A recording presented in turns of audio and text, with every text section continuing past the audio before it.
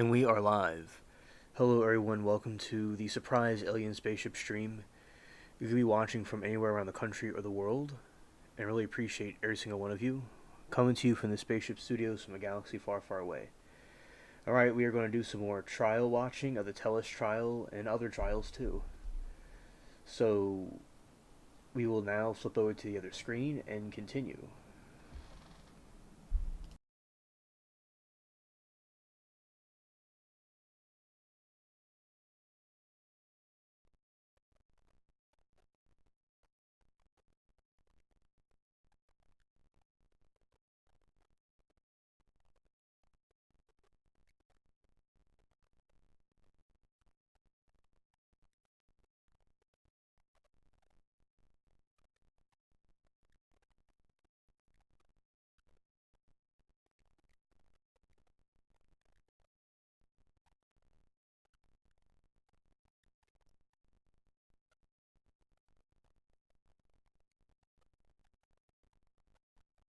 Of search results actually get pushed, or like pages get pushed up, is when people review or when people do a search and they visit a particular page based on the fact that they did these search terms, that would actually increase the ranking of the page.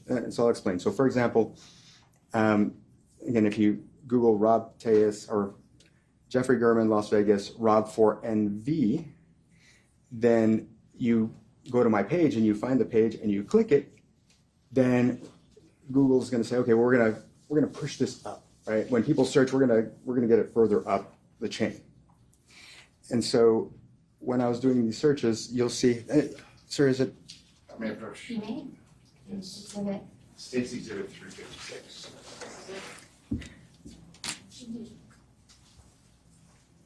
Thank you, sir. And sir, may I ask you to kind of go through this slowly on the Elmo, if you don't mind?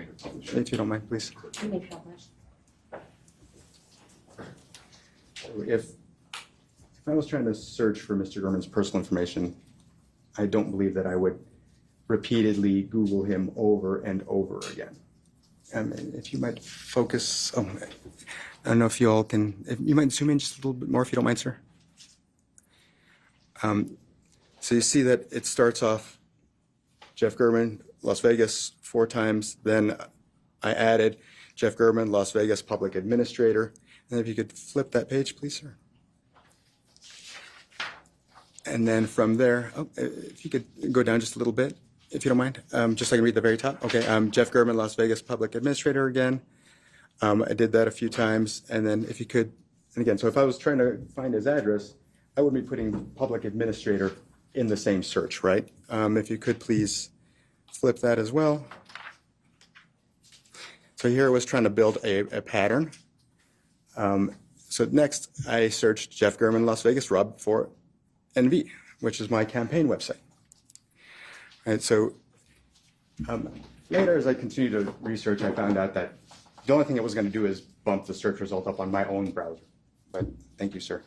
So I ended up finding that there were paid services where, you give them a credit card number and a certain amount of money to spend, and they have either one of 2 ways of doing it. They either have people in some other part of the country or the world manually typing in these search terms, from different spots to, and I guess it's, I don't know if you'd call it cheating to have somebody artificially pushing your website up, but I felt like, with what Rita Reed had done, that, if she was going to lie, that it was fair game for me to try to push my website up so that people could read the truth, right? So that was the purpose of those searches. But I never searched for Mr. Gurman's address. And yeah, I would think that if I had, you would see a landing page of some sort that actually showed I searched for his address.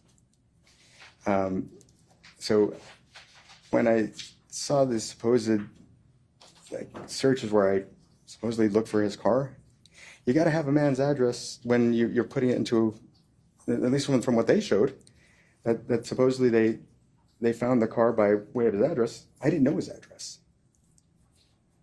So, and again, and I think if you would have seen some landing page showing that I knew it, I didn't know his address. Never been to his house. Didn't do a Google Maps search of him. And when it came to these photos that are supposedly surveillance, I don't know why anyone would do that. Sit there and take 100 photos of different cars. I don't even understand what the purpose of that is. It's my understanding that surveillance means you go tail a person, not sit there and snap off a bunch of pictures. And then there were these other items that the state had introduced, photos of articles, like screenshots of articles, screenshots of the, Facebook messages, like a discussion that I had with John Cahill. And those are items that I was actually collecting for a lawsuit.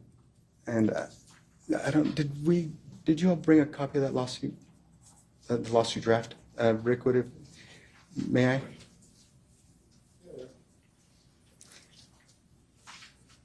So I had been writing a draft of a lawsuit, and as I said earlier, this is the way that I wanted to handle this issue. If we may take a look at it so I can tell you. Thank you.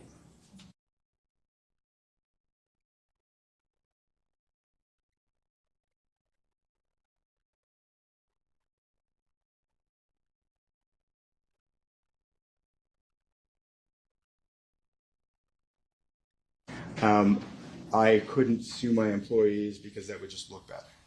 But I felt that after I lost the election, they were fair game. Because my original thought was that, if I won, or if I tried to sue them in advance of the election, that people would say, he's just trying to shut up people, right? And I got advice to that extent. And so I took it. I said, okay, well, I'm from an attorney. I'm like, all right, well, I won't sue them now. And my hope is that I was going to win.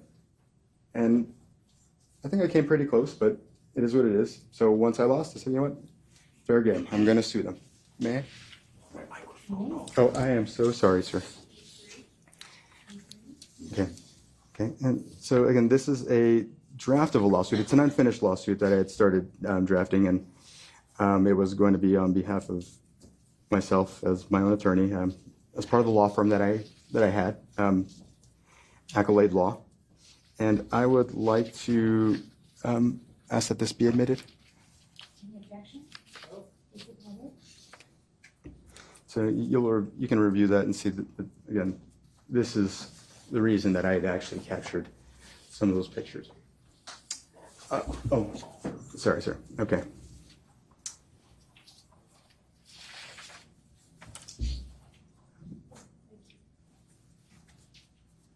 Now, the interesting about this situation, and I guess I had done my own research on cases, and I had found that there were actually cases where even DNA evidence had been planted. There was a case where apparently it was an officer-involved shooting, and the police were pretty sure they had their people. Objection, relevance? Yeah, the objection is sustained. Okay. Well, it goes to my theory, but I guess we'll have to save that for later.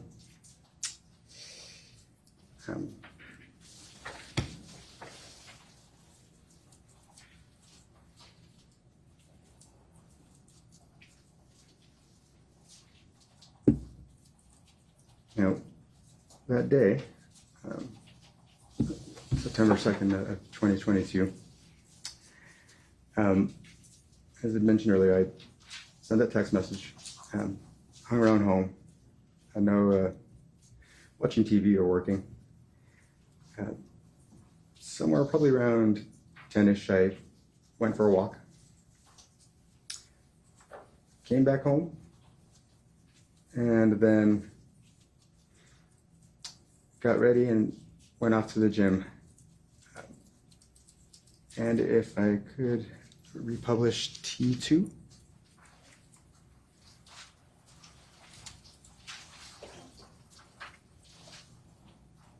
This has already been admitted. See the witness just prior.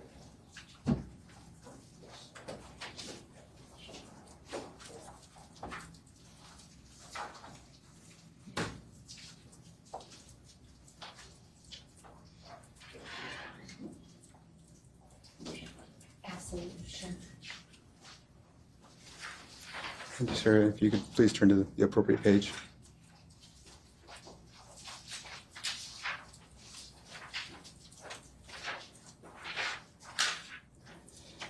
And as I said before, I'm techie, right? You see that my actual login, after you consider everything I do, to get ready to go to the gym, when they were ready to scan my phone, it was at 12:09.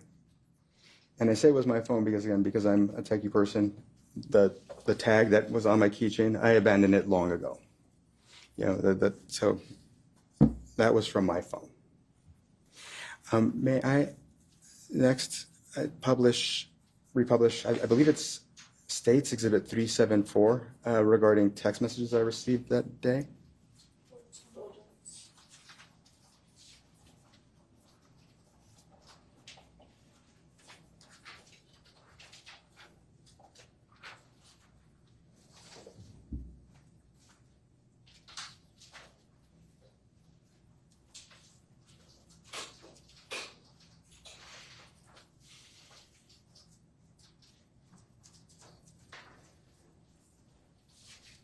This has already been admitted.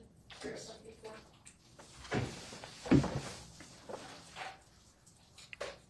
Before. Hey, Do you want would to you, publish? if you don't mind, if you could publish it, please. There's some before will be published. It's about 20 pages. If you don't mind, we can just go through it briefly. My apologies. If you could go ahead and turn to the next page, please. Number on the side. It's 374. Thank you so much. Okay, so if you could turn the page, please. Okay, if you could turn the page, please. You turn the page, please. If you could again turn the page, please. Now you see again that conversation I had with my daughter. Had my phone, responded, no problem. At 9 o'clock, still had my phone when I got an email from Jimmy John's. You could turn the page, please. Still had my phone when I got this message from, if you bring it down a little bit, or the other direction, please, from Cora. And when I got this text message from this spam, talking about how they wanted to sell my home, I didn't respond to that. If you could please, when I got the message from Macy's, I didn't respond to that. And again, still had my phone. When I got this, if you could go to the next page, please. This is, so we had recently changed at the office, the way that, or our vendor for the answering service. And with that, I asked that they create a system or implement a system where we're automatically texted for these things. Again, no response required. This was something that was assigned to Rita. It was just provided to me for my records. So nothing to respond to. Again, another email, no response needed, just junk mail. Sir, please. Again, another message from the answering service. Then at 10:36, I got a message from my wife with a picture from my daughter. And then if you can go up, my wife called about 10:43. I was I'd been out for a walk. I was just about to come in anyway, so I didn't respond. You'll notice that she did not call me again. She did not text me again. That's because honey, I'm home. So can we go to the next page? Again, another junk mail. Then a phone call from Reputation Defender, junk. I don't feel the need to pick up the phone from everybody who's calling. And then another email, again, automated email. If you could change the page, please. And calendar invitation, junk mail, calendar invitation. And you'll notice by this time it's already 12:53 when we're at number 32. So I already have myself at the gym, right? So it's not like I've got to answer any of these things, right? And then I was done at the gym. I want to say I typically take about an hour there, and so it was. I don't know why I would have missed this call if I was in the shower or whatever. This would have been from the vendor for my daughter's diabetes supplies. So they left a message, and if you scroll down, it looks like they left a message about a sensor for my daughter. If I could turn the page, and if you could go up. So here again, like I said, you should have no doubts about the fact that I had my phone on me. Whatever anybody tries to argue, because again, I clearly had it. Went from the check-in. I say I had it all day. They may try to argue otherwise, but so when we continue on again, there's that message.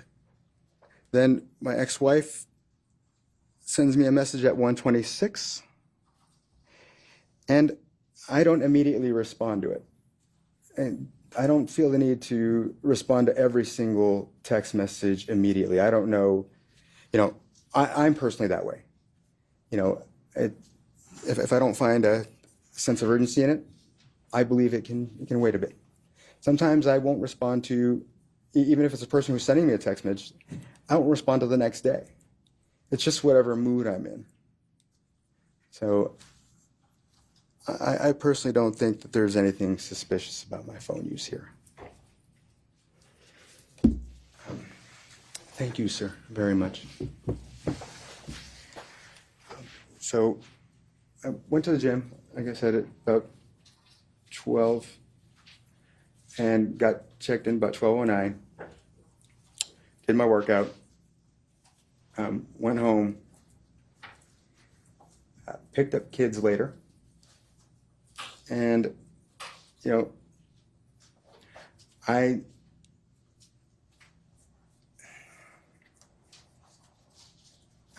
can't imagine the kind of person that would. Objection. Sustained. So I personally can't imagine myself to be the kind of person. Sustained. I am not the kind of person who would stab someone. The objection was sustained. Okay. So I've never beat anybody up. I've never killed anybody.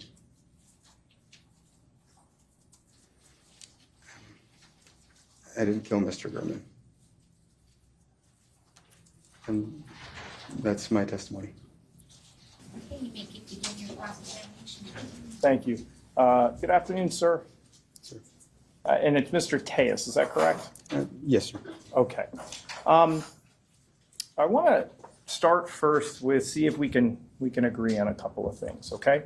I was listening to your testimony. I'm going to publish States 311. I was listening to your testimony, and if I heard you correctly, many times during your direct during your direct, you stated that this is the killer of Mr. Gammon, correct?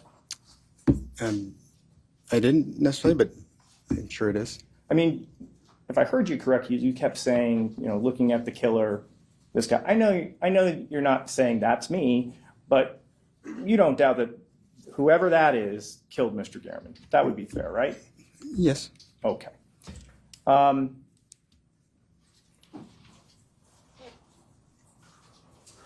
You had mentioned one of the things that struck you was you watched the autopsy, or you saw the autopsy photos, and you were struck by the violence of it, correct? No, sir. No, you did not. Were you bothered by the photographs? I was. Why is that? Gruesome. I'm not used to seeing dead people. Okay. I think you said it was ugly. Is that correct? I may have. All right. And you had told this jury that you felt like it looked like someone who knew what they were doing. Is that right? Yes, sir. You believe this was a professional hit? And that's what I believe. Okay. And you believe this killer is kind of almost like someone hired to do this job, like an assassin, essentially, right? That is what I believe, yes, sir. All right. Now I want to take a look at this picture for a second.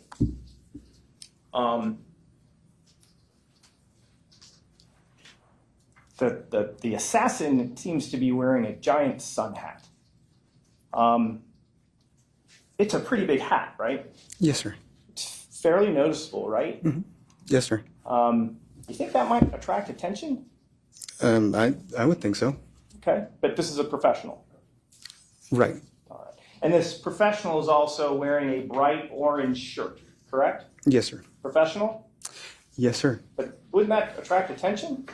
I think that's part of the reason, actually. If I could elaborate. No. You believe that professional assassins want to draw attention to themselves when they're carrying out murder. That's your testimony? When they're framing someone, yes, sir. So the answer to my question is yes. You believe professional assassins like to draw attention to themselves. It depends on what the nature of their goal is, and if it's to frame someone, yes, sir. So the answer to my question is yes. Yes, absolutely. Okay. Your professional assassin is wearing a big saddlebag, right? It's a big bag. Right. He's wearing Nikes, correct? Correct? Not generic shoes, Nikes, isn't that right? Right. Okay. Gray Nikes, is that right? Correct. All right. Let's cue over to the overhead, if we could, or to the computer, if we could. All right. I'm playing the PIO video from Exhibit 338. So this is your assassin walking in the middle of the day, correct? My assassin? All right, this is the assassin, the killer, correct? Yes, sir. All right. Seems to have a little bit of a hitch in his getup. Yes. I don't know. I guess it's an opinion. And you don't disagree that's from, you've seen all the footage, that's the killer's car, right? Yes, sir. It's a maroon Denali, am I right? Yes, sir. You own a maroon Denali, isn't that correct? I do, sir. Yes, sir. Let me at least let's look at it for a second. So there's no doubt that the killer took a maroon Yukon Denali to Gehrman's house to perform, as you have explained to us, to be some sort of professional hit. Yes, sir. Okay. So I'd like to publish the PowerPoint, if we could.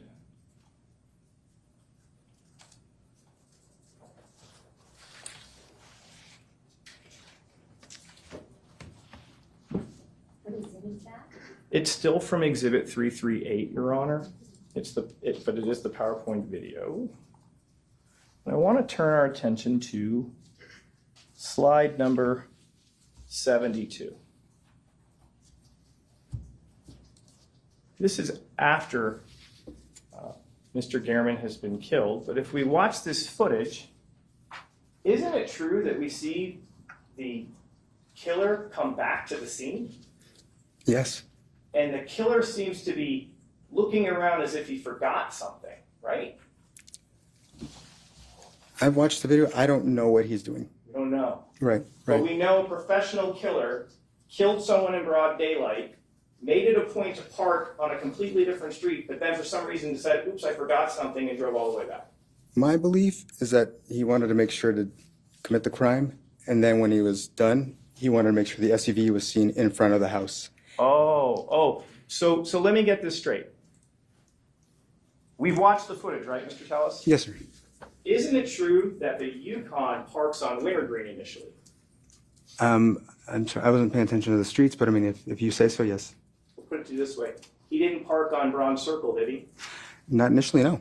And by your logic, if the killer wanted to be seen, shouldn't he have just parked on Bronze Circle originally? I would have thought that, if he wanted to make sure he got the job done first, that he would not have actually parked the SUV in front to begin with. Oh, so That's my belief, because, okay. again, that isn't me. So you have a killer who goes all the way out of his way to park on a completely different street, walks the whole length, does the killing, drives out of the complex, and then makes a U-turn, comes all the way back into the complex, pulls up, gets out, looks around for something, and you believe that's all part of the assassin's plan? And again, I don't know what he's doing in that video. No, I'm just using your words, your thought no, process. absolutely. You believe that was all part of the plan? I do. It wasn't me, so. Sir, doesn't that look a little amateurish? I would like to think that I wouldn't use my own car if I was actually the person who did this. Well, doesn't it look a little amateurish to take the steps to park on the side of the street, then you forget what you dropped, probably your murder weapon, who knows, wear this goofy sun hat, a bright orange shirt. I mean, you really think that looks like a professional killer? I do. Again, Okay. It wasn't me, so Okay. yes. All right, sir. And when you looked at the car, you thought, gosh, that looks just like my vehicle, right? Except for the rims, yes, sir. Sure, we'll get to the rims in a second. In fact, let's talk about that right now. Yes, sir.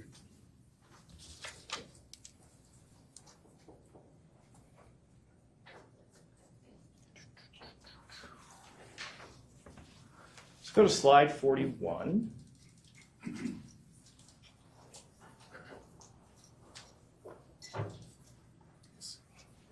One second.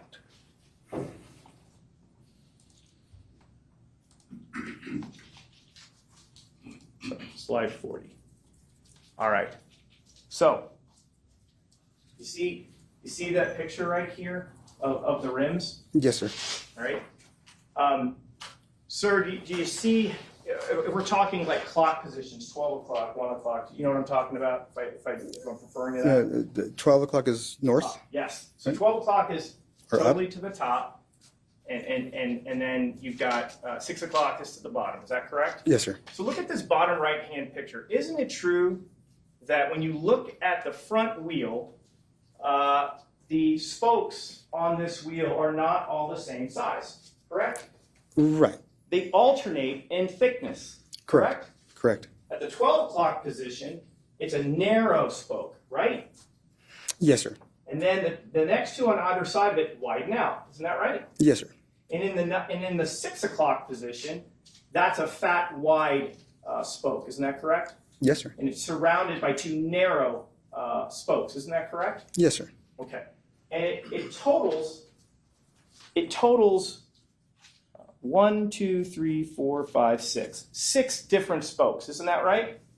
Yes, sir.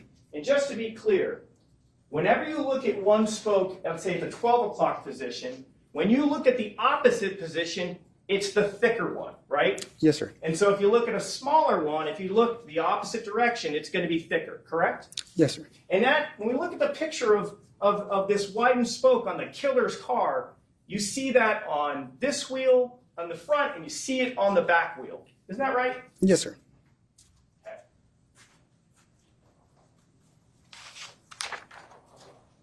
Publishing 322.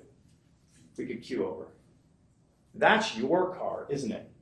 Yes, sir. There's no doubt about it, is it? No, I don't believe so. That is the car that you don't normally drive, isn't that right? Because you drive a BMW. Right. I drive it occasionally to make sure that the battery doesn't die. Right. Let's look at your wheels, because your testimony was, my rims are different. Let's look, no, sir, no question pending. Let's look at the front tire. You see the front tire? Yes, sir. the one closest to the 12 o'clock position is thick, am I correct? Yes, sir.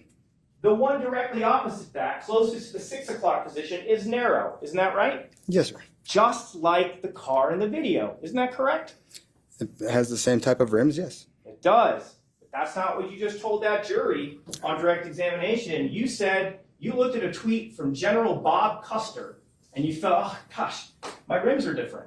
Remember you told them that? Yes, You because relied on some person in the Twitterverse named General Bob Custer to give you peace of mind about whether or not your car matches the killer's car. yes, So now looking at your rims, because let's look at them. There are 1, 2, 3, 4, 5, 6 spokes on that wheel, correct? yes, sir. Just like the killer's car. Similar Right. to the killer's car, yes, Not sir. similar, exactly like it, correct? But they're not the same rims. Sir, then let's take it this way. The 12 o'clock position is a fat, wide spoke, correct? Yes, sir. The 6 o'clock position is arrow, correct? Yes, When we looked at the photograph of the killer's car, it had that same pattern, isn't that right? yes, sir. And when we look at the other rims, let's say we're looking at a rim here in about the 1 o'clock position, it's narrow, correct? Yes, sir. And when we look at the opposite, it thickens, correct? Yes, sir. Just like the killer's car in the video, right? Again, similar to the killer's car. Right. And it's the same way on all of your wheels, isn't that right? Right. Okay. Now, if we could cue back over to the PowerPoint presentation, let's look at these windows. Bottom right-hand corner, sir. The front windows are not tinted, are they? No, sir. But the back ones are, aren't they? Yes, sir. Okay. Let's cue over to your car. Your front windows are not tinted, correct? That is correct, sir. And your back ones are, correct? That is correct, sir. Okay. Coincidence? I don't think so. I think the killer got a car like mine. Okay. So you would agree your car looks exactly like the killer's car? No, sir. No, it doesn't? There's a difference with that paint on the lower left-hand side that Mr. Maga testified about. Okay. Let's talk about other similarities. We've seen footage from the video with the visor down, right? Yes, sir. I mean, I could pull up the slide, but we don't need to because you remember seeing it on the survey, on the videos, right, from the Right. PowerPoint? Absolutely, sir. Okay, publishing 317. And look at that. Your visor's down, correct? Yes, sir. Okay. You're suggesting that your professional hitman in the funny hat knew about your visor as well? I'm saying that Mr. Mogg pulled my visor down. Ah, but you didn't see that, did you, sir? I didn't see him do it, but Right. You didn't see it with your own 2 eyes, correct? that is correct. You're just telling it out of whole cloth, correct? You're speculating. Isn't that right? I'm speculating just to the extent of who exactly did it, but sure. Right. You don't even know who it was, correct? It could have been another officer, yes. Okay. So now it's not just Officer Mogg that's part of this conspiracy. There's other officers too. How many officers were part of this conspiracy? I don't know. Well, please tell me. How many do you think are involved? I couldn't tell you, sir.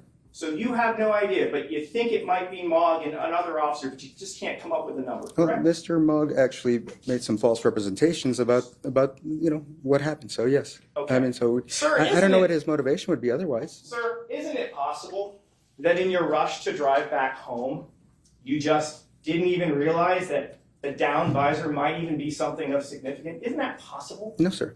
No. So you believe that it must have been the police, but you never witnessed anything like that happen? I just Correct? know that I did not commit the murder, so that could not have been Okay. my I car or my understand you're visor. not taking responsibility, sir, but just to get back to my question, you never saw anyone manipulate your car, correct?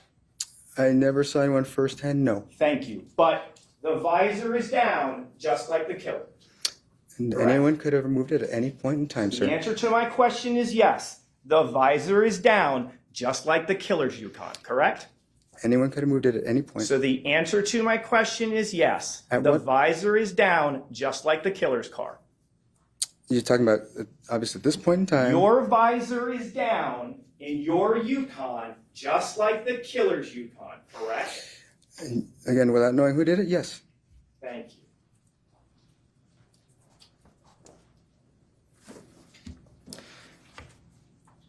You were here yesterday and you talked for approximately 2 hours. You remember that? Yes, sir. And then you came here this morning and you talked for another hour or so, correct? Yes, sir. There's one thing I didn't hear you mention. The DNA. I'd like to talk about that with you. You're not disputing that your DNA is underneath Mr. Gehrman's fingernails, are you? Yes, I am. Okay. But you've heard the testimony. It's there, correct? I don't know if it was there or at what point it might have gotten there, sir. Okay. I'm not asking you how it got there. Are you really denying that your DNA is underneath the fingernails? Without knowing the truth, yes, I am. Okay. Well, you've heard witnesses testify. Right. So the DNA lab's in on it too? I don't know. I don't know at what point. I don't know what point this sample was collected. Sir, please tell this jury, how in the world does your DNA get underneath Mr. Gehrman's fingernails? I don't know because I did not kill Mr. So you Gehrman. have no idea how it could have gotten underneath your fingernails, correct? Under my fingernails? I'm sorry, under his fingernails, correct? I don't know that it ever was, sir. All right. Let's do it another way. You and Mr. Gehrman are not friends, are you? No, Okay. You don't hang out with him ever? sir. I did not ever hang out with Mr. Gehrman when he was The answer to alive. my question is yes. You didn't hang out with him ever, correct? I did not. He's never invited you over to his house. No, sir. You've never hung out, had drinks at a bar, correct? No, sir. There would be really no opportunity for him ever to put his hands on you in any sort of social situation, correct? Correct, sir. And yet, these two people who are not friends, your DNA just happens to be underneath his fingernails. Correct? No, sir. Okay. You just don't think it was legitimately placed there, correct? Or are you just ignoring the testimony of all of the witnesses that talked about how your DNA was underneath the fingernails? Again, at some point or another, I believe it was planted because I did not kill Mr. Gehrman. So, Right. And by that logic, if you believe it was planted, you are at least admitting, yes, my DNA is underneath his fingernails, correct? Can you at least agree with me on that? whether it came from a sample of the fingernails or a different sample altogether, I don't know. I couldn't tell you, But sir. the answer to my question is yes. You're at least acknowledging my No, sir. physical DNA is underneath the fingernails. No, sir. Okay, great. So you're just going to disregard what all the other DNA witnesses said about this, correct? And, Okay, that's fair. That's fine. Totally fine. Let's I still want to touch on this. You would agree that if I came up to you and I scratched your face or scratched your chest, there's a possibility I could get skin cells underneath my fingernails, right? Yes, sir. Okay.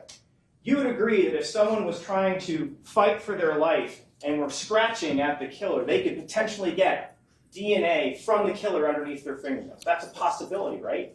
Is that speculation or is that? No, I'm just asking you if it's a possibility.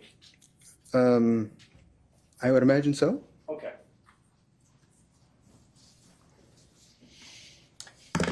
Let's talk about your house for a second. When they went over to your house, they took a look underneath your couch. Publishing 224. That's your couch, right? That is my couch. And underneath your couch is a shoe and a chopped up shoe, right? Right. Okay. That's the gray Nike, correct? Pure so, yes, sir. Publishing 228. That's what it looks like, correct? Yes, sir. It's gray in color, correct? Yes. It is a Nike brand, correct? Yes, sir. It has a black swoosh, correct? Yes, sir. It has 4 horizontal or at least vertical bars in the middle of that shoe, correct? Yes, sir. All right. You would agree with me. That's the shoe that the killer was wearing, correct? I don't know that that's the case. You don't know? Well, it sure looks a heck of a lot like it, right? Yes, it could be the same model, but it could be a different size. Sure. Let's just look at it. Mm-hmm. I don't disagree that it's the same model. Right. It's the exact same type of shoe, right? Right. Okay. So we're not in dispute about that. We can agree on that, right? Right, yes, sir. And your DNA is in those shoes that are found in your house, correct? I don't know that to be the case. Okay, but that's the whole thing of it's a setup and I think the DNA people are framing me. Something along those lines, right? Whether it's them or someone else? You've Sure. heard the results. The results say that your DNA is in that shoe. I mean, we did hear that, correct? That is what we heard. Okay.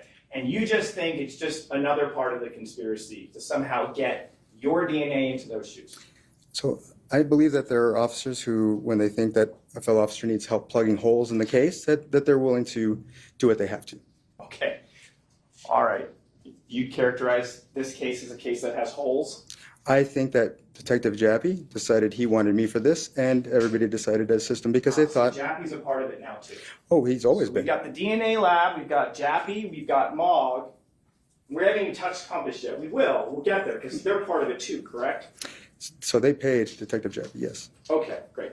Well, we're going to get to all that in Of a course, second. absolutely, sir. So here's the thing. Are the shoes underneath the sofa of your house, are those actually your shoes? That I don't know for sure. I do have similar ones, but again, I have not, Oh, you similar. Publishing 360. Mhm. It's the same shoe, isn't it? It is potentially the same shoe as the one, yes. Well, sir, Mhm. you're not doubting that this is a photograph of shoes that belong to you, correct? Right. Okay. This is me. So this wasn't planted evidence, right? The picture of the shoe, no. Okay, great. And you were claiming ownership over that shoe, right? Right. So it's gray in color, right? Mhm. It's got the black Nike swoosh, correct? Right. It's got the 4 black horizontal bars in it, right? Right. And you would agree with me when you wore those shoes, you probably left your DNA behind there in those shoes, right? Yes, sir. And you're saying now that it's just a pure coincidence that the exact same type of shoe sitting underneath your couch in your house with your DNA on it, that's not the shoe? Remember that I was under surveillance by Detective Jappy, and this was on a day that I was under surveillance. Let's But I'm get not- back to my question, sir. Yeah. You're trying to tell me that the shoe that you see in that photograph, that you claim ownership on, that you say you put your DNA in, that looks identical to the shoe that's underneath your sofa, underneath the recliner, you're saying those two are not the same shoes? I don't know that they are. Okay. It's just another crazy coincidence, right?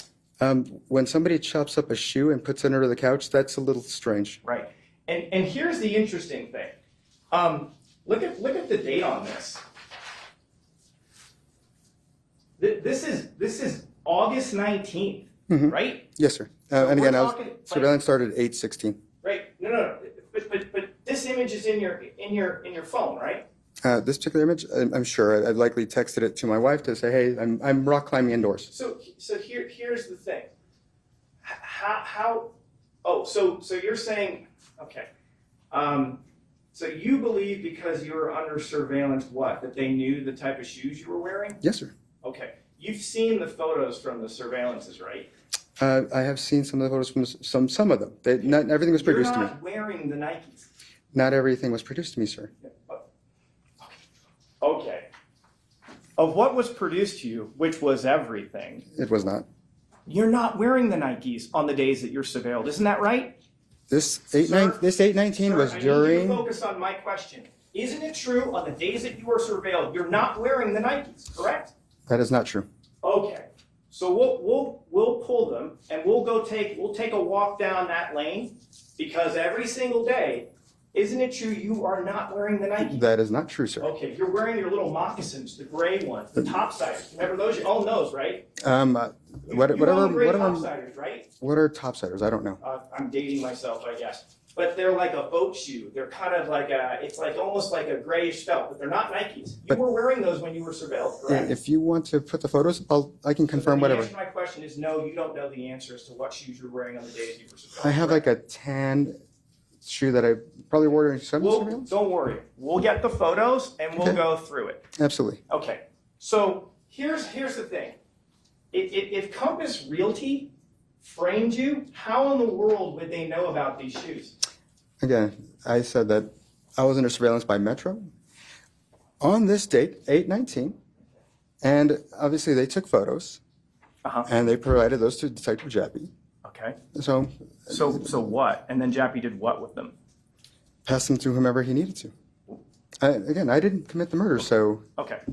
So, sir, there's no way Compass Realty could know you had shoes like that. they're Correct? not without being informed. Okay. And this phone and this data about your phone isn't produced until after you're arrested, correct?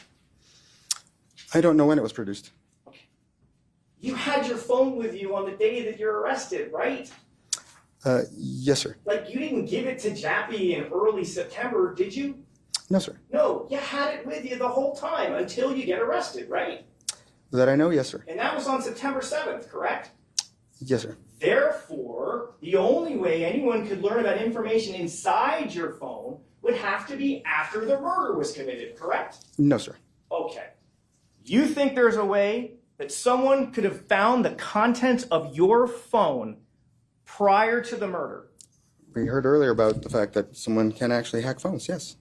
And whether it was that they found it that way or by surveillance? We heard about the hack. It was just a question asked by your attorney. No witness ever testified that your phone was hacked, correct? But you asked if there was only one means, and no, there's more than one means, sir. Okay. Sir, let's just be clear about one thing. You have had possession of your phone through the entire month of August of 2022, correct?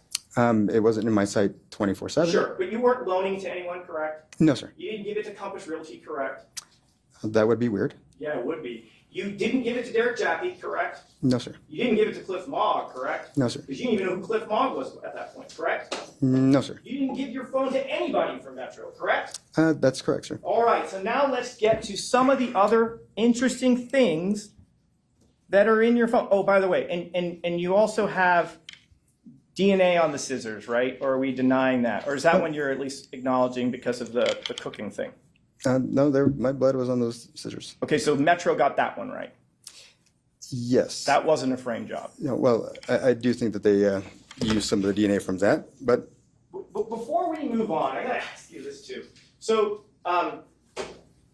like if Metro's really, so you think Metro's framing you for this? as I said before, I think that we've got some officers who are overzealous and who've decided to help Jappy plug holes in his case, Sure. not knowing what his relationship was with Compass Realty. Here's a, I object, Sir? if you'd be allowed to answer the question before. okay, Next question, please. sir, I got a question for you. If the Las Vegas Metropolitan Police Department wanted to frame you, why didn't they put the murder weapon in your house? I think that maybe, I don't know. I mean, it's a good question. I mean, Great question, because if the murder weapon that had Gehrman's DNA in was inside your house, wouldn't that be an even better case? yeah, but at the same time, I think if, But it's not there, is it? no, No, it's not. Even though, according to you, they control everything, they don't put the murder weapon on you? Does Well- that make any sense? I think it does. Okay.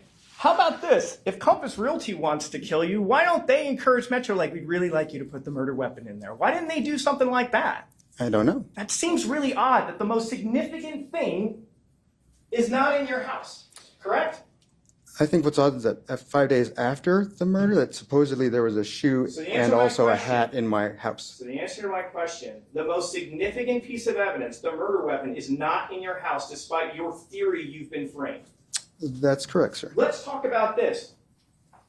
We've seen the picture of the killer. What's the most notable thing, by far the most notable thing on the killer's person?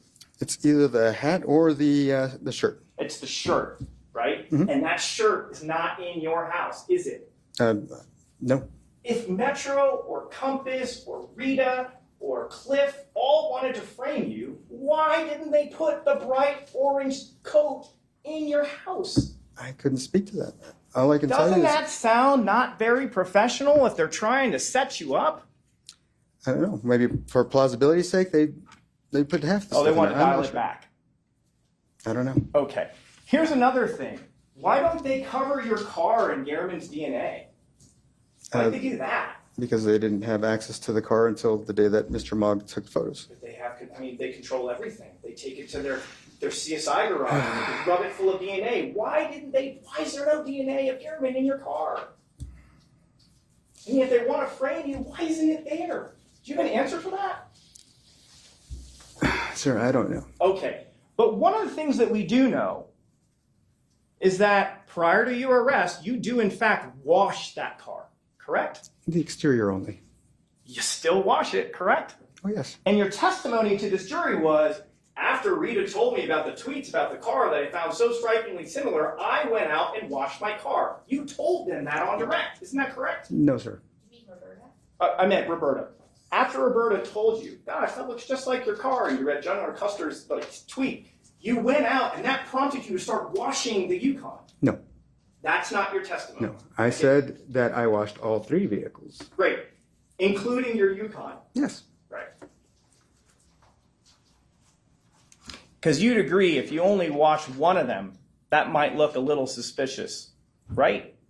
I don't know that I was planning things to be suspicious or not suspicious, sir. Okay. But let's just be clear. You would agree with me, washing things can make evidence go away. Isn't that right? I would think DNA evidence would be inside of a vehicle, not on the outside, sir. Okay. Sir, you'd be surprised. Okay. But that's well, not the I guess point. I guess I would be surprised then. My question is this. Washing things can make evidence go away, correct? Of them. We stepped in. I filed an objection. We got into the house and found out that Thomas More had ripped out the... That interview, you were in the throngs of a re-election campaign, correct? Yes, sir. It would be, you'd agree with me that the public administration job was something very important to you. I mean, sure. Yes. Obviously, again, Let's close out of this.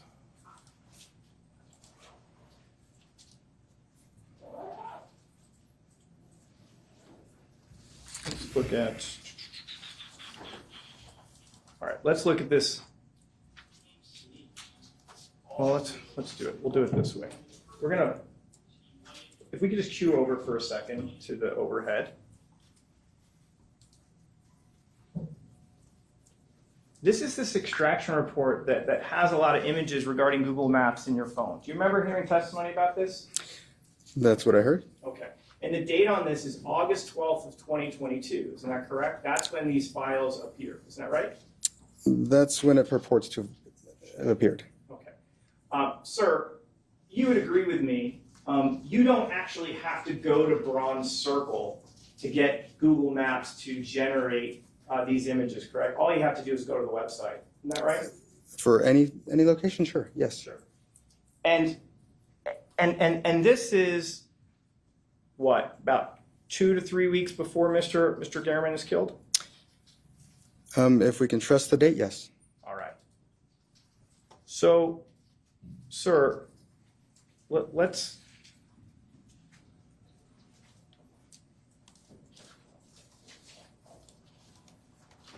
I'm opening the folder that says Bronze Circle. If we could cue over, please.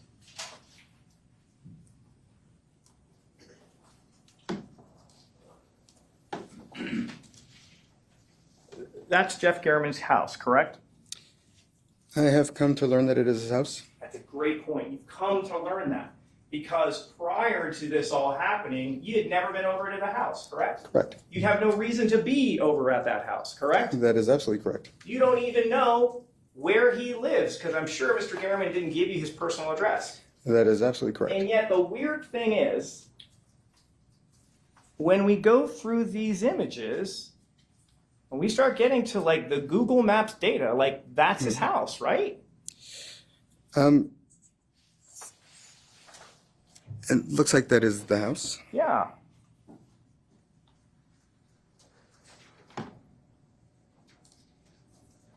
Same thing, that's his house, right? It appears to be. Like if we look over here in the back, that's literally the very spot where Mr. Gehrman breathes his last breath. Isn't that right? Objection to all speculation. Sustained. That's the very last spot that we see Mr. Gehrman from that body cam, right? He's lying right over there. It looks like a similar area. Similar. It's the area, isn't it? If you say so, sure. So you don't believe that's the spot? I mean, it looks like the house, so I would think. How I about think so. there? Isn't that where Mr. Gehrman was found by the police? And I would think likely so. and the very spot that his body is lying is inside your phone. That is very strange. I mean, how does someone plan to have a victim in a particular area at their home? That's, again, So you would agree with me that if you were planning to kill someone at their house, it might be a good idea to get a lay of the land, right?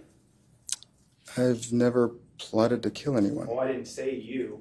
I'm just talking hypothetically. You would agree with me that if you were planning to kill someone, it might be a good idea to get a lay of the land, I correct? object to the hypothetical question, he's not an expert, so.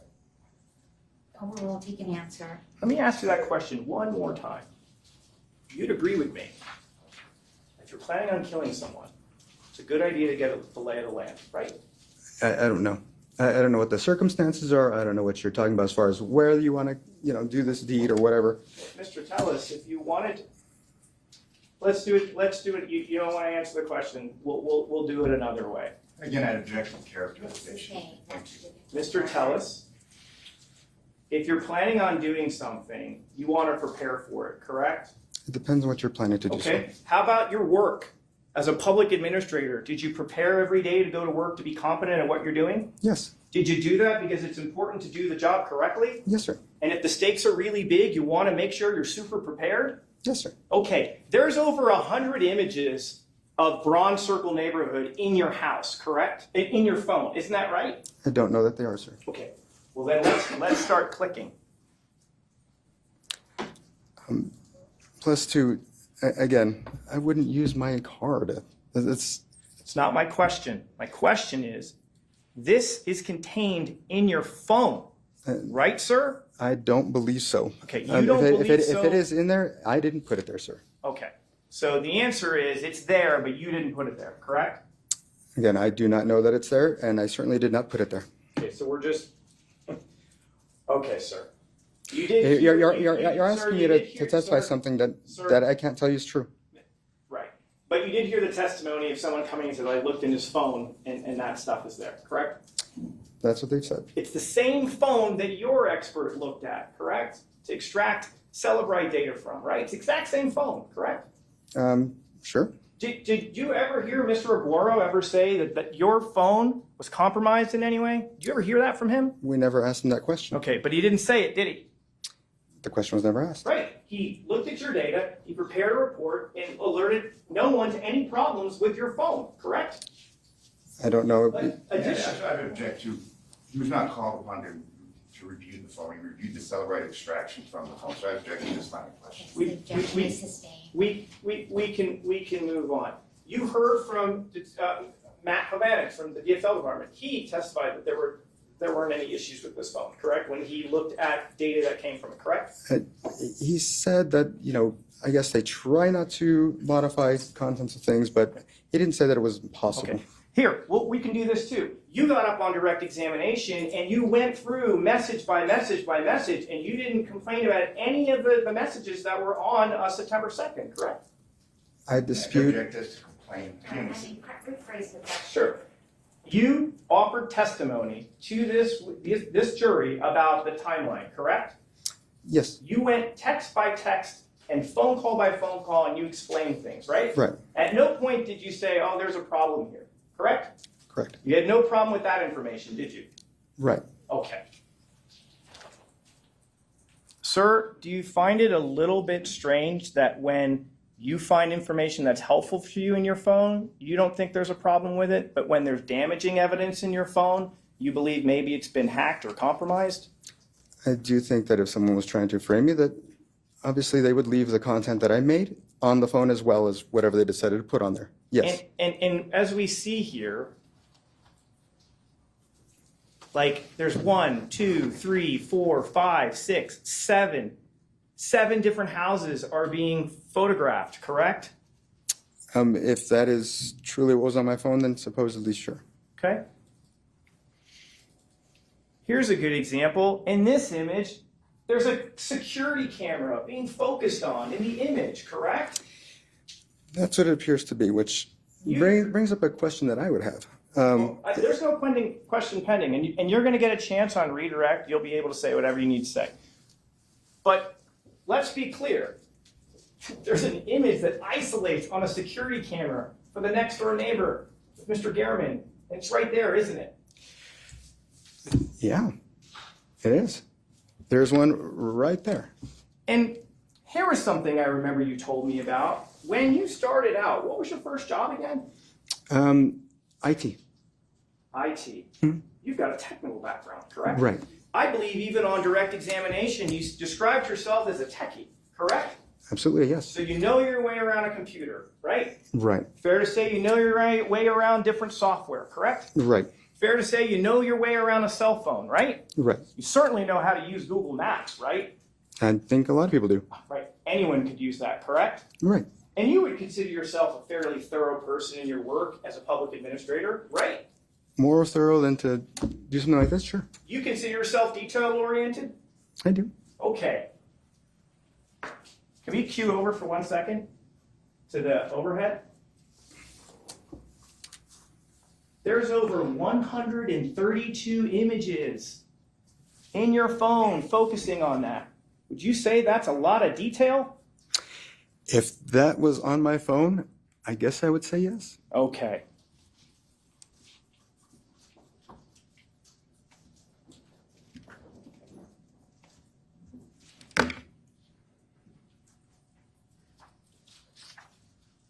And then let's talk about the Popeyes thing, publishing 364.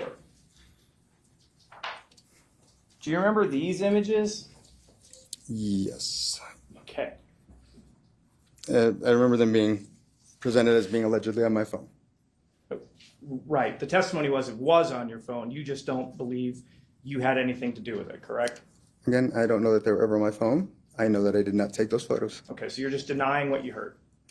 I'm saying that whatever the testimony is, that it could have been placed on my phone, or who knows. The testimony was it was found on your phone, correct? It was allegedly found on an image of my phone. Okay. So,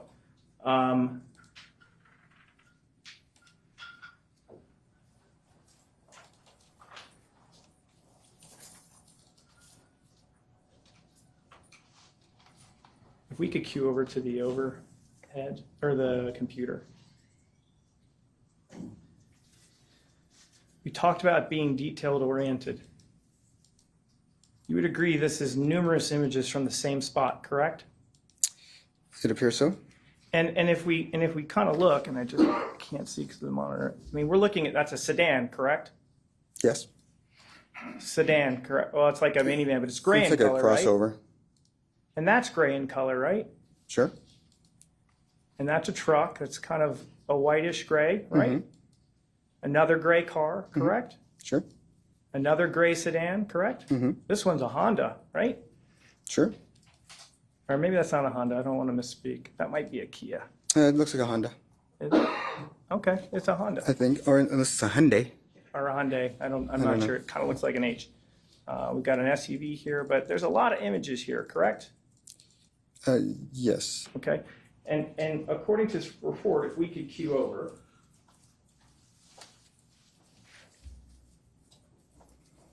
Got 101, correct? That's what it alleges. That's a lot of photos, correct? It would be. It looks like surveillance, doesn't it? It looks like a stupid way to do surveillance. Right, looks kind of amateurish, doesn't it? Right. Not professional. Right. I wouldn't see how that makes sense. And then, sir, another thing located in your phone were these. Can we cue over to the overhead?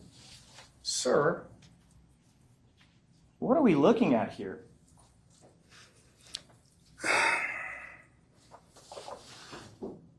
Looks like it's a identification of a vehicle that is owned by Mr. Gurman.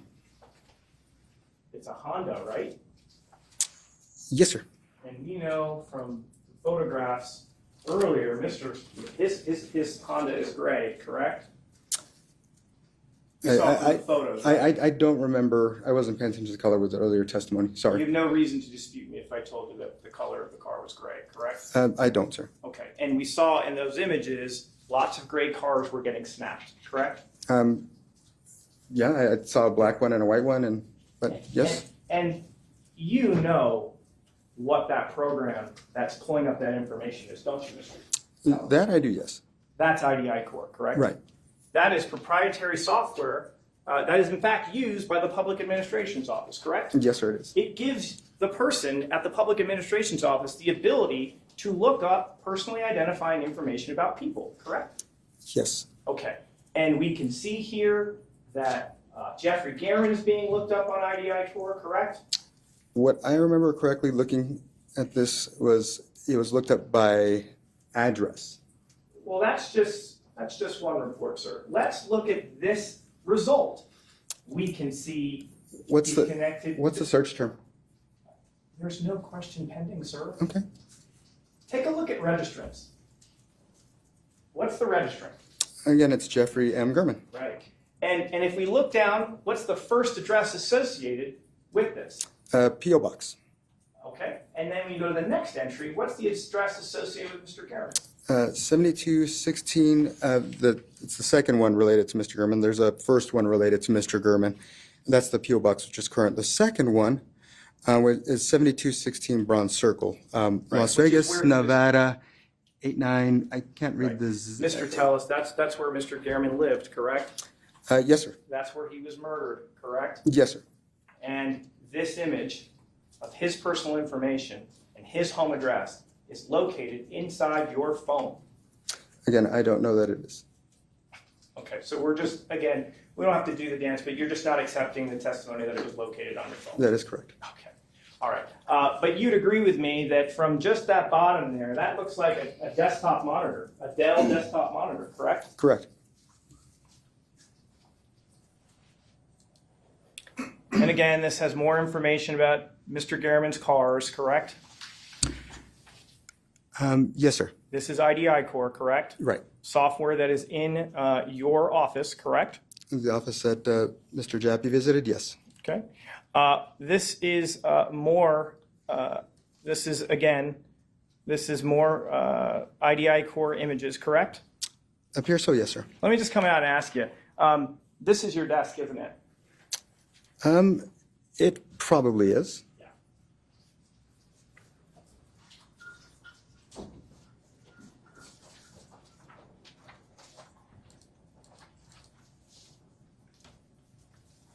Let me ask you this. During your official duties as the public administrator, I mean, you didn't have like a case with Mr. Guerin at all, right? No, sir, it didn't. Okay. And what was the search term to find that? Well, one of the search terms was 7216 Bronze Circle, correct? Can you show that to me? Sure.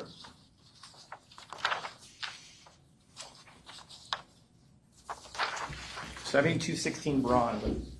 We can cue over to the overhead.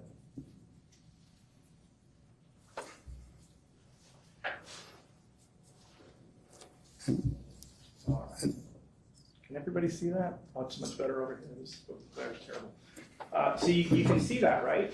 Yes, sir, I can. And the date, the created time is 8/23/2022 at 6:05 p.m., correct? Yes, that's what it reports to be. Okay. And that was a weekday, wasn't it? I'm sure it was, because, I don't know. And there's one more thing. This wasn't converted into UTC time. So if we subtract 7 hours, that's at 11:05 a.m. in the morning on 8/23, correct? And again, I don't know if this document's been modified by a PDF viewer or not, but Do you it purports to be of that day. Do you recall the testimony? Well, no. You recall the testimony of Matt Havanich, which said this was not converted, and when you convert it, this search was conducted at 11 o'clock in the morning, correct? You recall him saying, I'm not asking if you agree with it, you recall it being said. I know that I didn't do the search, so I couldn't tell you definitively. So I'd like you to focus on my question. Do you recall Mr. Havanich saying that here in court? That's what he said. Okay. And just to be clear, publishing 351, there it is. That's a weekday. That's a Tuesday, correct? Yes, sir. Did you typically have random people coming into your office using your desktop software? Again, that could have been modified in a number of ways. So, In a number of ways, sir. That's not my question. My question is, as the public administrator, did you allow people to go into your office in the middle of the day and manipulate and use your computer?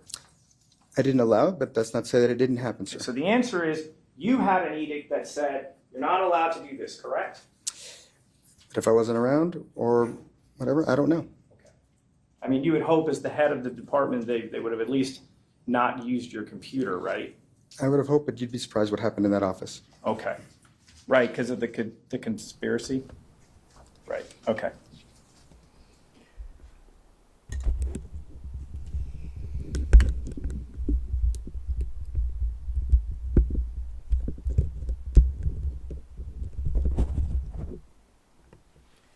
Yeah, and exactly, Lynn. He thinks that he has it all in a bag. That he has everything taken care of, that he will win the case. Now, saying this, it is important to realize that he is extremely incorrect the way he thinks, because he did not fool anybody. He fooled no one. He thought that his calm demeanor is very bizarre. It's a very strange demeanor about his calmness. He should have used the bag as a hairpiece. The conspiracy. That's a good one. Certainly should have used it as a hairpiece. You know, his shiny head is causing us to go blind. So, yeah, it certainly has strange mannerisms about him. He darts around the room, and you know what he is? I'm going to show this probably a couple of times to different people that come through. But, let's see. Where is it? There it is. This right here.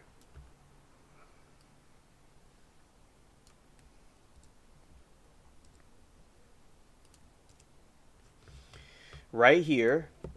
This is right here. Tell us right here. He's this rotten egg. He is one of the rotten eggs that were recalled. This is Tellus the rotten egg that was recalled recently, and he's stenching up the place right there. Uncle Fester lookalike, yes.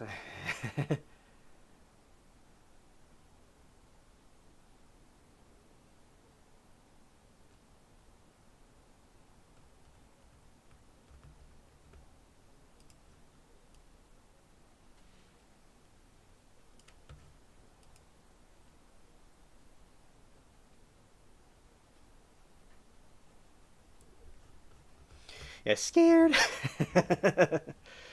That is the rotten Tellus.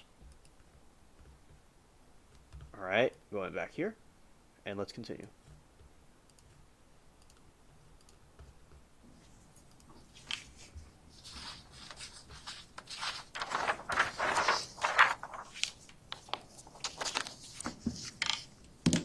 Isn't it true? I think we've heard from both your expert and Detective Jappy that there was no outgoing messages from your phone between 8:48 a.m. and 2:05 p.m., correct? Right. Okay.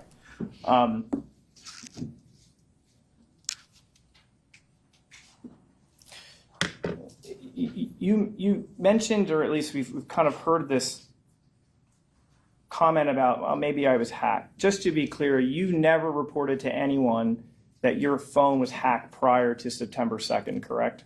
I wouldn't have known about it because there didn't seem to be anything wrong with the phone at the time. So the answer is you've never reported any situation that I didn't have knowledge of whether it had been or not. You've never reported that your phone was stolen, correct, prior to 9/2? That definitely did not happen. Okay, you never reported that your house was broken into prior to 9/2, correct? I did not, nope. And there aren't any text messages on your phone complaining about being hacked, right? Again, if I was hacked, I might not have known it. Well, and sometimes when we notice we've been hacked, some people will send out emails to people like, oh, ignore this email, I've been hacked, things like that, right? Yeah, there are various types of hacks, sir. Right. But there's nothing like that on your phone either, correct? No, and again, that doesn't necessarily mean it wasn't hacked, or that somebody didn't create a false image later, or add files to that image later. Okay. So, sir, I want to now talk to you about this conspiracy a little bit. Is Rita Reed in the conspiracy? Well, she certainly took money from Compass Realty and Adam Fenn. So the answer is she conspired to murder Jeff German? I don't know to what extent she had knowledge of anything other than to make sure that I got taken down. Taken down. So she conspired to have you framed for the murder of Jeff German? I don't know that she was privy to that particular part of. So she's not part of the conspiracy? to I murder can't Jeff say German. either way, sir. Okay, so you're not tying her to this? I don't have any evidence to tie Can her we, to can we this. rule her I out? object again if you'd be allowed to answer his questions. You gotta let him answer. Sir? Go ahead, please finish.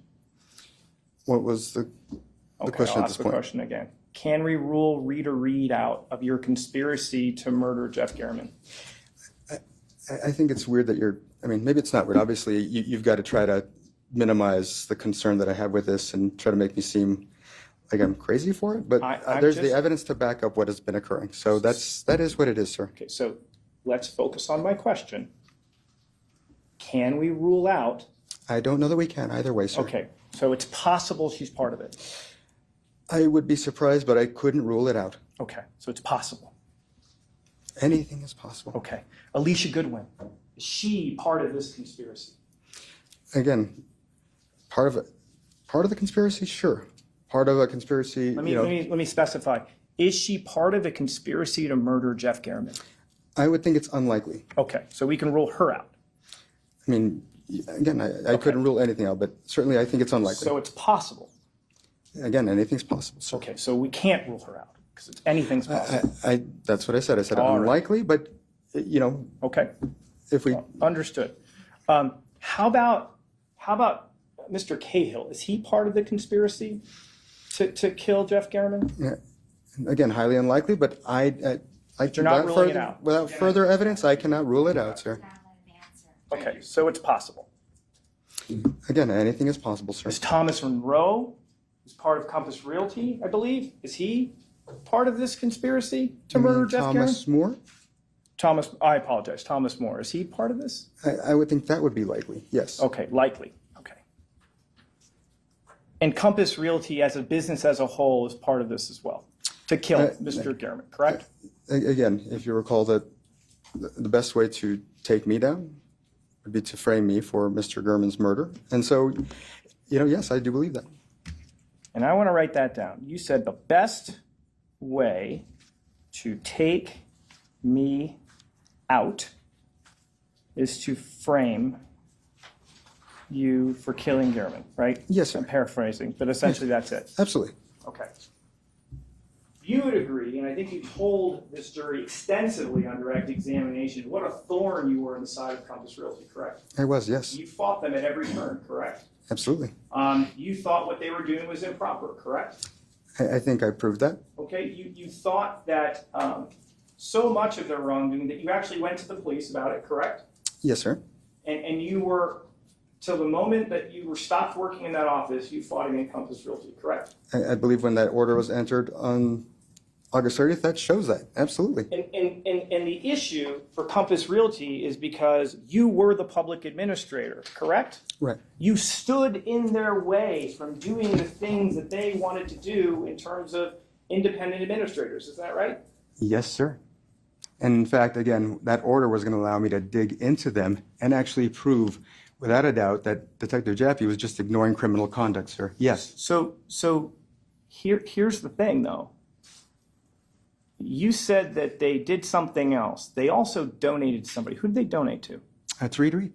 How much money did they donate? $10,000. So they thought, and let me get this straight. This is, in your opinion, the things that they were doing cost in the millions. Is that right? Absolutely. This is $1 million scheme that they're running, correct? Mhm. And all they could muster to fund an opponent was $10,000. No, campaign laws prohibit anything over $10,000. So did any other independent employees of Compass Realty shell out money for Rita? So there's, again, Adam Fenn and also How Compass much? Realty. How much? $5,000 each. And so, that's all that they needed in So- order.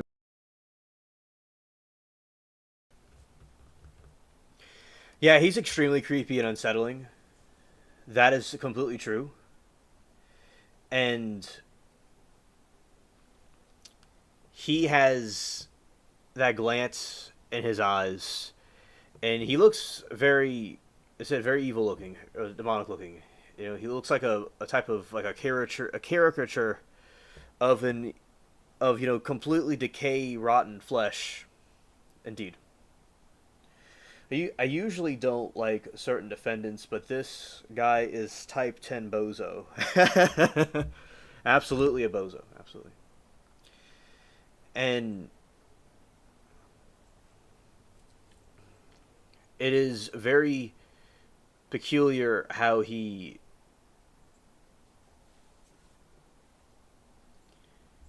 his mannerisms, his face, yeah, he's certainly, I remember there is like he looks like a vampire. Yeah, he's very disturbing looking indeed. There are creepy people that look very good looking that are bad, but he in particular looks like a creep too. Yeah. Yes, D-Sauce. He looks like a he looks like a villain from Dick Tracy. Very well done. And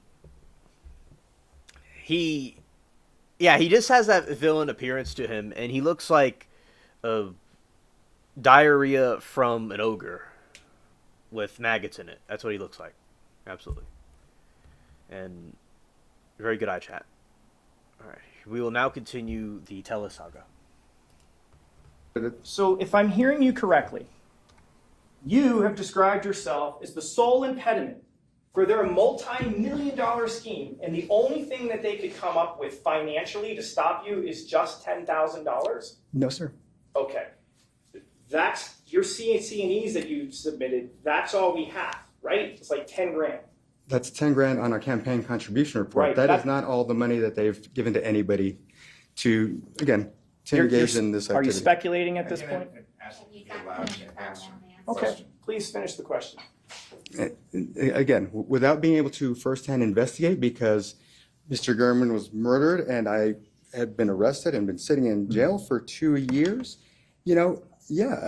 perhaps I'm speculating, but if I'd had that authority like I had intended, I would have uncovered the various different ways that they actually tried to, thwart me. All the attorney's fees that they paid in order to pay these attorneys who would, again, this was an escalating situation that Right. started basically, go on. I mean, I think we're a little far afield of my question at this Sure, point. okay. I don't know that was as responsive to my question. So let me direct you back to it. You would agree like $10,000 is really not that much money. In the world of countywide races, 10 grand, not that much, correct? In the world of county races, it's the maximum contributions for these two guys, or these two entities, For but those two guys, but listen, if we're talking about, look, you know how politics works.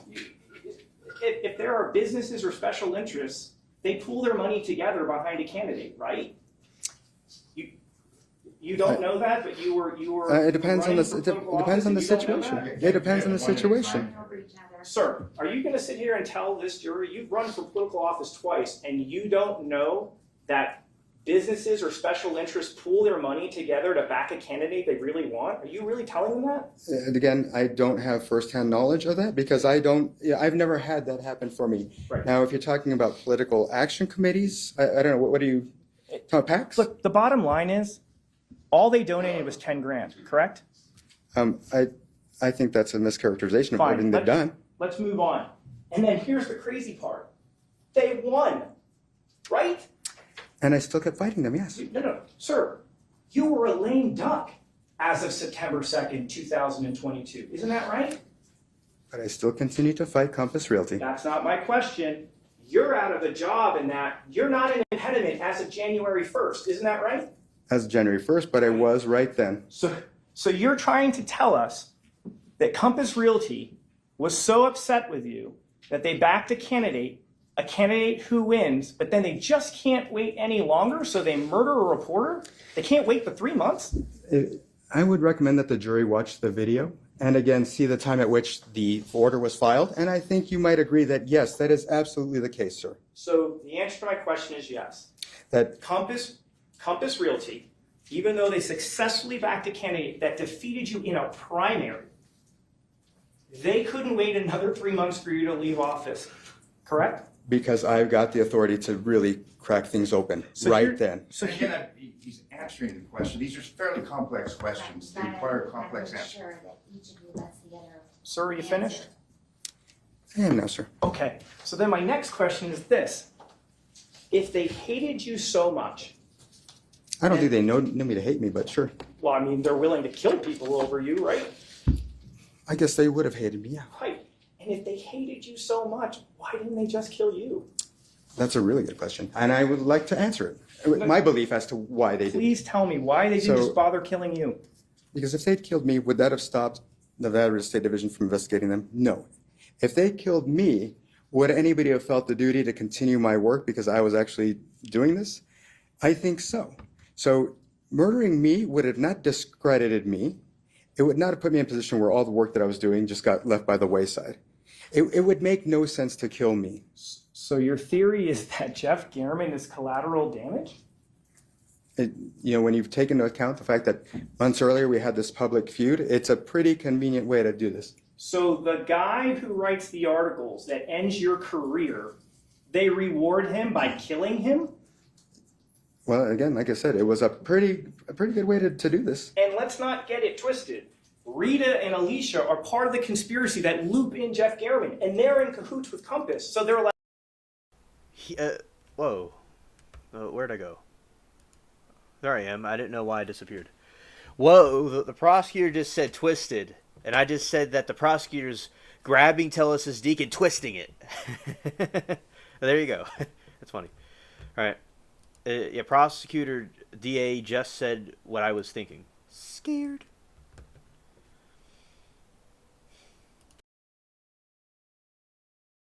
you know what? Thanks, Jeff, but you got to go. That's what you're suggesting? And like I said, I don't know that they knew about that particular aspect of the conspiracy, sir. Okay. I mean, I would certainly think that they wouldn't, because you're right. I can't imagine that they would know and be okay with that, sir. Isn't it also true that Roberta testified that once you lost, Rita Reed was actually reversing the things that you did in the office, right? That would be her prerogative at that point. Okay. So changes were even afoot before you had even left office, correct? Sure. And you even told us that once Rita took over, nothing came of the things that you wanted to, like none of the things that you want to investigate were ever done, right? I was talking about the fact that I had this investigative authority against Compass Realty that I had just gotten just a few days before Mr. Gurman was murdered, and she never picked up that torch and ran with it. And it's clear why she didn't, because Compass Realty gave her that money, despite the fact that, as you saw, sir, she, these homes, millions of dollars in theft, So sir. the answer to my question is yes. Rita Reed never followed through with the things that the authority that you had, correct? Regarding Compass Realty, yes, sir. Thank you. And just to be clear, she was going to have full authority as of January, right?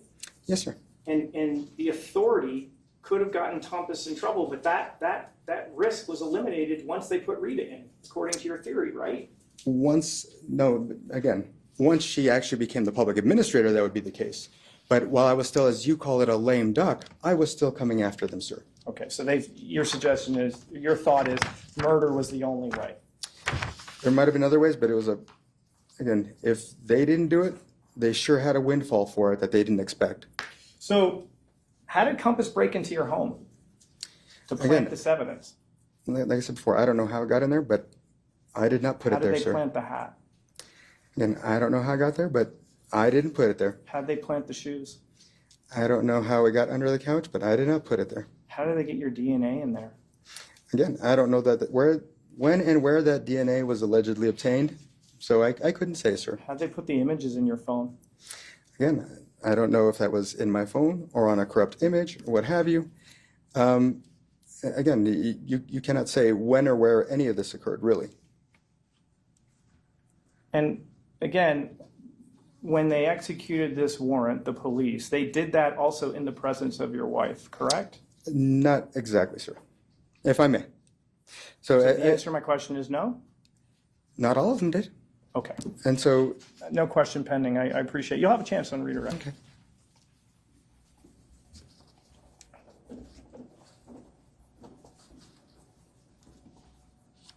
So let's start focusing on May of 2012, or May of 2022. Sorry about that. Fair to say that the dynamics in the office aren't great at that point. That's correct, sir. Rita and the old guard are unhappy with you and the new guard. Would that be correct? Yeah, sure. And the members of the new guard included you, Roberta, and Nicole. Would that be accurate? That was just some of us. Okay. There were a couple others. I believe there were actually 10 folks, and after Janie retired, it was just 4 old guards, as has been stated. So 6 of us who are, and that didn't include me either. So I guess it'd be 7 of us versus the 4 people who had gotten there before I did. Okay. So you agreed to do a sit-down interview on May 11th of 2022 with Jeff Gehrman, correct? Yes, sir. Why did you agree to do this interview? Because I wanted to dispel the notion that, there was any concern. You were being accused of a series of things, including creating emotional stress on your employees, correct? Right, Bullying right, and engaging in an inappropriate relationship, correct? right. Okay. When you sat down to do this interview, did you want to get the truth out? To a certain extent, yes, but when it came to the office issues, yes, sir. Okay. When you sat down, when you spoke with him, were you truthful in your interview? Not entirely, no. Okay. What were you untruthful about? About the extent of the relationship with me and Roberta Lee Kennett. Okay. What was different? What did you say versus the truth? I said that, she and I had no affair, but, regrettably, we did have, and when I say regrettably, I think we both regret the mistake, but we had a romantic affair with each other. Okay, so you did lie to him, correct, on that topic? I didn't think that was the public's business. That's not my question. My question Yes, is... I did lie regarding that particular issue, yes. Okay. Now, you would agree with me, at the moment you sat down for that interview, you were in the throngs of a re-election campaign, correct? Yes, sir.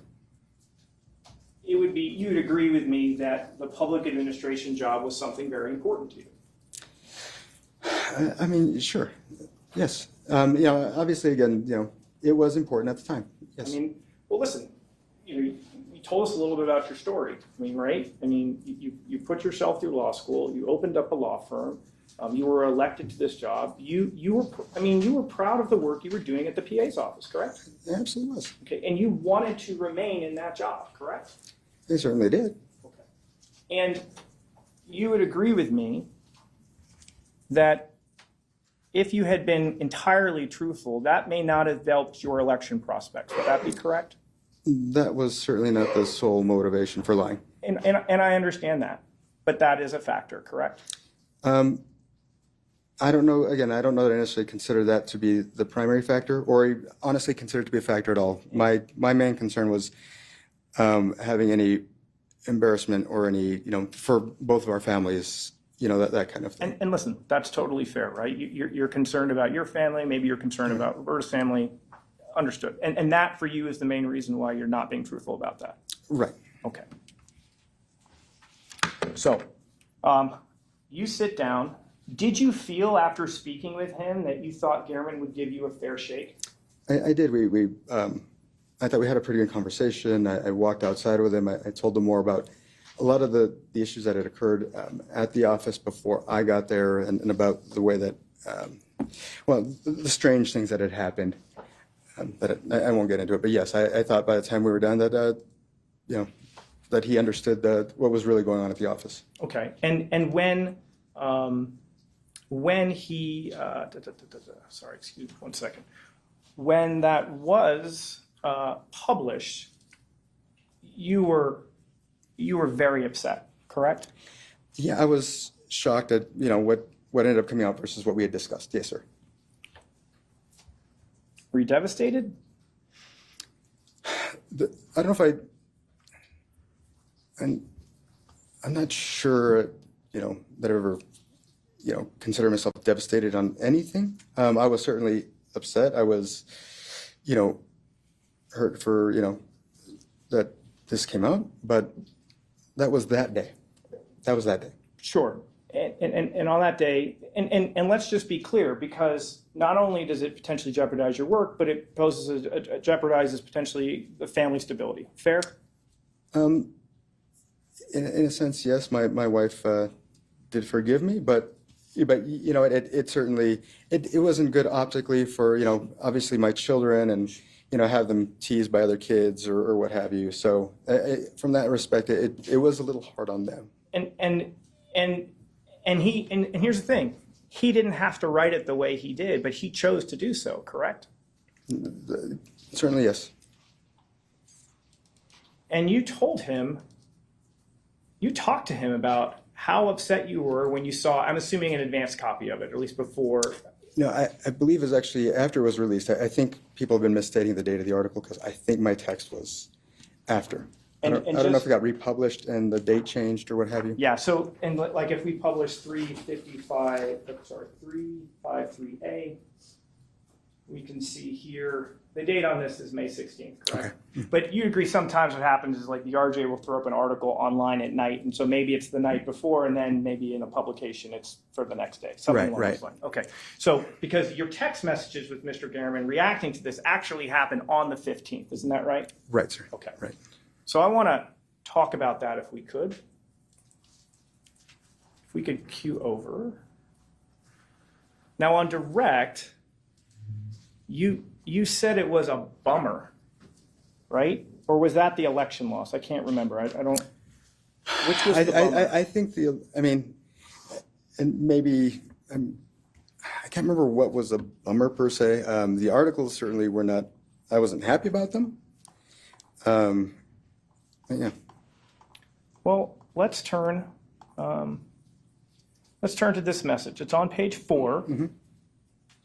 And you state, I don't know what to say. I told you about how much this has all impacted me. You heard from employees who are being harassed by these people. Provided you proof, I'm assuming that's proof, correct? It says prove, it's a typo. It might have auto-corrected and yeah. Understood. Yeah. Provided you proof that I was doing my best to actually smooth things over after I had to make hard decisions. Still, you wrote an article that makes me sound like I'm the guilty one. That was not fair or balanced, correct? Yes, sir, I wrote that. You were very, very upset when you wrote that.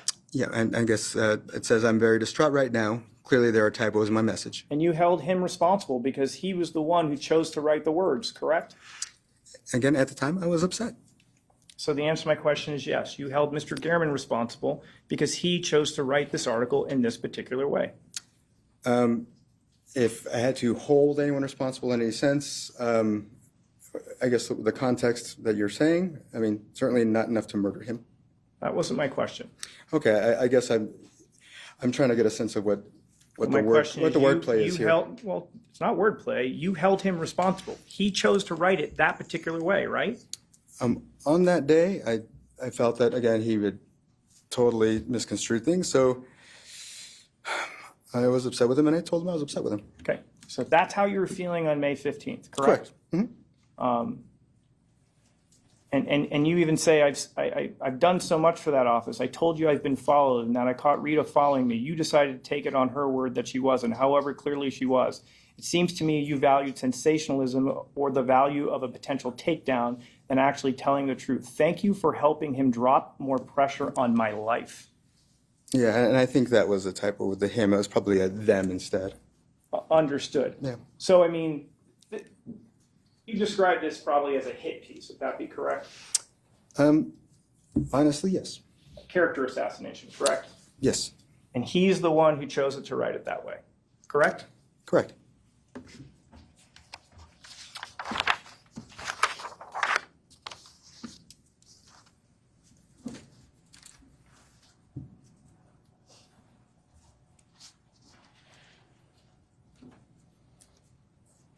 And then what happens is about 9 days go by and he reaches out to you again, correct? Yes, sir. Now, the primary election was held on June 14th, correct? I don't recall, but you're probably right. Okay. So we have one article that gets into not just the inner workings of the office, but it's hitting you on personal stuff. And now he's reaching out to try to do another article, right? Right, sir. Fair to say you've got to be upset.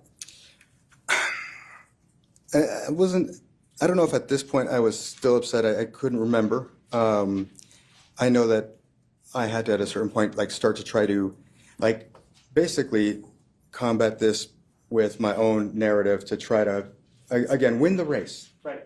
You're so concerned about Jeff Garman's articles that you start literally creating websites to try to fight against it, correct? I wanted the truth to come out, yeah. Right. That's how significant the article was to you. In the sense that I wanted to win the race and I needed to dispel what was in the articles, yes, sir. You must have felt that this guy is just personally out to get you at this point. Not personally out to get me. I thought he was a friend of John Cahill's. Okay. Later I found out that Alicia Goodwin's father was a friend of his. That must have been infuriating.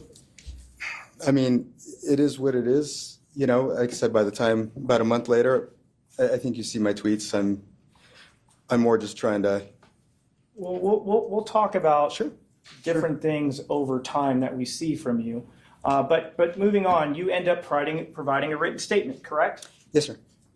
I imagine you're hopeful that you're going to get more of a balanced article from him, correct? No, sir. Okay, you're just hoping he'll just publish something, correct? I'm just hoping that it wouldn't be too bad because I'd already figured by this point it's like, well, you know what, he's going to do what he's going to do. But it was pretty bad, wasn't it? Again, that's. It's the same stuff, right? He's trashing you, correct? But you know, there's a certain point which you kind of get desensitized to things. Sure, Right. So by the time the fourth article came out, I was like, oh, whatever. Right. I will say that when it comes. My objection, he's answering the question. I know, but sir, the witness is non-responsive to the question. He's answering the question that's posed, and it's a complex I'm question. asking him to ask the question again. You're upset because he's trashing you, correct? Again, I couldn't say at that time that I was still upset or just trying to fight to win the race. Okay. This was not helping your election, was it? No, that it certainly wasn't.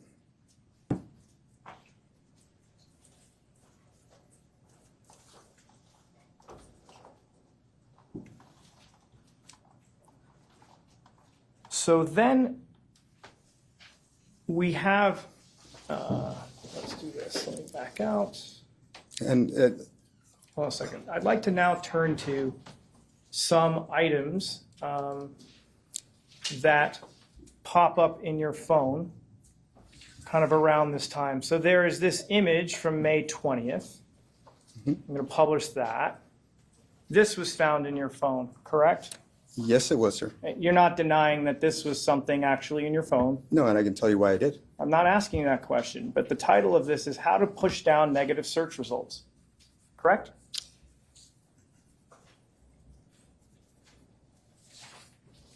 Correct? Yes, sir. Okay. We have these kind of inflammatory tweets that you're tracking where they're talking about you, correct? I was not tracking these. These were given to me by Roberta Lee Kennett. Okay, so people are remember sending them to you, right? Yes. And then you have this message here to Mr. Kinsley. And just to be clear, that is a message that is being kind of issued out on the 15th, which would have been like that day that article came out, right? Is that correct? Because you had sure. said, because the article was dated, the original one's dated 5/16, and we had that conversation about it released earlier, right? Right. Okay. So let's look and see what you say here. Isn't it true you tell Mr. Kingsley, I'm working to bring the full truth to light? I guess I want to focus on, you're kind of maintaining the same posture that you had with Gehrman, right? About these things, some things are true, none of this stuff is true, correct? Well, and again, like I said, I'll point out that I did lie in this message because I did not want to publicly embarrass my family further. Right. And to be fair, it's understandable, but so this is something that the potential impact on your family is so significant, you're even telling people in this context like it's not true because that's an important thing to protect. Fair? I don't think that they would have, my wife would have left me, but certainly I didn't want them to have to go through any embarrassment or any pain. Sure. And I want to focus down here at the very bottom because I know you said, oh, I was kind of over it and things like that. Isn't it true you state here you have no idea how hard it's been? You say that, correct? That was that same day, and that was referring to the troubles that I had with the ladies in the office, that no matter what I was doing to try to actually make peace with them, giving them raises, whatever things that still, again, I had to be a cheerleader for the other employees while trying to minimize the damage they were doing. Okay. You say I'm truly devastated, correct? And that was again on the same day that I texted Mr. Gurman. So the answer is yes. Yes. Yep.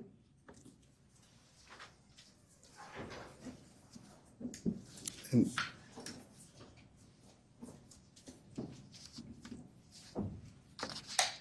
Isn't it true you also try to reach out to county officials to see if there's anything that they can do to help rein in Rita Reed's behavior? that I don't recall. I mean, if you got something to show that, as long as, Okay. I don't know. All right. So Oh, let's- I did talk to HR about how to best handle disciplinary issues, and got their advice and did things appropriately, okay. if that's what you're referring to. I'm just asking. And so now that brings us to the primary, which is June 14th of 2022. You would agree with me, when that day began, you were hopeful that you were going to win, correct? You're always hopeful when you're running for an election. You had gone out, you had canvassed neighborhoods, correct? Yes, sir. And you were expressing to your friends and family that, yeah, I think we're going to pull this out, correct?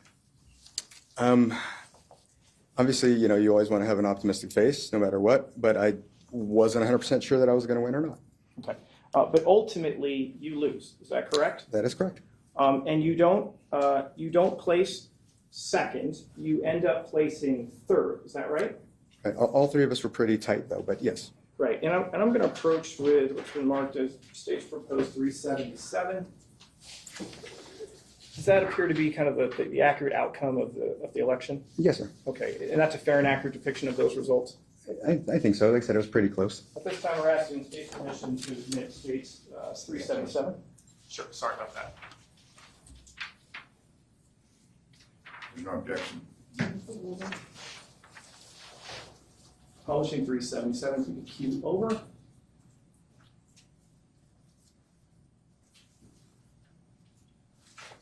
So when we look at this, you don't lose by much, do you? No. I mean, what, a little more than 2,000 votes, correct? Right. Jeff Garriman didn't write any articles about Carolyn Escobar in a negative fashion, did he?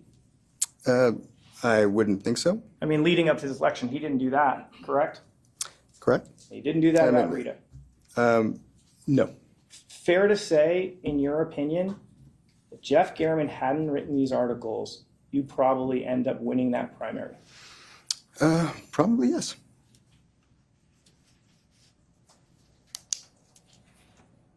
It had to be crushing, correct? No, it was disappointing, but again, I knew that my chances were 50-50, so I was prepared for a loss. And I think my conciliation post on Facebook was pretty clear that, hey, you know what? We tried really hard. We gave it our go. But, I'm going to go serve families as a probate attorney again. I'm ready to go back to work. And, and I got a lot of support when I made that post. Okay. But everything that you work for is gone because of a couple of articles that say things that you don't think are really true, correct? Especially about the work stuff, right? It wasn't the articles per se. It was obviously Rita and Alicia. Who got Jeff Garriman into the fold to publicly tear you down. They did, yes. And he agreed to do it. Yeah. So now I want to focus on just 2 days later. 2 days later, oh, can we cue over? Sorry. 2 days later, Jeff Gehrman writes to you, correct? Mm-hmm. At this point, you are kind of right on teetering on the verge of like conceding, correct? I think it took a long time for the count to occur. It was like Okay. almost a week. So we were, again, this was a while back. So if I remember correctly, we were still waiting for the final outcome. And yeah, so this was. So you're down as of May 16th. You're losing in the race, correct? It was kind of like similar to what you saw on that report in the sense that things kept going up and down, but it was I think if I'm not mistaken, it was somewhere in those 1,000, 2,000 between the three of us, but Rita would go up, then Caroline would go up, and so it was more of a tug of war between them and that was pretty much So it's in very- third place at all times. So it's very close, right? It was really close. You don't know how this, at this point, as of June 16th, you still don't officially know how this one's going to shake out, correct? Based on the fact that I never came out of third place during the whole thing, I was pretty sure that it was done. Okay. But nevertheless, Jeff Gehrman comes calling again, correct? Mm-hmm. And it's about that truth website that I created. Right, and you just say, it's fine at this point, they won, do what you like. Mm-hmm. Fair to say you felt resigned at this point? Yeah, like just what's it going to do at this point? Whatever, Well, he wrote another one, correct? Mm-hmm. Uh, That is, yes. Fair to Excuse me, say Honor. you weren't happy with that coverage, it wasn't positive, was it? Again, I don't remember if I cared or not. And I know I started to poke fun at him on Twitter, but it came to a point where it was just me trying to, I think, see if I couldn't get him to put more light on my website. Okay. And so then on June 18th, he publishes this article number 3, correct? Yes. Excuse me, I'm sorry, Your Honor. Yes. And then just 6 days later on June 22nd, he publishes a 4th article about you officially losing, but pointing out that you remain combative, correct? Yeah, which again was inaccurate, but sure. Yes. Okay, so again, it's inaccurate reporting about you, the 4th one. Right. Like I said, by this point, I was just having fun with it. Well, let's be, Mr. Tejas, you didn't like Jeff Gehrman by this point, did you? I mean, sure. I did not like him. You hated him, isn't that correct? And I don't know if hate, I mean, there might have been various points throughout that where I might have felt like that, but I don't know that he was not a central figure in my life. I'll put it that way. He is the figure that ends up causing you to leave your job as public administrator for Clark County, correct? Again, I don't blame him per se. I blame Rita and I blame Alicia. Sir, you just told this jury that if those articles weren't written, hold on, Go ahead. I'm not finished. You just told this jury, like 5 minutes ago, that if Mr. Gehrman hadn't written these 4 articles, you believe you would have won the race. Yeah. But again, if Rita and Alicia hadn't gone to Alicia's dad to ask for this favor, those articles wouldn't have happened. So the answer to my question is yes. Who I would Mr. hold most responsible is not Mr. Gurman. Sir, that's not my question. Okay. My question is, you believe if Mr. Gehrman had not written these 4 articles, you would have won the race, correct? I do believe that, yes. You hated him by this point in time, isn't that right? I could not say whether I hated him by this point in time, and if how long I might have hated him, if, Roberta said you hated him. Roberta is entitled to her own opinion. I don't know that I ever said I hated him. Okay.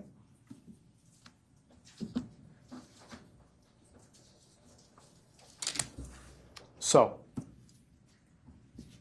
now we're in July. Fair to say, working in that office had to have been hard in July. So after the election loss, I ended up, so I guess just back up a little bit. When Mike Murphy came into the office, it was not a directive from Clark County. It was a request. Jeff Wells said, hey, you've got this situation. I think, maybe if we bring in Mr. Murphy, he could help you kind of be an independent, arbiter of sorts. And he said that, you don't have to say yes. This is not, we have no right to force this on you.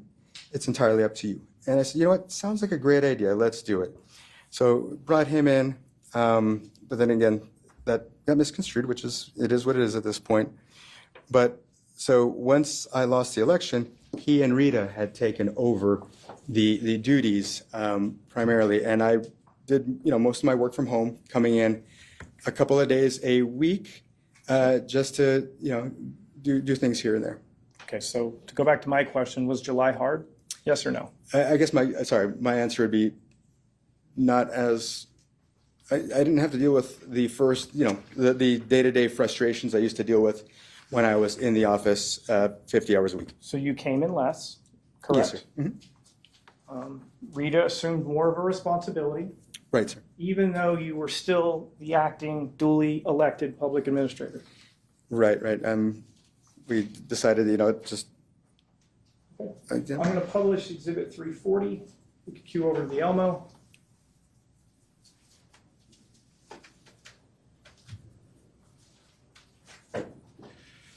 On June 13th, I don't know if you are aware of this back in the day, but an email is sent out. I'm sorry? July, sorry about that.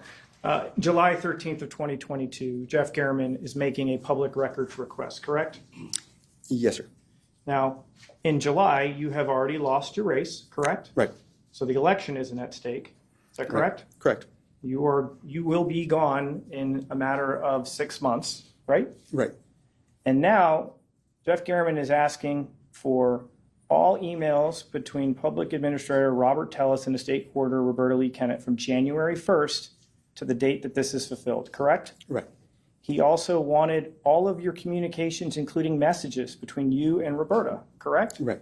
He wanted wanted the county to provide all text messages between you and Roberta, correct? Right.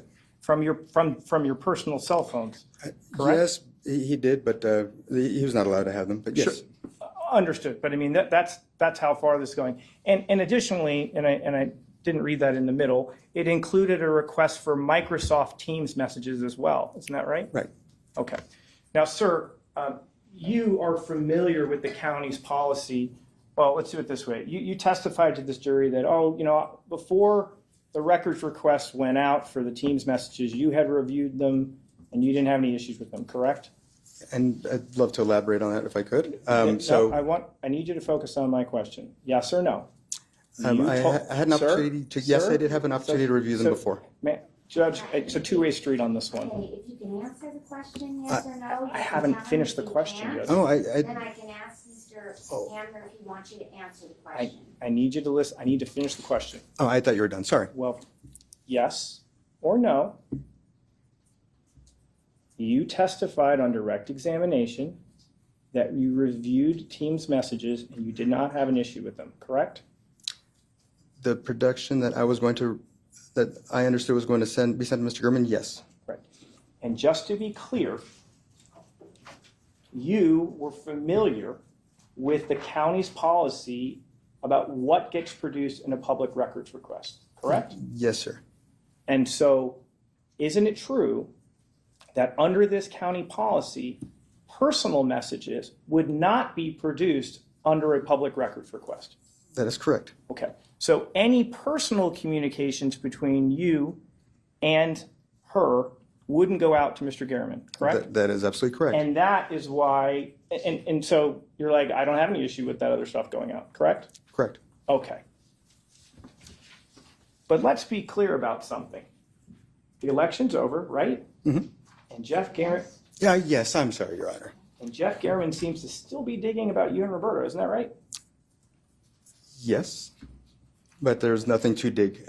Provided, obviously, that if he was going to receive what I saw, then there was nothing for him to dig. I mean, you would agree, I mean, reporters typically don't ask for records requests unless they're planning on doing a story, correct? Sometimes I think they're just fishing to see if there is a story. And what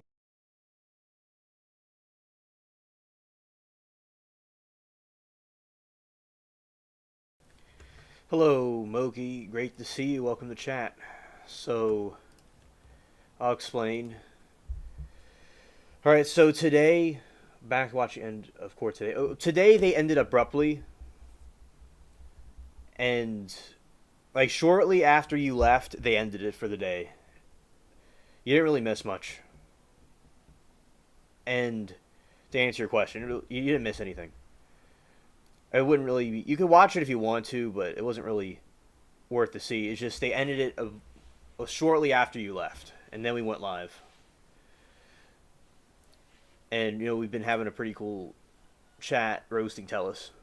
Yeah.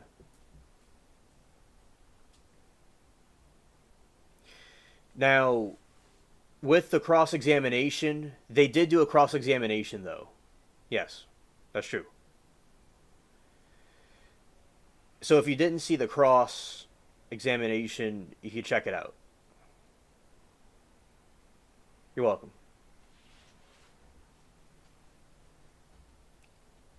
And, hey, Flippy says he bought a shoe shining kit for those shoes, but instead of using them on the shoes, he used them on his own head and cut up the shoes. I know, right? He completely did not get the message of what to do in that situation. He completely did the most dumbest thing you could possibly could do if someone is trying to hide an outcome of something. He really just put all the evidence in his house. Not even trying to put it away somewhere else. He just cut it up with scissors and put it in his house. And he wonders how it got there and someone must have planted it there. It's a really far-fetched tale, indeed. Yeah. Yeah, how much more can Tellus be exposed? Tellus says, hold my rotten egg beer and gets on the stand and continues to expose himself even more. So that's what Tellus does. Alright. Now we'll be continuing. And according to this records request, he's fishing about one thing. It's you and Roberta, right? Right. Okay. Which you told us back in May when you sat down with your interview with Jeff Gehrman, the number one priority was to, protect your family and not really dig into that, correct? Or at least disclose that, correct? I'm sorry. You told us when you met with Gehrman on May 11th, you had said, I was truthful about some things, but I wasn't truthful about everything. The one thing I didn't want to talk about was the indiscretions. And you said that the reason for that was I was really concerned about my family, correct? Okay. The election's over. You're on your way out. And now this guy is wanting to ask more questions about you and Roberta, right? Yeah. It's not about you and Rita, right? There's a I know that there was a later request for those other emails that got appended to this, but I don't know if you remember that with Mike Murphy and Rita. Just in this specific request, he's not asking for communications between you and Rita, right? Correct. He's not asking for communications between you and Alicia, right? Correct. It's just about you and Roberta. Right. He's not leaving it alone, is he? I think he's still fishing. That had to have been frustrating, Mr. Tellus. No, it was not, because I knew he wasn't going to have anything based on what I reviewed from the production. Okay. So it's your testimony that the possibility of a fifth article didn't concern you at all when the potential source of the request is just about your communications between you and Roberta. You're telling us that's not a concern at this point in time. Again, so I can explain to you how things... Yes or no? Is it a concern or is it not? Not at the time that I reviewed those documents, no. Okay.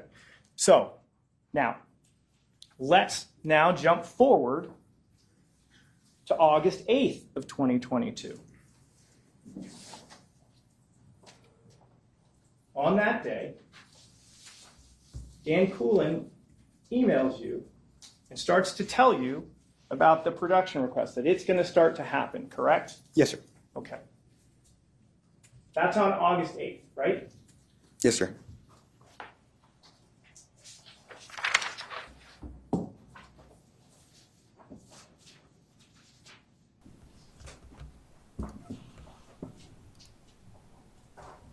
This one. And Joyce says, "Good to see you," to Moki. Do this quickly here. August 8th. 4 days later, in your phone, the Google Maps and bronze circles start popping up, correct? No, sir. Read this out to me. What does that say? That says August 12th, 2022. Great. Publishing 364. This is the street surveillance. Please read out to me what the date is on that. August 15th, 2022. Okay. You would agree that August 12th is just 4 days after August 8th, correct? I would. You would agree with me that August 15th is just 7 days after August 8th, correct? I would. And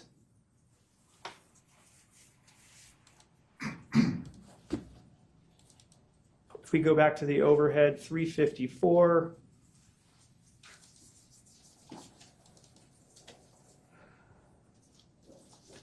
I want you to read the date on entry number 1 on that.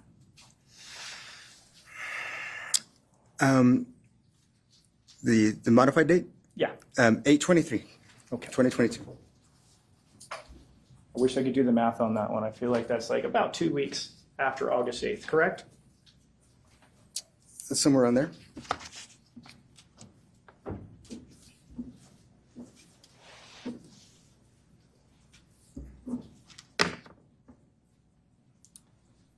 We also heard from Nicole Lofton, correct? Yes, sir.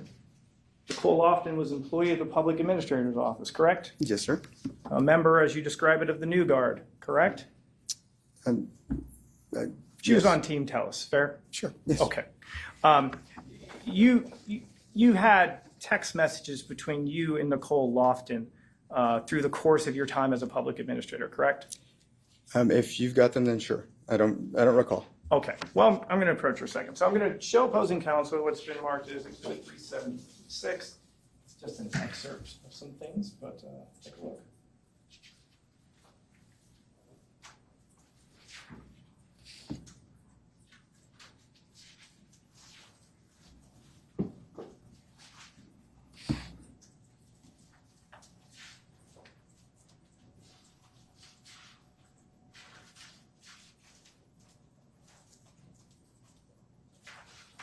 And these are just excerpts, they're not the entire. It's not the full thing. There's a lot of messages there. I just wanted to kind of narrow down. I'm going to approach in a minute, but I need to get an understanding. By August, beginning of August 8th, by August 8th, how are you feeling about Jeff Gehrman's next upcoming article? I don't recall. Okay. Are you concerned at all? I don't recall. Okay. Well, let me show you what's been marked as Exhibit 376, proposed Exhibit 376. Why don't you just take a minute and flip through those and let me know if you recognize essentially what you're looking at there.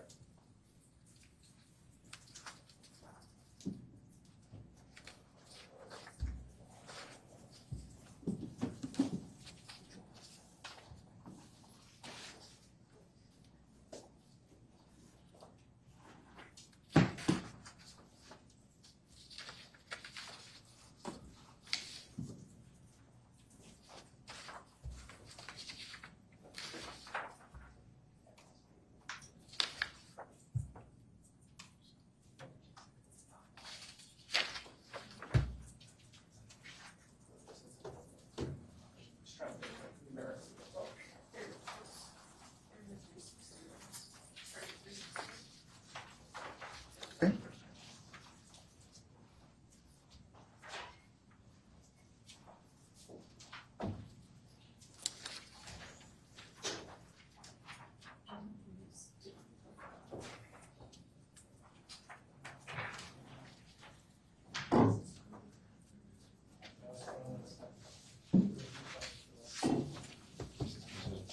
We're getting close to it. Give that timeline exhibit that was issued in this direct. We're would be a good time for a break as well. Yeah. Sure, we can do that. That's fine. Sir, you had a chance to review those text messages? Yes, sir. That's a fair and accurate depiction of some of the text messages you had with Nicole. Yes. Correct? Yes, sir. At this time, we'd ask that these be admitted, states supposed to be 76. No objection. So again, just to set the stage, like how are you feeling in early August about Jeff Gehrman and his articles? Like I said, I don't know that I thought any way about Jeff German in particular, Okay. right? Okay. All right. So we're just publishing these. Just zoom in. So that's just the ones in green. That's you, correct? Yes, That's just the first page that goes back to August 17th of 2021. Is that right? yes. All right.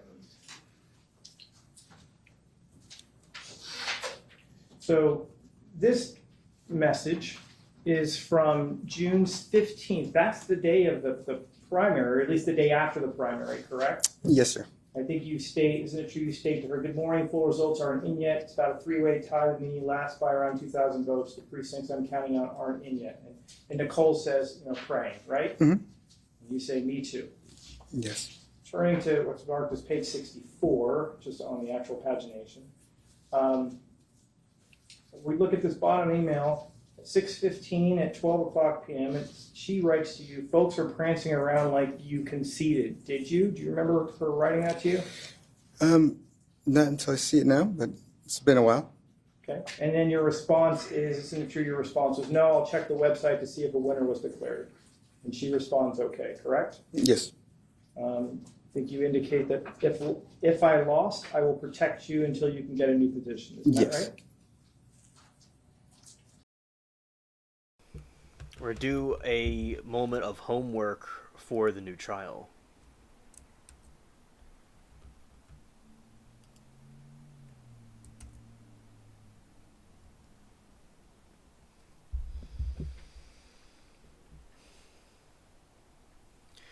Matthew Pahel, which I probably said that wrong, is charged with first-degree intentional homicide and hiding a corpse in the death of his girlfriend, Stephanie Pavlons, whose body was discovered in wooded area in Delafield, Wisconsin, in September 9, 2022. Paul's trial has been delayed multiple times. Yeah, Fruit Punch is pretty good. Case details. Charges. First-degree intentional homicide and hiding a corpse. First, a victim, Stephanie Pavlons, his longtime girlfriend. Incident.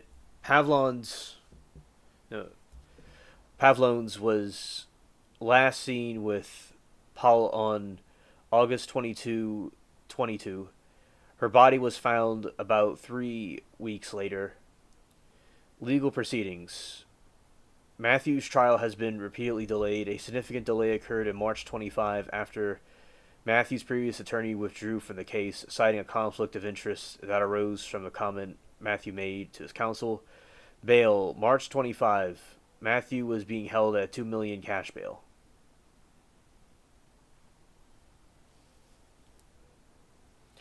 Alright. Okay, so that is a summary about what this case is about.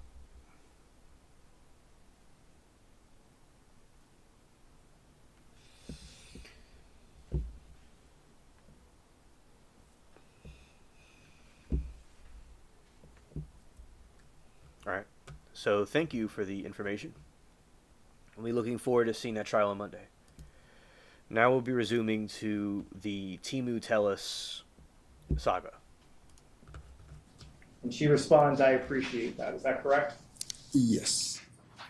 It isn't true, then you say, I'm so sorry, Nicole, I tried so hard, I almost made a comeback, but it's done, correct? Right. And that's at 3:16 p.m. on the 15th, isn't that right? Right. And you say here, unfortunately, too many people bought the lies, isn't that right? Right. And when you're saying that, you're referring to the voters, correct? Yeah. And the lies were propagated by those articles, correct? Yes. That Mr. Gehrman wrote. Right.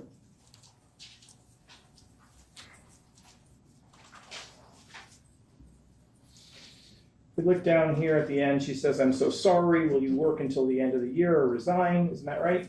Yes, sir. She says, "Thank you for believing in me." Isn't that right? Yes. Fair to say she cared for you and how you treated her in the office, correct? Right. All right. And you told her, in fact, "I very much believe in you. You have been my best employee. I'm so sorry that I couldn't pull it off." Isn't that correct? Right. And she lets you know that you fought hard. Isn't that right? Right.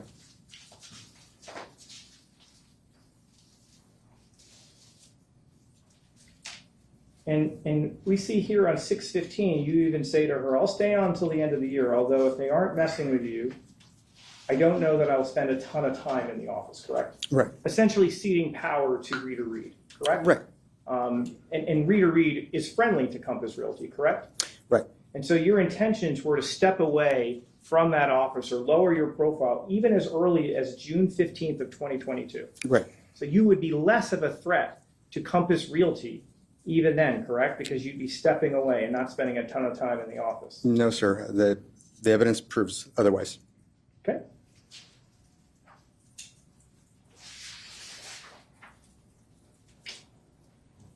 And then we look here at text on June 21st.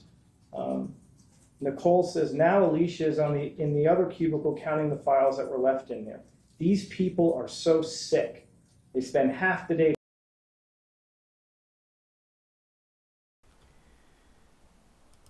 Okay, Abby, good night to you. Thank you for coming and hanging out with us. It's always a pleasure chilling with you. And it hit you like a baseball. Okay.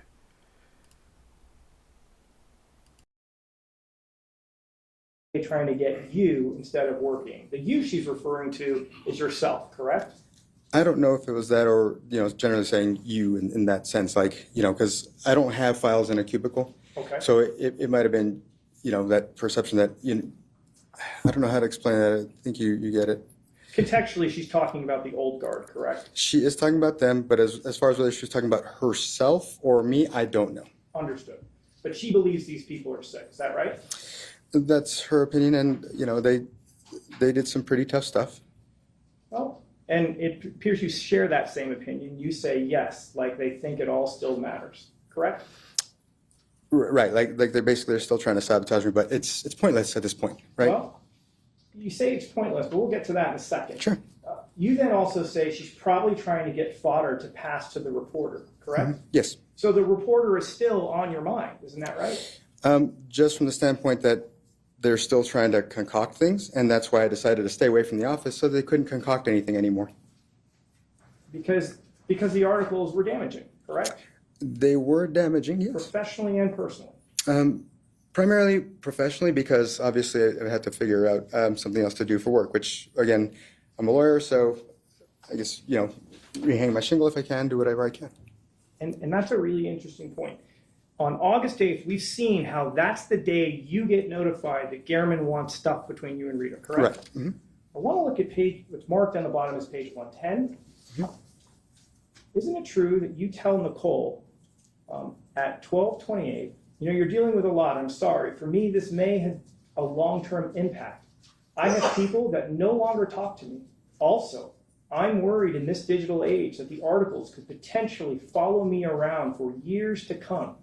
I'm actually worried I might not have any good employment prospects after this, correct? Yes. And it just so happens that you were then informed that Gehrman is snooping around looking to potentially do another article, correct? Yep. And you're telling Nicole in confidence that you believe your future employment is jeopardized because of the articles, right? Yes, but the damage was already done. So it's not, whether he wrote another article, he wrote 10 more articles, it was irrelevant at this point. Well, apparently you don't say that, though, in your email. You don't say in that text message. You don't say, but the damage is already done, do you? You don't say that in that message, correct? Well, it says that the articles are going to have an impact, and you would think that would refer to previously published articles. So I think that it's assumed that, it's done is done. So Sir, if he goes on and does 10 more articles, same net effect, really. Right. Sir, to go back to my question, Isn't it true you never use the words, the damage is already done, correct? Not in this particular message, no. Right. And you state, also, I'm worried in this digital age that the articles could potentially follow me around for years to come. I'm actually worried I might not have any good employment prospects after this, correct? I'd say it'd be better than if I had actually murdered Mr. Gurman. So, sir, we're going to go back to my question. Isn't that what you wrote in the text message? Yes. And 4 days later, Google Maps images start popping up in your phone, correct? No. 7 days later, on the 15th, surveillance is being conducted on a street, correct? Not by me. And on the 23rd, multiple images of Garman's information about what car he drives and where he lives is literally being screenshotted of your desktop computer, correct? Not by me. Because if it was you, that would be a big problem, wouldn't it? Objection I- calls for conclusion. It's argumentative. It is argumentative. If We'll you move wanna on. Rephrase it. No, we can move on.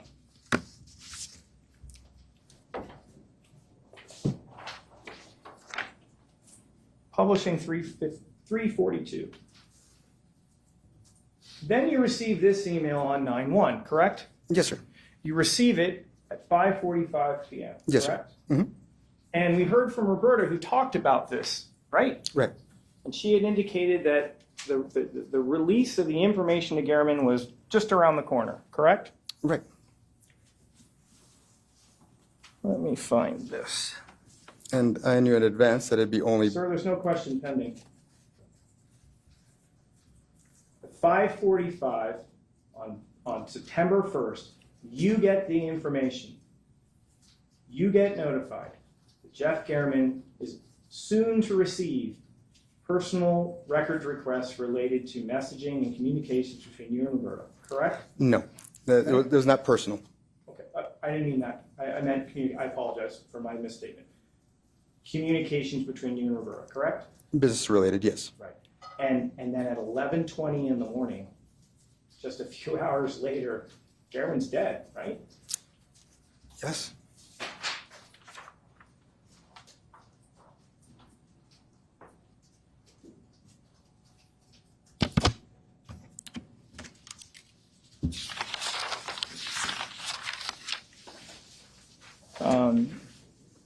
Let's talk about September 2nd, 2022.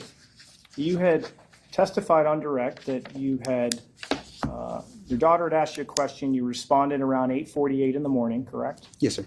Okay. You said at that point you then hung out at home, correct? Around 10ish you went for a walk, correct? You said you Yes, I'm sorry, Your Honor. you said you then came home, isn't that right? Yes. And you said that you went to the gym around 12 o'clock, 12:09, Somewhere in there, yes, correct? I think that's when you log in around 12:09. That's when I checked in using my phone at Planet Fitness. Okay. And that's the Planet Fitness that's on like Fort Apache and Charleston, right? Yes, sir. Okay. And it's kind of just down that road, right? Down. What's the road? So you live on Spanish Steps, Correct. and then the road to kind of make your way out to Piggott. What's that one called? South Tassel, Okay. And then if you made a left to go by Piggott, what's that big road? Red Hills. Red Hills. And Red Hills can kind of get you up to that corner, right? Where the You Planet go through a Fitness is. roundabout. You can go north from there on Apple, and then you head east to get to Planet Fitness. Okay. And I think what you had, before we do that, let me ask you this. So what car did you take to the gym? The BMW. All right. Oh, so it's kind of, what's the color? It's not quite gray. It's not quite brown. I think it's brown. A brownish color. It's kind of metallic-ish. Right. Okay.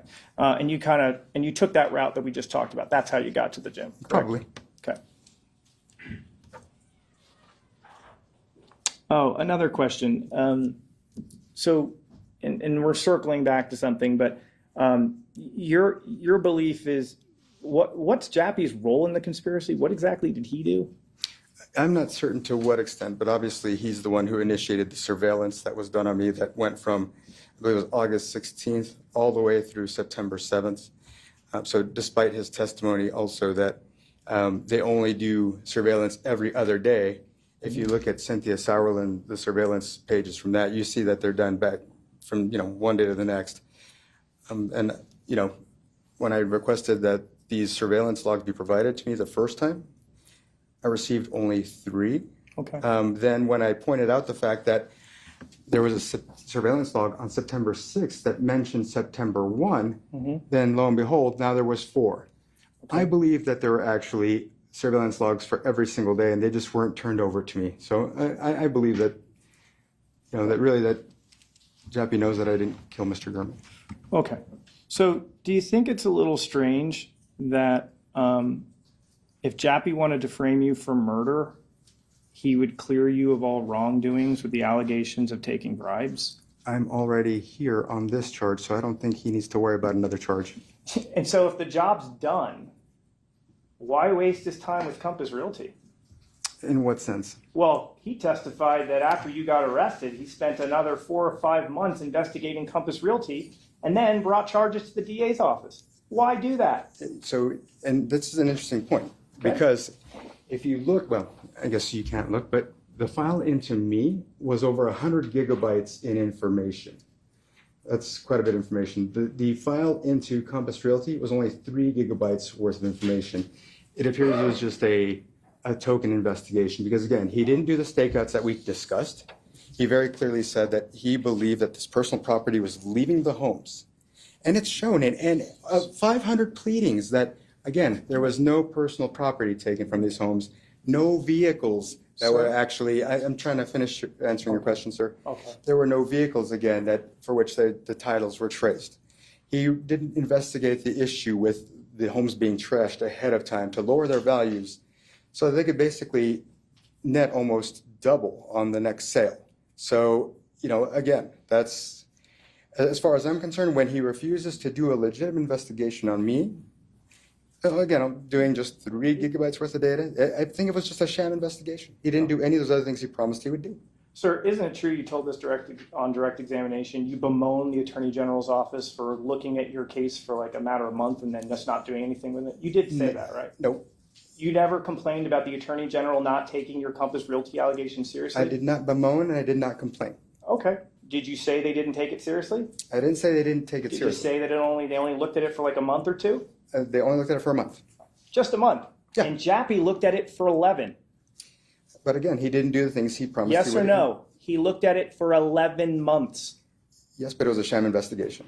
Okay. It was a bogus investigation. Okay. Didn't do what he said he was going to do. All right. Oh, let's talk about Zach. You like Zach, right? I think he dislikes me more than I dislike him. I didn't really, personally, I didn't have qualms with him. I didn't, he didn't waste my headspace. Okay. And that's good to know. The disagreement that you had, do you really think it was like a total fallout over this Ottawa property? I don't, no. Okay. Because to be honest, like you did continue to do business deals with Zach after Ottawa. Yeah, Right? I think what Zach was upset about, Sir, if I may. Sir, my question is yes or no? Do you continue to do business deals with Zach Schilling after the Ottawa sale? Yes, Okay. absolutely. And now at this time, I'm going to show opposing counsel what's been marked as 388, 389, 390, 391, 392, 393, 394, 395, and 396. Sure.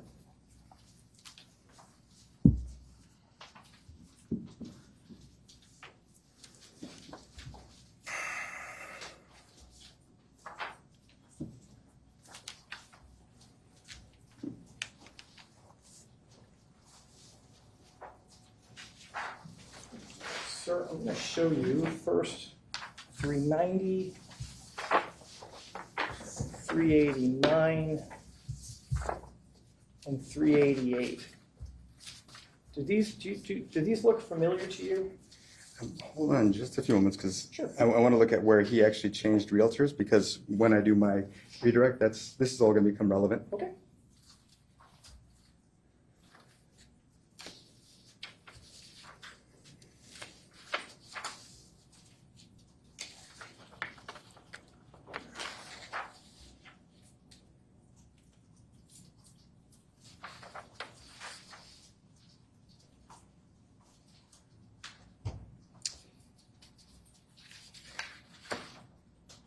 Do you know what that is? I do, but it doesn't say who the realtor was on this. Oh, and I would turn your attention to 388. Okay. Look here at the Can I bottom. approach? Sure. Yes. 388. Mhm. Does that help? Kind of help. I mean, Sure. look at the address. Of course. We got our address here, Right. and that corresponds to those documents. Do Correct. these appear to be like a listing agreement, kind of an order closing the sale of a certain property, a check going out to Mr. Schilling? Yes. And these all appear to be fair and accurate depictions of those. And this is Ottawa. The Ottawa Right here. property. Yep. And just let me write a note if I may. Sure.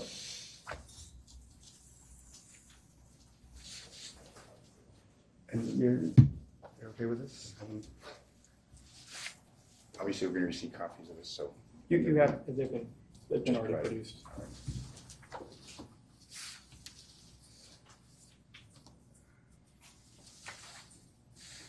Date on it. So what is the date here? Go to the back page. It might, the very last page. Maybe it kind of shows some dates. Okay. You got it. Thank you. Okay. At this time, we'll ask for admission of stage proposed 388, 389, and 390. There's no objection. There's no.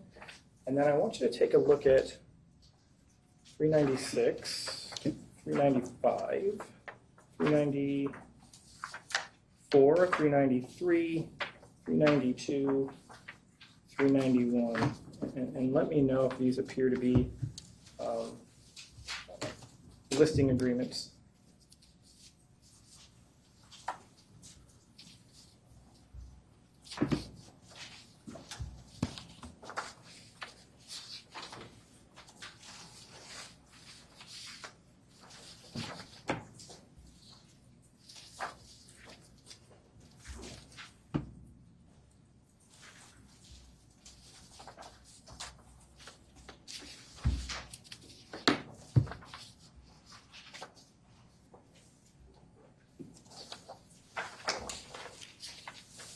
Yes, they are, sir. Okay, and those are fair and accurate depictions of those agreements, correct? Yes, Mr. sir. Schilling? Just 1 second. Sure.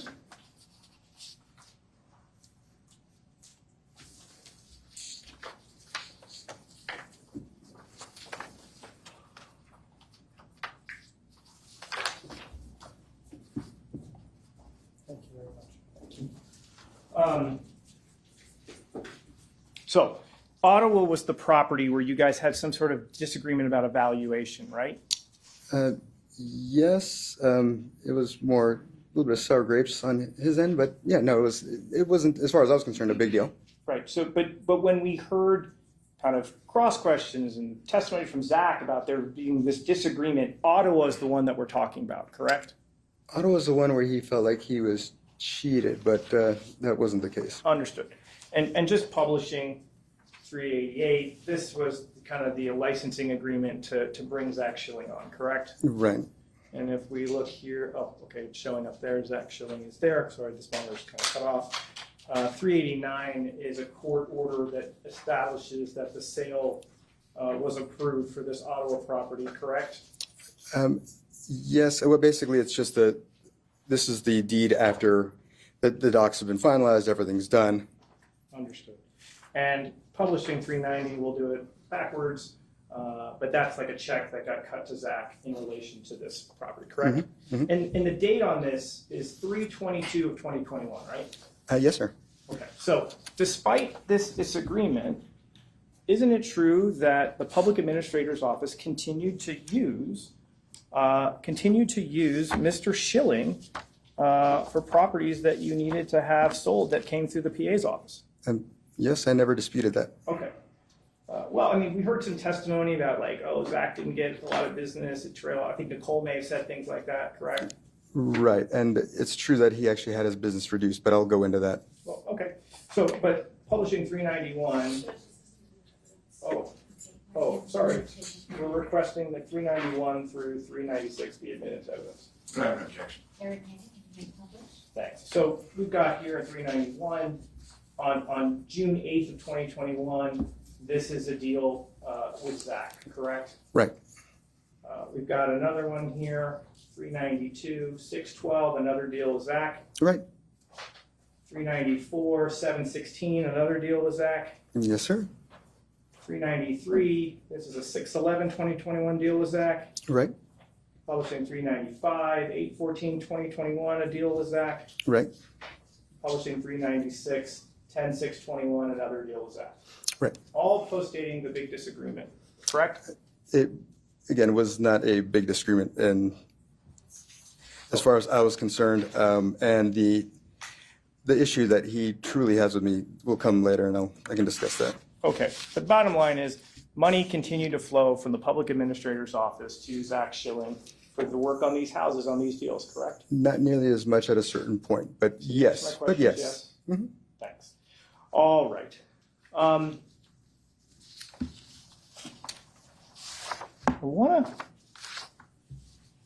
You mentioned you're a tech guy, right? A little bit of a techie. I think you asked that before, yes. Are you an Apple guy or a Google person? When it comes to phones, what are you? Well, I have a Google phone. Okay. We've seen this timeline, right? We've seen this timeline on publishing stage 374. I want to turn your attention to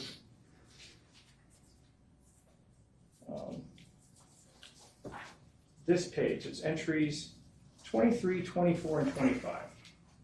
You covered these messages and calls from your wife on direct examination. Do you recall doing that? Yes, sir.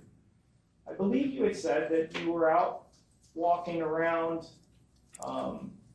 You received this message, and then your wife called, and you just didn't want to get back to her, and that was kind of what happened with that. Is that correct? Right, I was really close to home. I was going to walk in the door, so why? Or walk through the garage, I should say, and so why? Right. And I think you said, "Honey, I'm home," right? Something along those lines. Because May was home at that time. Right. Okay. And that was just minutes later, right? Mhm. Okay. Yes. Yes, ma'am. So there wasn't any concern. It was just a picture of your daughter in this call. You were just going to take care of it, right? Right. Okay. Nothing else? As far as like messages and things go, or Well, anything else you want to add to this, sir? I don't think so. Your wife doesn't have a Google phone, right? She have an Apple? Yes. And Apple's got all these crazy products. They've got what's the thing that you put on your wrist that kind of goes with your phone? What's that one called? Some of the Apple Watch. The Apple Watch. Does May have an Apple Watch? She does. Okay. Did you ever watch Steve Jobs' presentations when he would get up and say, just one more thing? You ever see him do that? And he drops like a new product or anything? No. Never seen that before? Okay. Well, let's take a look. I'm publishing I don't even know if I've shown this opposing counsel. This is just.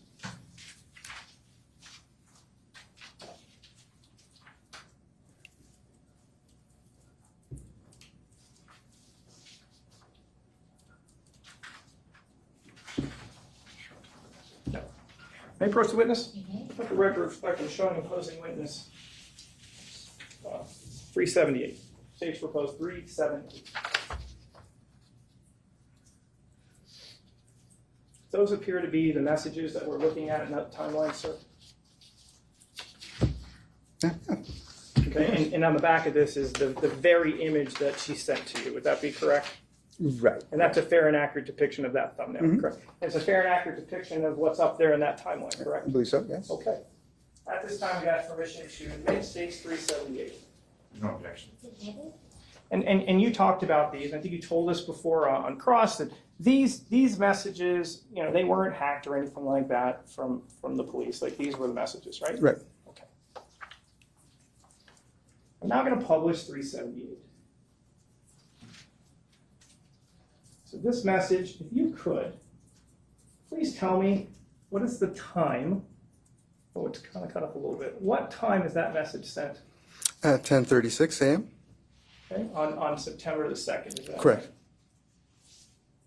Let me have this other little blurb. It doesn't actually have anything there, but what is the time on that? 10:36.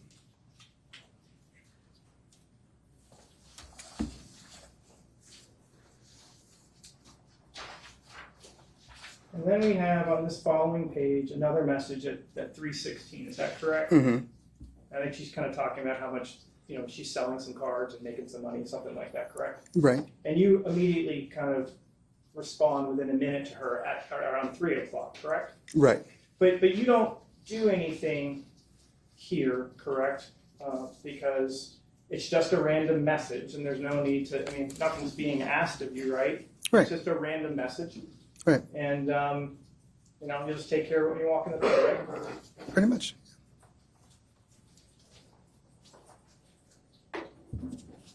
Showing opposing counsel what's been marked as safety close 379 through 387.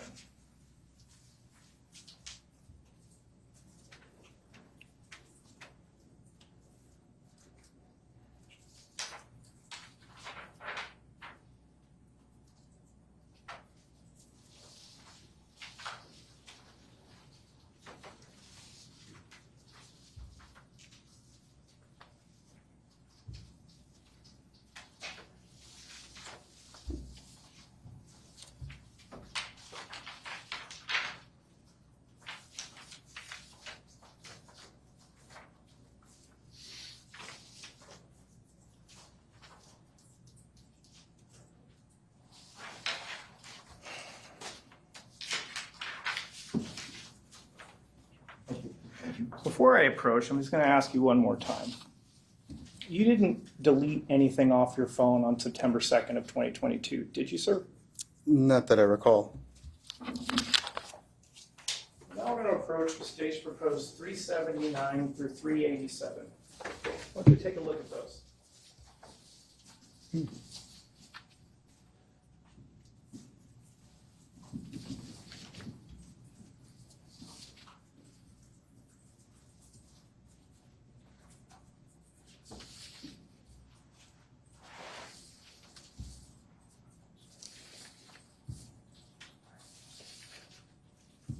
Okay.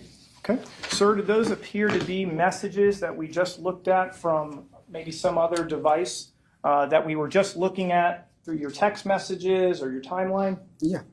Do those appear to be fair and accurate depictions of those messages?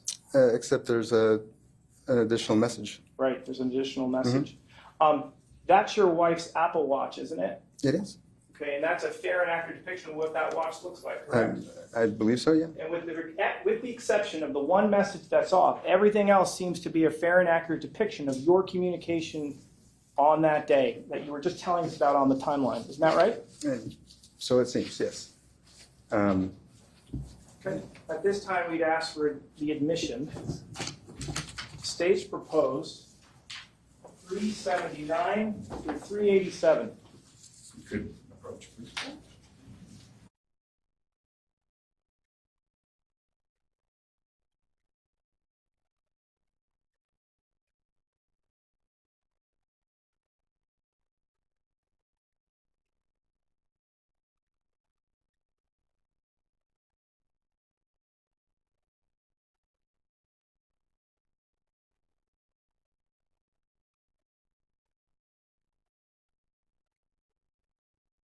Okay, they're admitted endowments. Sir, you maintained that on the morning, September 2nd, 2022, you were at home, correct? Right, except for when I went to take a walk. You deny going over to 7216 Bronze Circle, correct? Yes, sir. Publishing 379. That is your wife's Apple Watch, correct? I mean, it's got a picture of my daughter on it, so I'd have to assume that it is. No.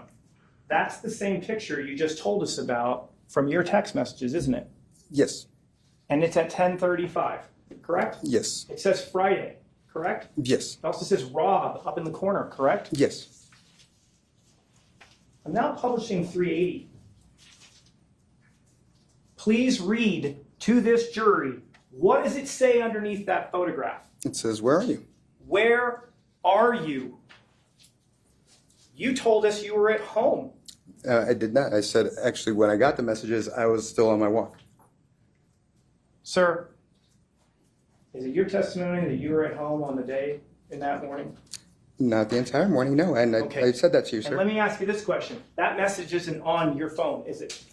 It isn't. I mean, The answer is if no, it was it's not sent, on your- if it's it not was on sent, your it phone. should have been. One But at a time, one at a Sir? time, please. Yes or no? That message isn't on your phone. why it isn't, I wouldn't know because it I apparently didn't it's ask not. you why. It's not on my wife's phone either. Sir, I didn't ask you why. I asked you a yes or no question. That message is not on your phone, correct? From what you showed me, it is not. And you were in possession of your phone on that day, correct? On that day, yes. And you, as the owner of the phone, have the ability to save messages and delete messages, correct? Yes. Because the person who holds the phone controls the information, correct? At that moment, yes. Right. And she's asking, where are you? Right? Yes. At that same time, at 10:30 in the morning, we've seen video surveillance of a car that you say looks just like mine driving in Mr. Gehrman's neighborhood, correct? That is correct.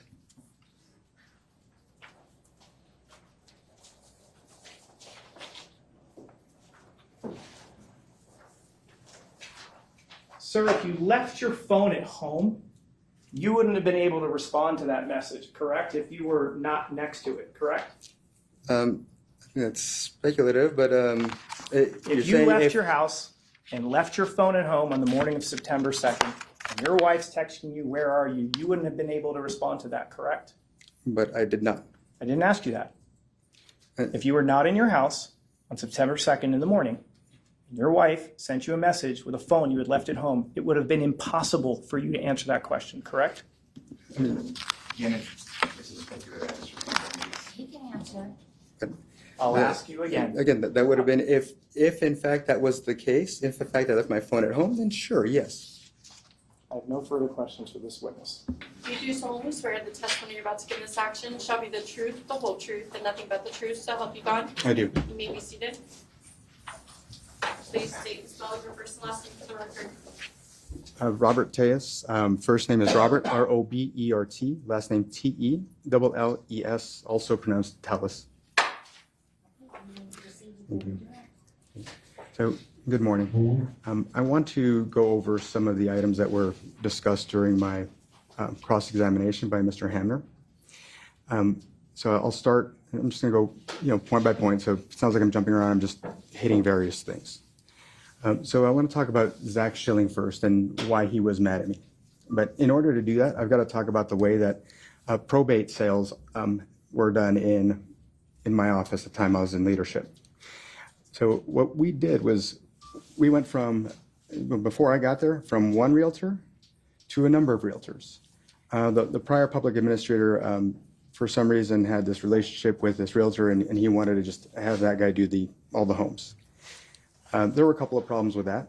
The first one was that oftentimes he couldn't handle the volume of renovations.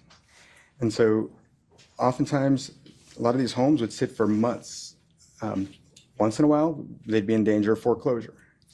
But even if they weren't in danger of foreclosure, one of the issues that would occur was that these homes still had oftentimes mortgages going, right? So if we weren't turning those homes around in 6 months, 9 months, a year, all that time, the mortgage was taking a chunk out of the equity.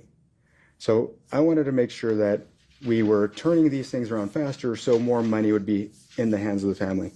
I didn't think that, having a sole vendor who would get to it when he got to it was of benefit to the families. The other thing was that, of course, Clark County has this policy of trying to support as many small businesses as they can. And so I was trying to also mirror that too by opening this up. I certainly didn't like the idea of having, one vendor for anything. So what was important though for these vendors was that they had access to capital. That's why I didn't have a larger pool as of yet. I had probably any given time, maybe 5 or 6, just depended. But they had to have access to capital so that they could perform the renovations on the home.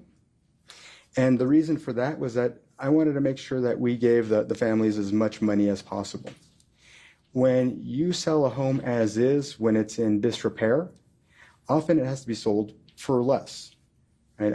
And that gives flippers an opportunity to get the house, flip it, and then take the proceeds that would have gone to the family. Now, there's not necessarily anything wrong with that. I just wanted to put that money in the hands of the family instead.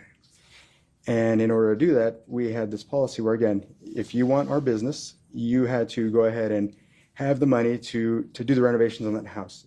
You had to make it move-in ready.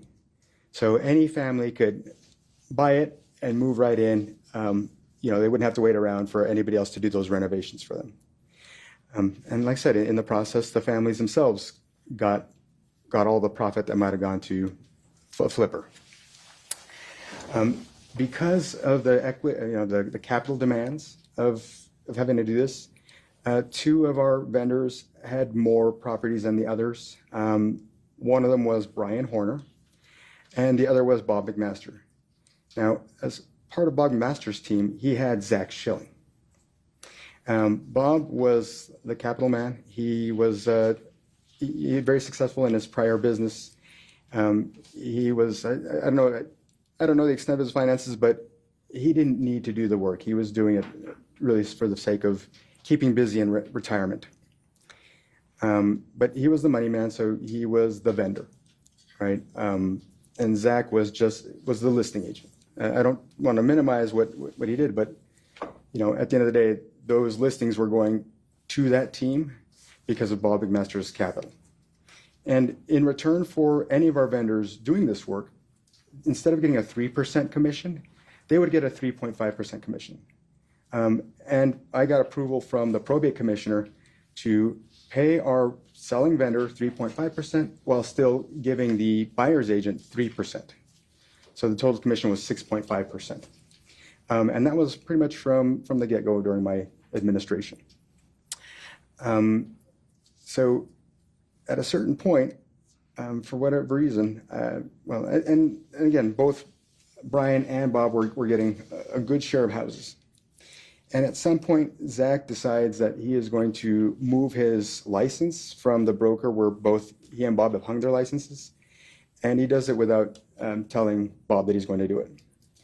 When Bob goes to move his license as well, the broker says, you cannot hang your license here unless you're going to have deals. Now, Bob enjoyed the renovation side, but obviously he still wanted to make a commission split for the work that he did. So he was not okay with not being able to hang his license, because you have to have, from what I understand, an active license hung somewhere in order to take that commission. So what he ended up doing was finding another real estate agent to assist him, to be the listing agent. Zach was very upset at Bob with this.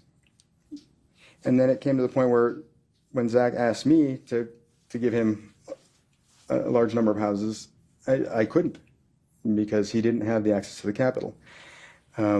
When I would walk houses with him, he would try to minimize the importance of doing this renovation or that renovation, trying to just, again, minimize it so that he could try to get as many houses as he could without getting us what we needed to make these homes move-in ready. And so that wasn't acceptable to me. He still got homes, but he didn't get nearly as many homes as he did before.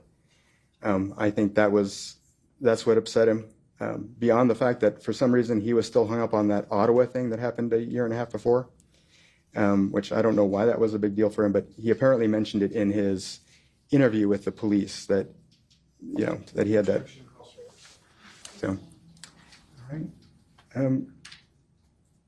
So then I want to move to the supposed electronic evidence that was allegedly found on my phone, or a phone image, or what have you.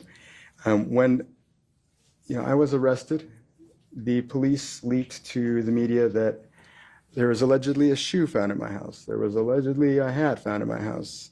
They allegedly found the DNA.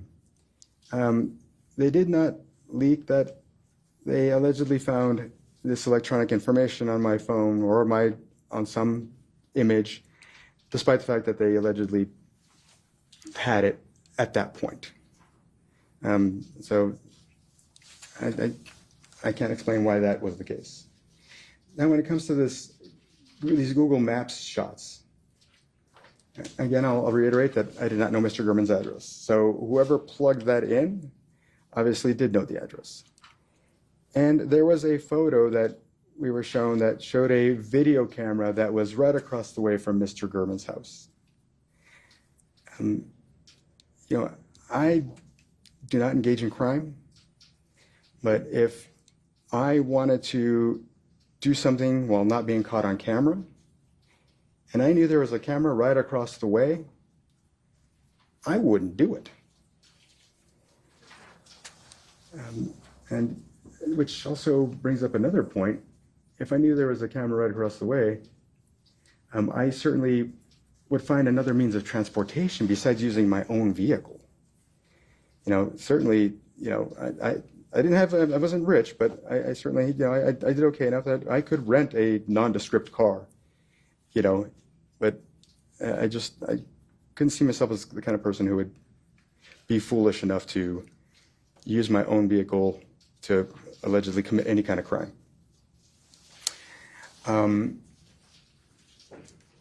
And let's see here. So again, I did not know Mr. Gurman's address, so I don't know how anyone could say that I did these searches. And then I didn't know Mr. Gurman's schedule. I did not know Mr. Gurman's schedule to know that he would be home on that day at that particular time. Yet apparently the killer knew. I did not know the layout of Mr. Gurman's home, or what room he would be in, or what, I wouldn't know how to, as they said, lure Mr. Gurman out of his house. So I didn't commit the murder. I don't know how the murderer knew that. I certainly did not.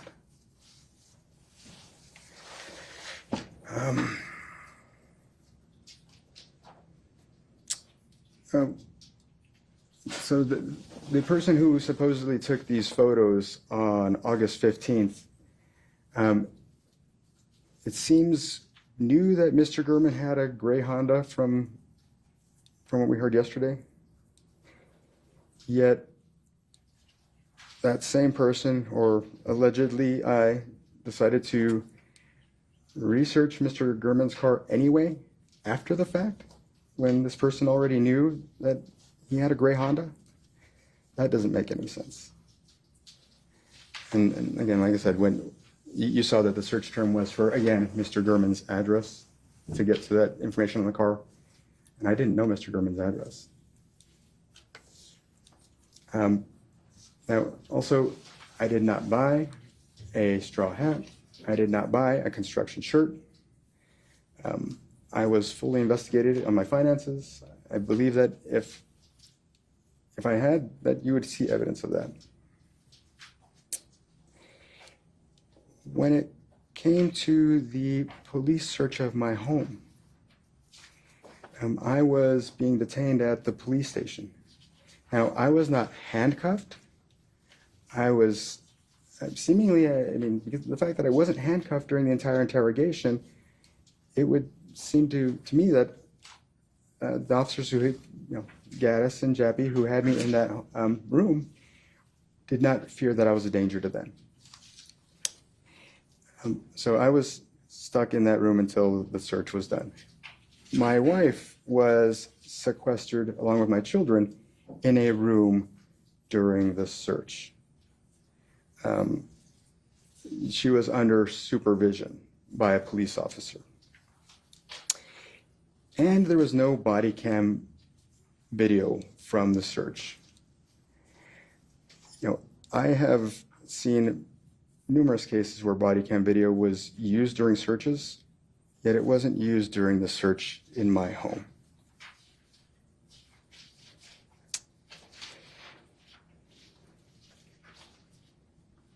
Then I want to speak to Detective Jappy's investigation. Again, Compass Realty had nearly 500 sales over the years. And Detective Jappy was investigating me for 5 months of alleged bribery. And again, the investigative file on me was 100 gigabytes for 5 months of alleged bribery, whereas for Compass Realty, over 500 sales around 500 sales for over years was only 3 gigabytes. Again, just a fraction of the information that was obtained on me in that investigation. And I guess, and you'll have to excuse me, but I'm going to have to, I guess, speak to that relationship that I had with Roberta. During COVID, we got in a position where, again, because of the way that staffing worked, we spent a lot of time together, and we grew close. And we grew too close. And, and obviously we have choices, and we made a big mistake. Something that we both regret. But the thing is that, if Mr. Gurman had not been killed, you would not be hearing about the fact that it happened, that we actually got into that relationship. Mr. Gurman, as I mentioned before, was not going to have he was never going to get any information about what happened between us. The county had redacted, or I should say omitted, anything that might have been personal in nature. So the notion that this was a motive to kill Mr. Gurman was false. He was not going to have any real material to make a more damaging article than he would have already done. So that's, and again, Roberta is a good person, and she loves her family very much, just as I love my family, and we just most made a stupid mistake, but that doesn't mean that I killed Mr. Gurman.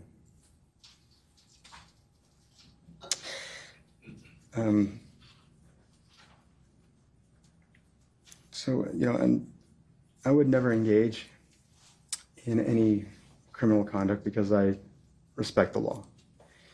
And I was trying to uphold the law in my position. Right? And certainly I would not commit a murder because I have respect for human life. I don't believe that anybody should have their life cut short at the hands of another person. And so when it came to Compass Realty, I was not a lame duck.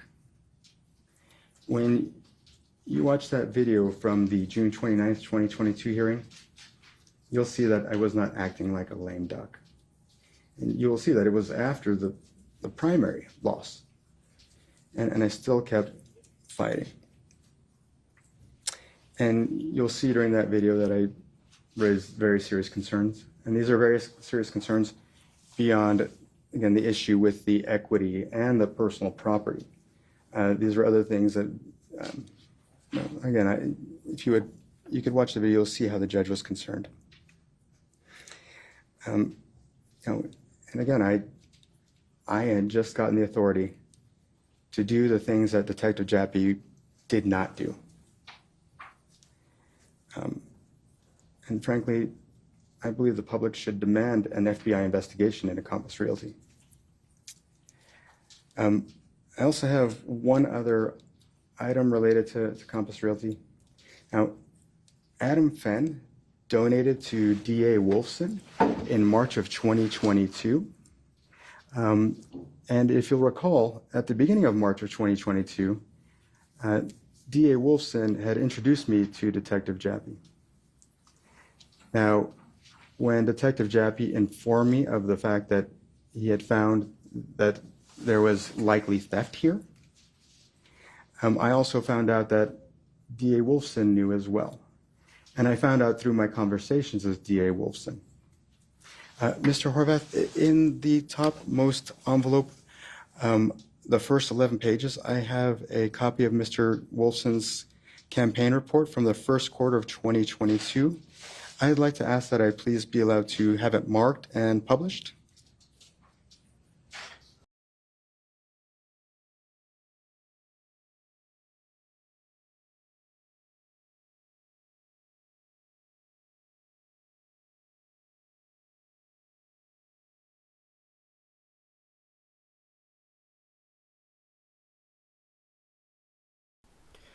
Yeah, I want to make clear that today with the Durin trial, there was actually no cross-examination today.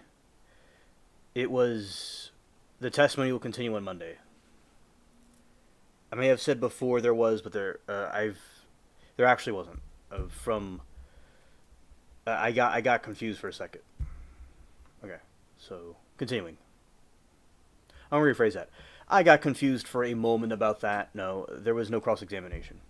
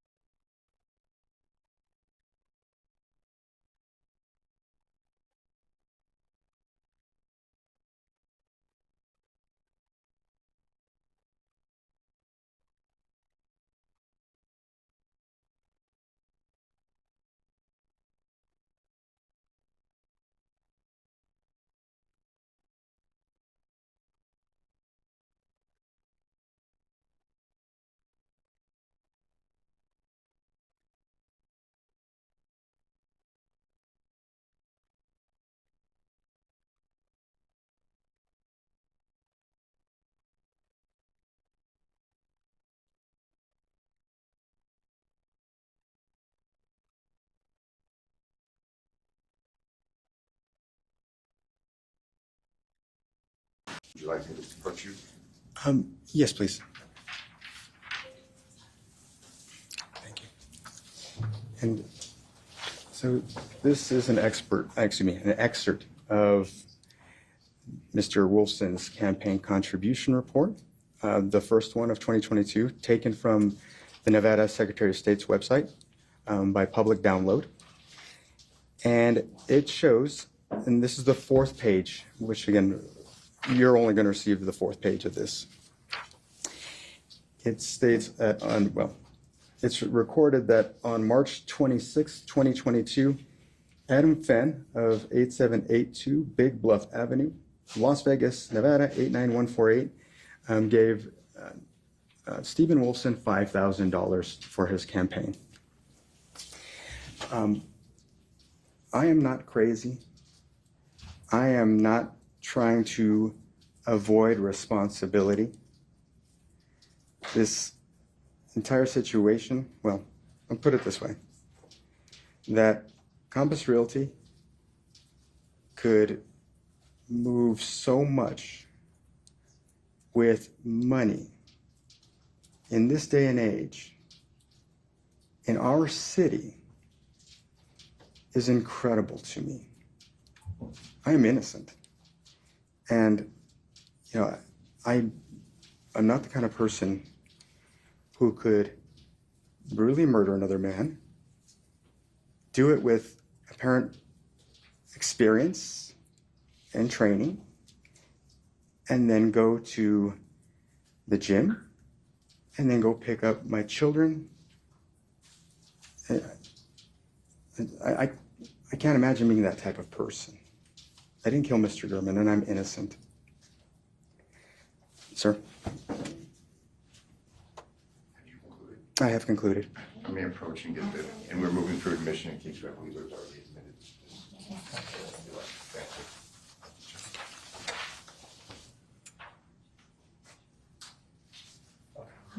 you. Is that all your redirect? Yes, Your Okay, Honor. thank you very much.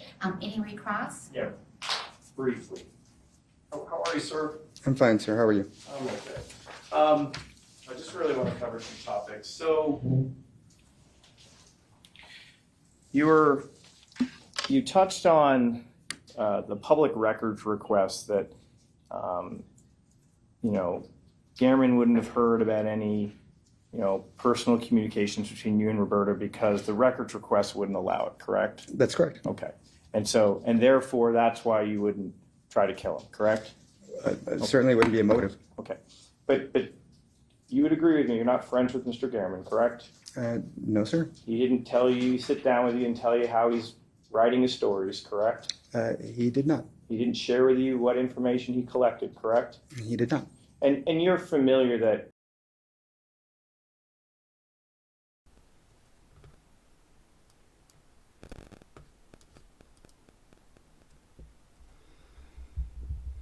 All right, so Dustin Duran's cross-examination will happen on Monday, October 27, apparently. We'll see if that actually happens, but it's supposed to happen on Monday. Because, yeah, today, I was thinking today, like, it was cut short today. Nothing really much happened, towards the end. There wouldn't have been enough time for that.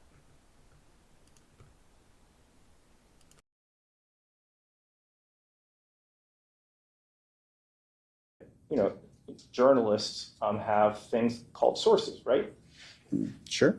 And they collect information from multiple places, correct? Sure. Okay. So all you know is that Mr. Gehrman had made one personal records request to your office, correct? Correct. You don't know what other information he had gathered as of August of 2022, correct? That's correct. Therefore, this idea that Gehrman wasn't going to be able to write any further article, you don't know that for a fact, isn't that right? Well, I certainly thought, based on the records request, that he would not. Right, because you're claiming you base it on that limited knowledge, but let's be clear. Journalists have multiple sources that they can collect information from, right? Sure. And you knew that as of August 8th, he did intend to want to seek information about you and Roberta, correct? Right. You had even told your best employee, Nicole, that I have a fear that these articles are going to jeopardize my ability to have employment in the future, correct? I did. You were concerned about even being able to work as an attorney in the city. Isn't that right? I thought it crossed my mind, yes. Not just crossed your mind, you memorialized it in a private text message to your best employee, correct? Yeah. Mm-hmm. And you additionally told her, I wish I had it in front of me. Let me just see if I can recall this. You were worried about the article. Give me, you know what, can I have them pull off an email? I don't want to get it wrong.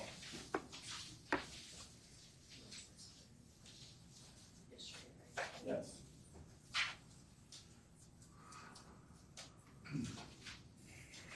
Court's indulgence.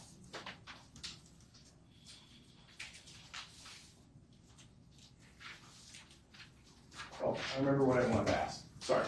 Thank you. Now I remember. You told this jury that you claimed you weren't worried when you received the August 8th email from the county that Gehrman was looking into because you weren't worried because you knew none of the personal stuff was going out, correct? Yes. But isn't it true just a couple hours later you're writing Nicole saying the exact opposite? No. Okay. You don't know it. We'll let everyone check the notes on that. But Sure. Isn't it true the message that you send to Nicole post-dates the email you received from the county? Yes, but it was talking about pre-existing articles Sure. and the damage that was done. That's what you claim. It's what I claim, yes. Okay. So, bottom line is, you were so concerned about the articles, you're writing your best employee about it, correct? I did not reach out to her to do it. And then 4 days later, there's 130 images mapping out Mr. Kerman's neighborhood, correct? Not for me, but yes. And then on the 15th, there's this amateurish surveillance going on, correct? Objection is characterization that amateur. I'm sorry. Well, I'll rephrase. There's the Popeye surveillance happening, correct? Again, I didn't do it, but yes. Okay, and then just after that, we have, as you fully admitted, there are pictures from your desk of all of Mr. Gehrman's personally identifying information in your phone, correct?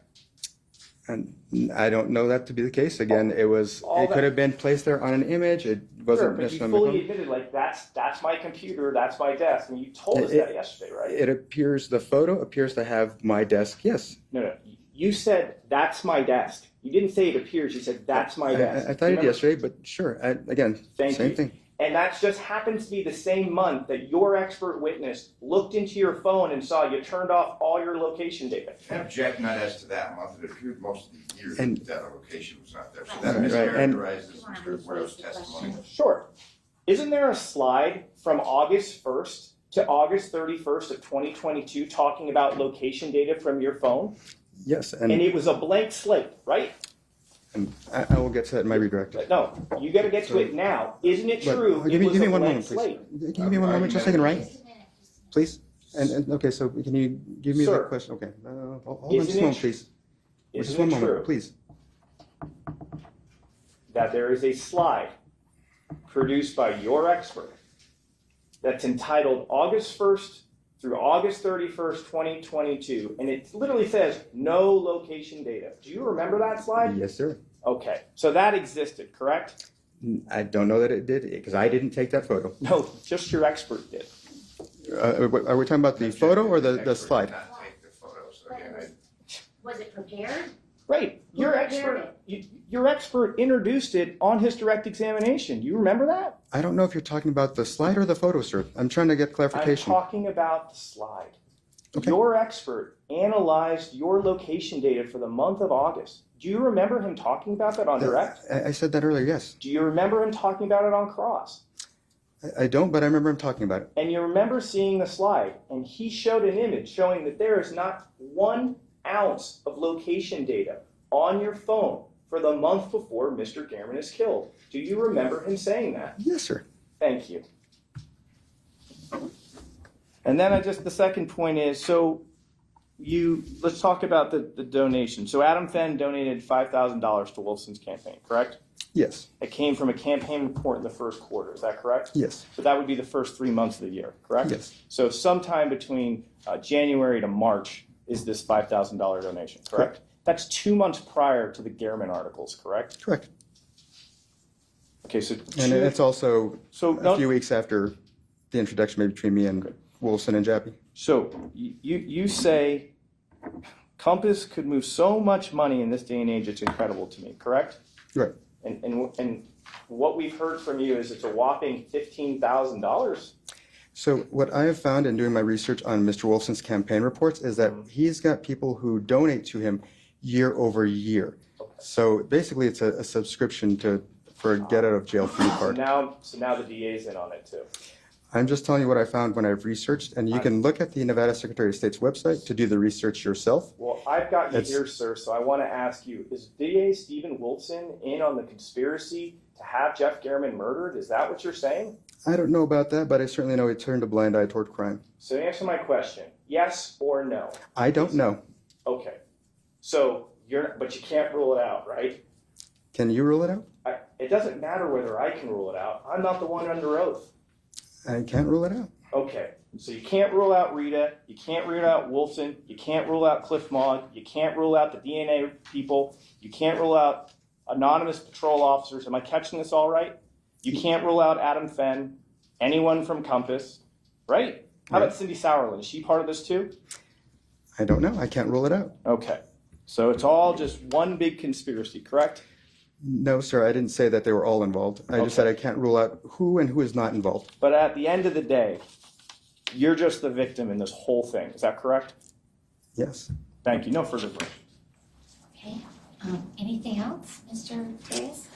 Yes, and again, when it comes to these photos and the notion that there was no location information on them, I didn't take the photos.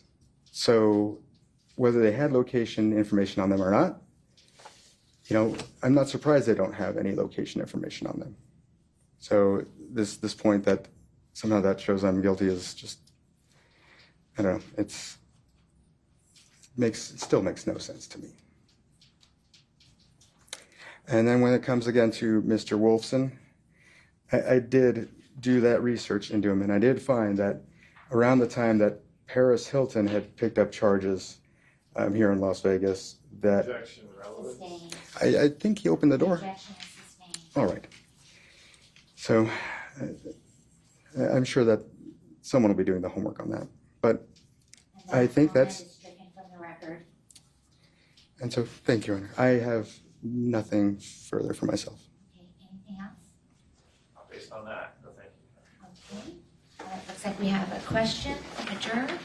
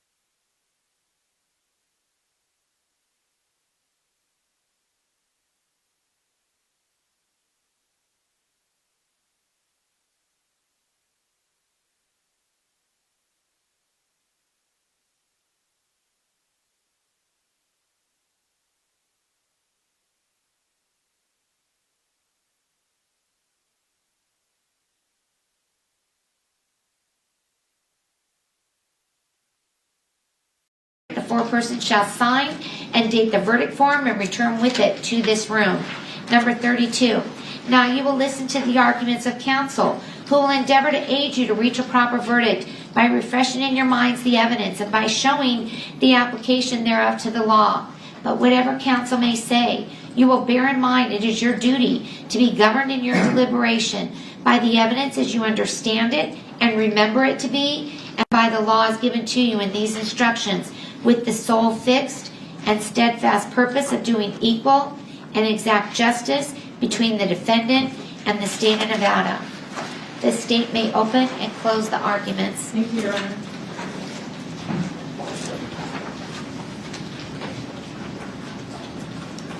Morning. By June of 2022, Jeff Garriman had caused a lot of problems for the public administrator, Robert Tellis. He had written articles accusing Mr. Tellis of an inappropriate relationship. He had written that he was bullying in the office and had created a hostile environment in the public administrator's office. He had written an article saying that the management of Mr. Tellis was so bad that the county had to bring in a private consultant in order to assist with the management of an 8-person office. After Mr. Garriman wrote those articles, Mr. Tellis lost his primary race and would not be the public administrator after that. And not just that he lost the race, he lost the race to a rival within the public administrator's office itself. And from the text messages of Mr. Tellis, we learned that this was deeply, deeply troubling for him. He wrote to Mr. Garriman, "I don't know what to say. I told you how much this all impacted me. You heard from employees who are being harassed by these people, provided you," I think this is a typo, "proof that I was doing my best to actually smooth things over. I had to make hard decisions. Still, you wrote an article that makes it sound like I'm the guilty one. That wasn't fair or balanced." He told Mr. Garriman, "I'm distraught right now. Clearly there are typos in my message." He told Mr. Garriman that he was adding to the pressure of his life. "I've done so much for that office. I've told you that I've been followed and that I caught Rita following me. You decided to take it on her word that she wasn't. However, clearly she was. It seems to me that you valued sensationalism or the value of a potential takedown than actually telling the truth."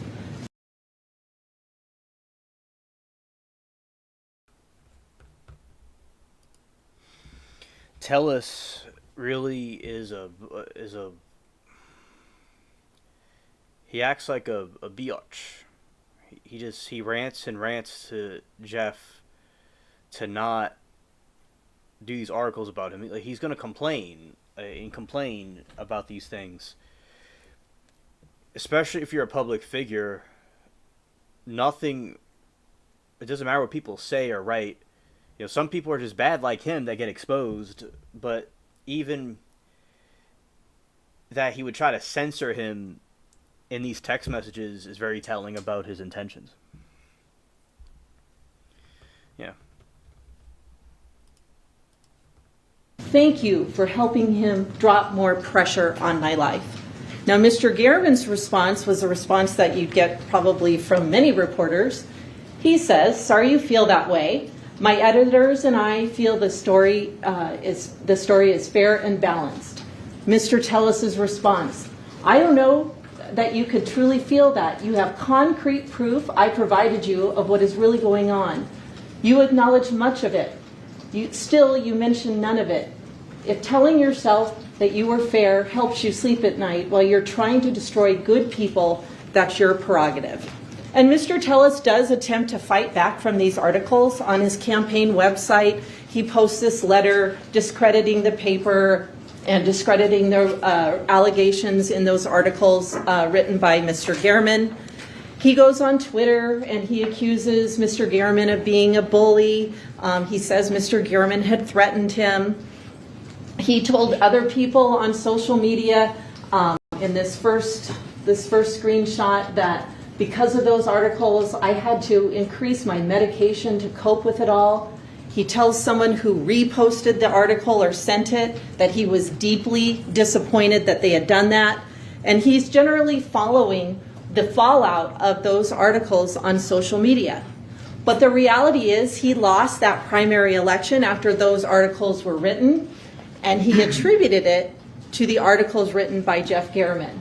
He told his best employee, Nicole Lofton, unfortunately, too many people bought the lies.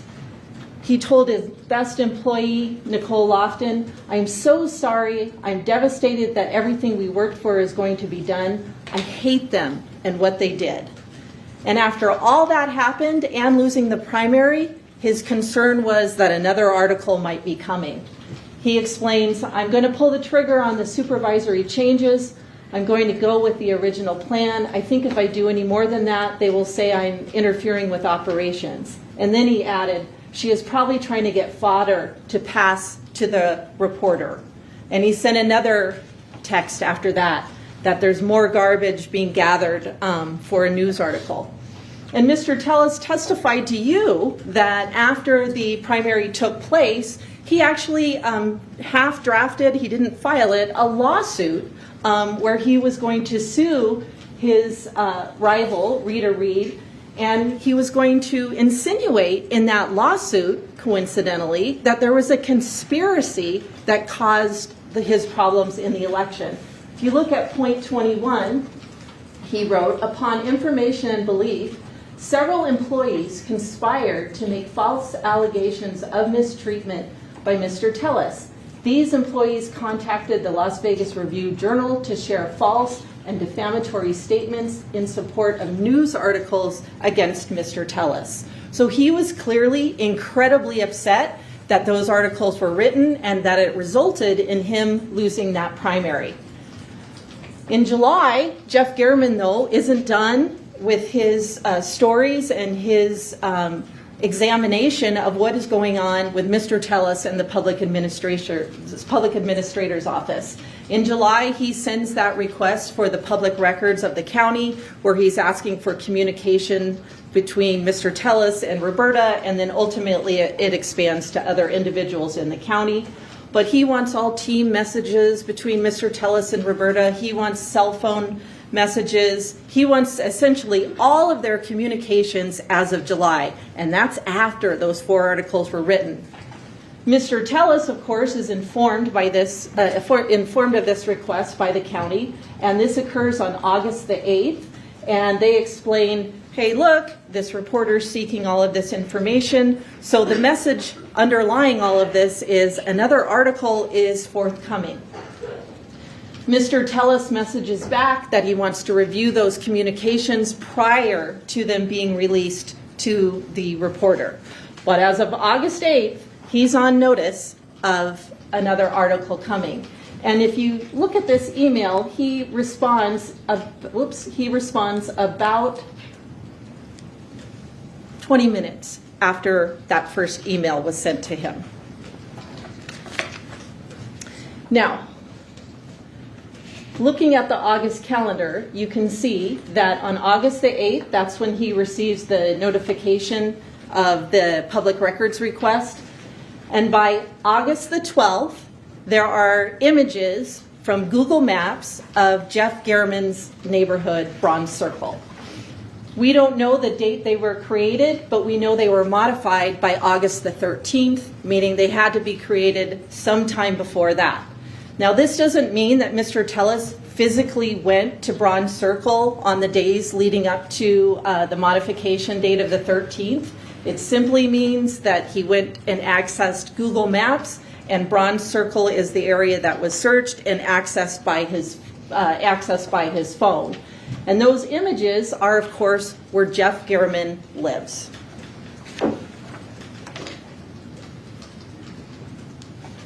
Now, the next date to keep in mind in our series of events in August of 22 is August the 15th. In August the 15th, that is when there's images of all of those cars that are kind of driving along the access road to Jeff Garriman's neighborhood. Now, once again, we have a modification date. That doesn't mean that the images were all taken on the 15th, but they had to exist before the 15th to be modified on that date. And if you recall, Detective Gaddis figured out where this was, and it's right off of Mr. Garriman's neighborhood his house is right here on Bronze Circle, and she figured out by looking at the photographs where it was located in Las Vegas. And she figured out it was located right at this Popeyes parking lot, and that slanted wall ends up being in almost all of the images. And there are a lot of them, of several cars driving by the access road to Mr. Garriman's house. So we have the notification on the 8th, we have accessing Google Maps on the 12th, we have those screenshots of all of those vehicles in conjunction with Mr. Garriman's neighborhood by the 15th, and then by the 23rd, there have been searches of Mr. Garriman's personal information on Mr. Tellis's computer. This is Mr. Tellis's work computer at his desk. If you look at the screen on the right, you can see like there's a bottle of hand sanitizer, there's an arrow pointing to it. Here's a closer view. And the screenshots from his phone, you can see that the same cap to that bottle is in the screenshot as well. So these were clearly taken on his work computer while he was at work. And you can see that he's looking up personal information of Mr. Garriman, the kind of car he drives. He ultimately is able to get the address of 7216 off his work computer. And once again, those photos were in existence by August the 23rd of 2022. So all of those events, the notification, the accessing of Bronze Circle on Google Maps, the screenshots of the car, and then using the work computer to access personal information of Jeff Garriman all occurs in August of 2022. Moving to September, that's when Mr. Tellis, on September the 1st, receives notification that the county is getting ready to release all of those documents that were subject to the public records request. He's notified, and Ms. Kennan is notified on September the 1st of 2022, and the murder's the very next day. It's about 15 hours later.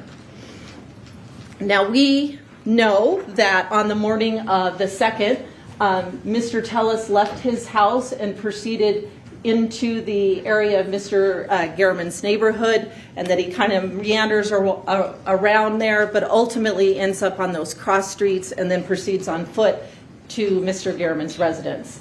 Mr. Tellis's residence is at the top of the screen there on Spanish Steps. He goes down that Silk Tassel Road and then goes on Red Hills Road.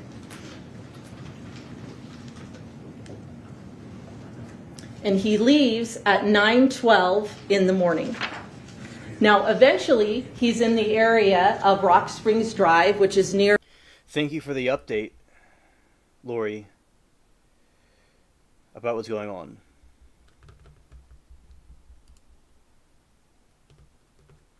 She says, we had training for ACT and pre-ACT testing next week.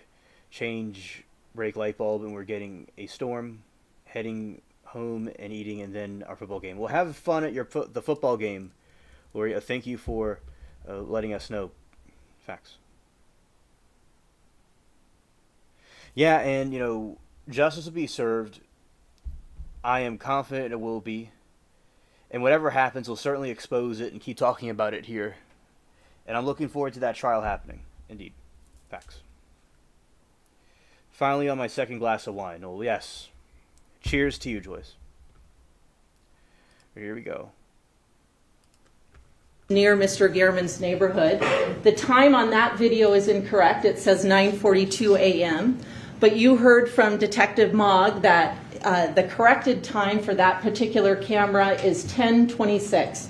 So he's in the area of Mr. Garriman's neighborhood at about 10:26 a.m. in the morning.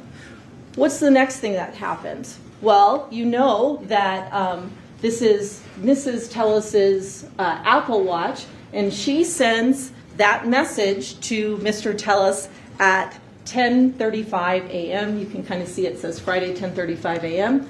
And the message is, where are you? Well, he's sitting in Mr. Garriman's neighborhood, so he's not answering this text message. That text message goes unanswered.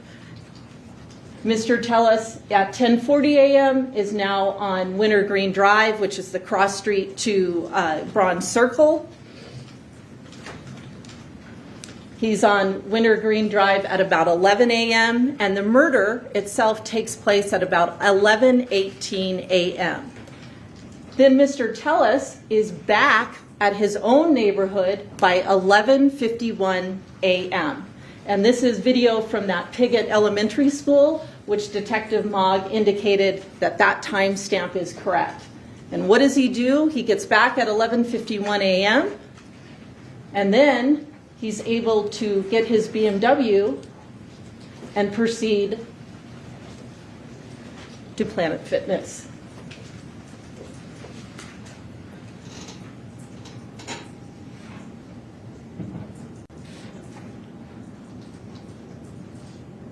So there's his BMW leaving. It's 12:03, and then you know from Detective Gaddis's testimony that it's about a 4 to 6 minute drive. He's able to be at Planet Fitness by 12:09.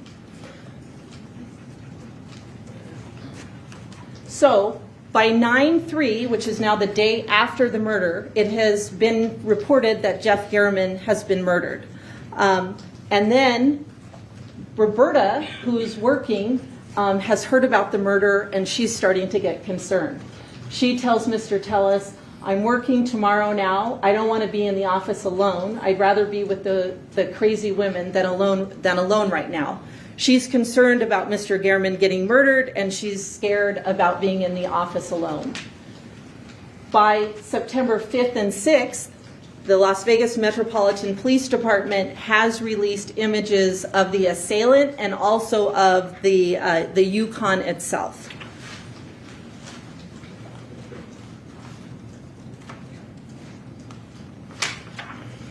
And Roberta becomes even more concerned. She messages Mr. Tellis, Rob, WTF, please do not be driving your Yukon around for a while. This is on the, September the 6th.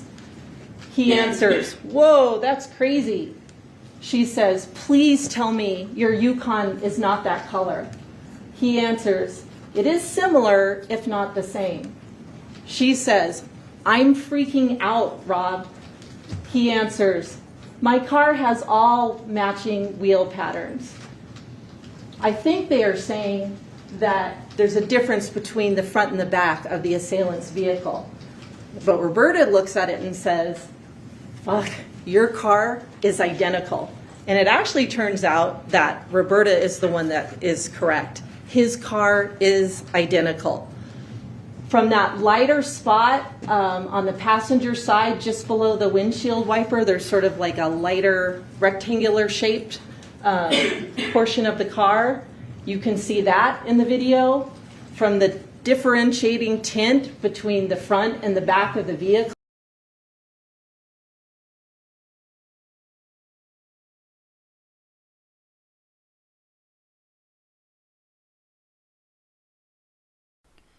Like, that looks exactly like his vehicle. That's the thing about it. And he was angry. You see, he was angry at Jeff Garriman. And he was going to go destroy everything for revenge. Garriman lived 12 miles from my house. And he thinks that it's even closer. Mokes is even closer. Oh, wow. Wow. Yeah. Moki has said that he was a very, very kind man. Garriman. Yeah, so it's very, very creepy, especially people that are in this area or around this or knew him. Very disturbing. You know, for this to happen, and especially an area that may not usually have violence.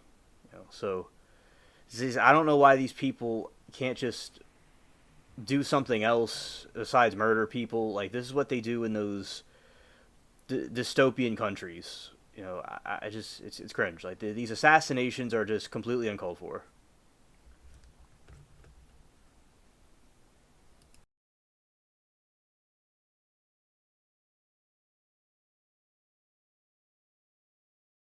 Vehicle, that part is identical, and from the wheels themselves, they weren't different. They were the same. The wheel rims on the front and the back are identical. It is his Yukon. He is the one who committed the murder. So let's talk about the charge of murder. Murder is the unlawful killing of a human being with malice aforethought, either express or implied, and all that means is an act of ill will. When you go back to deliberate, you'll be asked two overarching general questions about the crime, and those are, was a deadly weapon used in the commission of the crime, and was the victim of the crime 60 years of age or older? So as you heard from Judge Levitt, a deadly weapon is simply an object capable of causing substantial bodily harm or death. We obviously have that in this case. The knife wounds inflicted on Mr. Gehrman were definitely not caused by human hands, and they were capable of causing... Michael says that is Tellis' house. It's 6.3 miles to Gehrman's house. Sorry about that. Okay. And Ann says you could tell by... Yes, have him walk the plank. Arrgh. Yes, have him walk the plank. And Ann says you can tell Gehrman's face by that he's kind. Yeah, you could tell it in his face that he's kind. And Tellis is just creepy and just completely like sucked out of it. Just he's ambient. He's like a void.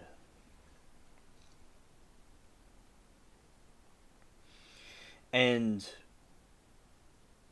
yes, it is very interesting that you could always, a lot of times you could tell, not all the time, but sometimes you could tell by the person looking creepy looking that there's something not right about them. You know, and in this case, it's true. Like, Gehrman looks like a very down-to-earth person, and this individual looks like scum. Yeah. And we will have him walk the plank for faux show. Substantial bodily harm or death, because that's ultimately what happened. You may be asking, well, where is it? Like that knife didn't come to court, but the instructions tell you that the state is not required to have recovered a deadly weapon used in an alleged crime or to produce it at trial. You just have to be able to gather from the evidence that a deadly weapon was used. Obviously, the injuries of Mr. Gehrman indicate that this was not caused by human hands. A deadly weapon was used to accomplish his murder. So that overarching question about the crime is probably an easy one to answer. Probably the easiest one after that is, was Mr. Gehrman over 60 years old at the time the crime occurred? And he was 69 years old at the time it occurred. So let's talk about first-degree murder. As Judge Levitt explained to you, there are three theories, three pathways that you can reach a verdict of first-degree murder. The first one is a willful, deliberate, and premeditated murder. The second one is murder perpetrated by means of lying in wait. And the third one is murder perpetrated during the course of elder abuse. Now, the first form of first-degree murder is probably the one you're the most familiar with. And that is a murder that is willful, deliberate, and premeditated. And you'd have to find all of those elements in order to find Mr. Tellis guilty under that theory of first-degree murder. So let's talk about what each of these mean. Willfulness is very simple. It's simply an intent to kill. Do your actions demonstrate an intent to kill?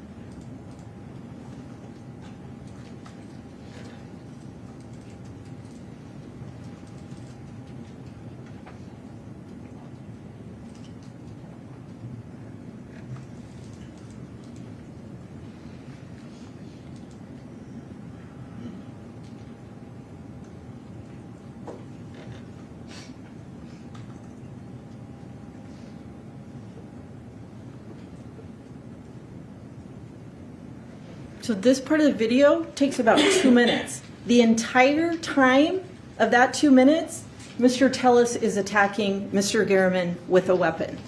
So that demonstrates an intent to kill. He's stabbing him repeatedly. Mr. Garriman is clearly trying to fight back, but Mr. Tellis doesn't stop. It keeps going and going and going. And it's kind of a long time to be inflicting injuries on another individual. He finally walks out on the side.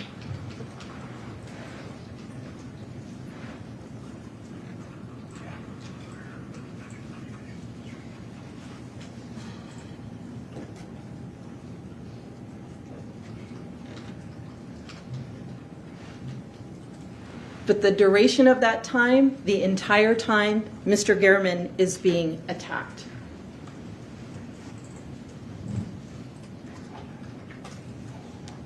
So let's talk about deliberation, which is the second element. Deliberation is determining upon a course of action to kill as a result of thought, including weighing the reasons for and against the action. Well, what do we know about Mr. Tellis's actions prior to the murder? Well, we know back in August, when he got notification that another story was likely coming, he kind of goes into research mode on Mr. Garriman, where he's located, what kind of car he might be driving, searches on his computer. All of that demonstrates deliberation. Even if you didn't have all of these actions back in August, the length of time of the actual attack itself is sort of a shorter version demonstrating a course of action to kill, right? In the course of 2 minutes, you were stabbing someone multiple times, you could change your mind, but he doesn't do that. He keeps going and going and going, not even withstanding all this pre-planning. Now, premeditation is the last element of that first theory of first-degree murder, and that is simply a decision to kill before you do it. Before you came in and sat as jurors, you may have thought that premeditation is always a case of pre-planning and months in advance and that sort of thing. And that is definitely a case of first-degree murder and kind of exactly what we have in this case. But you're told by the instruction that premeditation need not be for a day, an hour, or even a minute. It can be as instantaneous as successive thoughts of the mind. So what that instruction tells you is, in the law of Nevada, for premeditation, if I make a decision to kill you and I do it a month from now, that's premeditation. If I make a decision to kill and I do it a week from now, that's premeditation. If I do it an hour later, it's premeditation. If I do it a minute later, it's premeditation. If I do it a second later, it's still premeditation. And you have a video of the attack on Mr. Garriman, and clearly there's a decision made to kill him. But beyond that, you also know that Mr. Tellis took the step of leaving his phone at home prior to the murder. That's indication of premeditation and planning. You know that he bothered to disguise himself by wearing the hat and the orange outfit. That shows premeditation, a decision to kill. And you also know, most of all, that he brought a weapon over to Mr. Garriman's house, and that shows premeditation as well. So that theory of first-degree murder has been established in this case. Let's talk about the second theory of first-degree murder, which is murder perpetrated by means of lying in wait. And the instructions explain what that is. Another theory of first-degree murder is murder perpetrated by means of lying in wait. And what that is kind of taking on a place of concealment in order to inflict injury or death upon another person. It's sort of the second paragraph. It says, watching, waiting, and concealment from the person killed with the intention of inflicting serious bodily harm upon, or serious bodily injury upon such person, or of killing such a person. And in this case, you actually see the actions of Mr. Tellis literally lying in wait.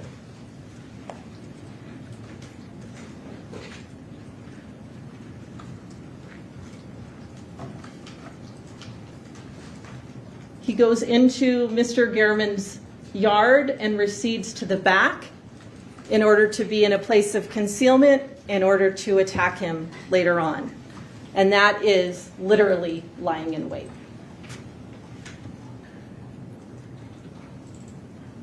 So that theory of first-degree murder is established as well.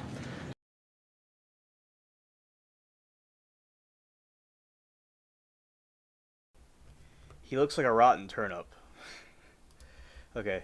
And he always does look confused, I agree. He's doing something with the cat. And here I am. So, Loki says, Jeff lived about 2 miles from me last time I saw him. He was in the grocery store. Okay. Thank you for the information. Yeah, that, about 2 miles from her. Okay. Yeah, that is very sad that, you know, he had to go. And I'm sure it's a traumatic thing, you know, to know somebody, you know, see them at the grocery store doing the regular things and then this happens. You know, life can be cut short. It's very disturbing. So, thank you for your take on that, and Moki. And Lori says, have him walk the plank. Okay. He looks like a creepy toy from Sid's. Oh my gosh, that was great. Lori says he looks like a creepy toy from Sid's room from Toy Story 1. Yes, he does look like one of those things, the spider thing. Yes. Facts. Oh, Lynn, good night to you. Thank you for hanging out with us. See you on Monday. I was still listening to the trial, but oh yeah, okay. Let's give her little kissy face of the day. Okay.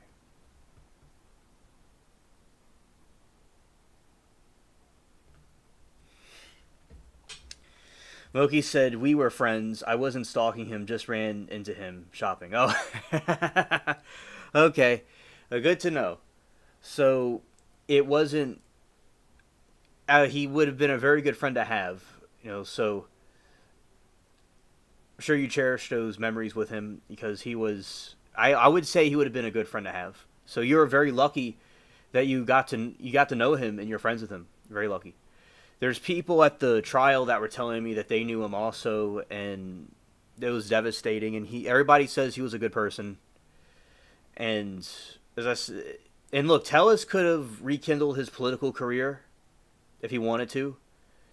You know, there's people that have been through worse. He didn't have to do this, and especially using his own vehicle. That is obviously his vehicle, and then he puts the evidence in his house and cuts it up with scissors. I mean, and he blames a straw man assassin. You know, come on, tell us. The confused look on his face is because of his low intelligence frequencies that he has. And that shiny head is the only light bulb that's over his head because there's no other light bulb going on with him. All right, Hamilton says, he looks like an exhibit in the Muta Museum in Philly. Yes. He looks like one of the Wax Museum serial killers also from the Twilight Zone. That's what he would be, too. But he wouldn't be in a movie or a TV show because he is just so completely stenching the room with his rotten egg smell. He has no way of getting anywhere. And he breaks glass. He is just the most hideous, ugliest thing ever. And he is just a rotten egg. That's what he is. He's this rotten egg right here. This egg's, much, cuter looking, but still, he's this rotten egg with those bushy eyebrows. Tellus could have just gone back to doing probate law. Yeah, exactly. Yes, indeed. And people would he could use his crooked ways and other methods because politics, he completely Temu'd his career. Is no one to blame but himself.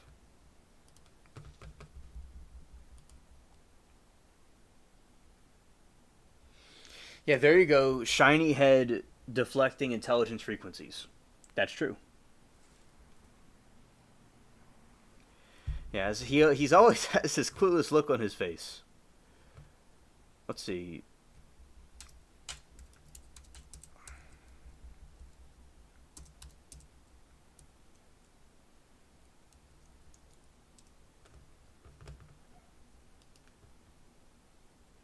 That's not what that's not what I meant to do. A turnip, not Trump. A turnip. Turnip. Okay, this is a turnip jack-o'-lantern. This is what Tellus looks like. Right here. That was the original jack-o'-lanterns, what they used to look like before they came to America. Yeah, shiny head deflecting frequencies. Right. Yeah, that's Tellus right there.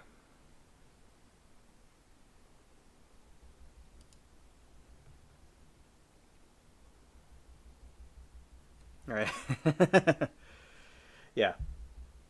Exactly. So, yeah, that's Tellus right there. Scared, skirt, scared.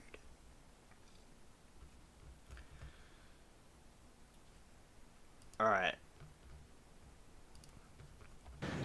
The third theory of first-degree murder is murder occurring during the perpetration of abuse of an older person, and this is kind of like child abuse, where if you abuse a child and a child happens to die in the course of abuse, it's automatically first-degree murder. The same is true for individuals who are over 60. If you abuse an older person and they die during the course of that. Yeah.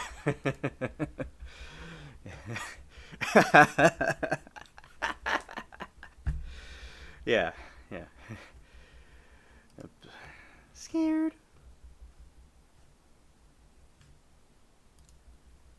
Scared.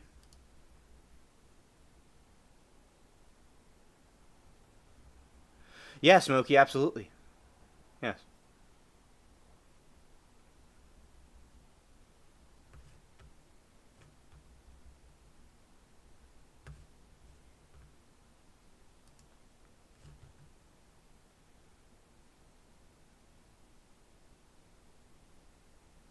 Okay, Joyce, understood. Okay, Jeff had no intention of retiring. Yes. Yes.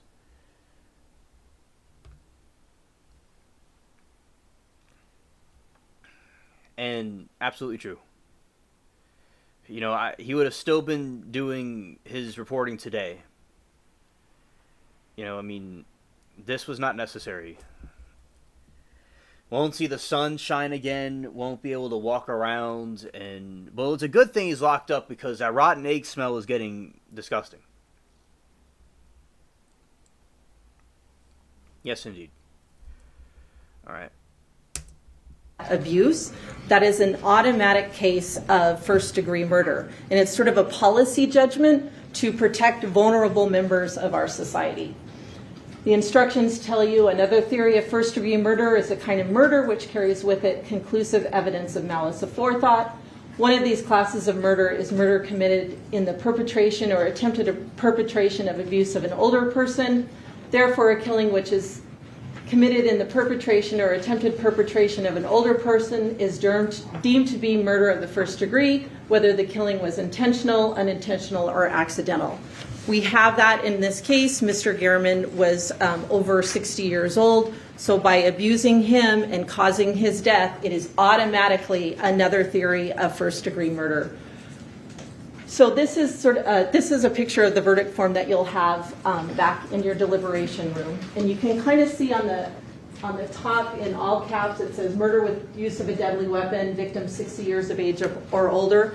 That was those very first two questions I discussed with you at the beginning of the closing that you would answer as jurors.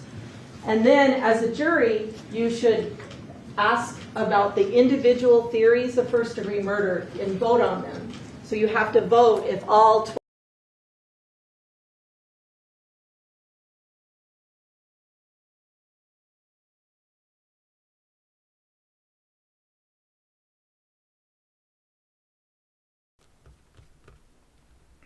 All right, so we're still going to watch this, but I want to do a little dive into the new trial that we're going to be watching. And here we go.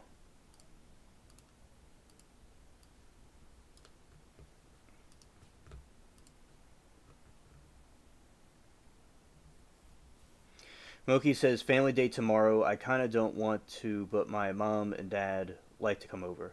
Oh, okay. Yeah, it's good to spend time with family, but yeah, I understand it'll be pretty, maybe I hope that you'll have a fun day, and it'll be, it's always good to spend time with family if possible, but understandable, I wish it all the best with it. It's good that your parents like to come over and hang out with you. You are cool to hang out with. So, yeah. Thank you for letting us know. Hamilton says, so like, hey everyone, wait to delete me until next February when you'll get a full accountability. Oh, late to kill me next February when you get full accountability. Scared. Moki says, it will be fun once we get going. Oh, that's good. That's good. Yeah, I would think it's going to be very fun. You're going to have a good time. I'm going to be doing some Halloween decorating. And I'm going to be doing some stuff with you, some YouTube stuff. That's not trials. It's not streams. It's something else I'm going to be doing.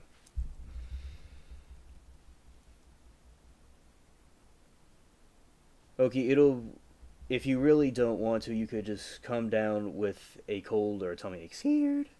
Hey, my dad has dementia, so it's the least I can do to give my mom some relief. Oh yeah, that is good. That is good. That you're there as a way to give relief. Oh, okay. You turned 60 in late Jan. Okay. My birthday again will be in February. Last time at at LC, we had a historical birthday party last February. Yeah, so mine will be a month after yours.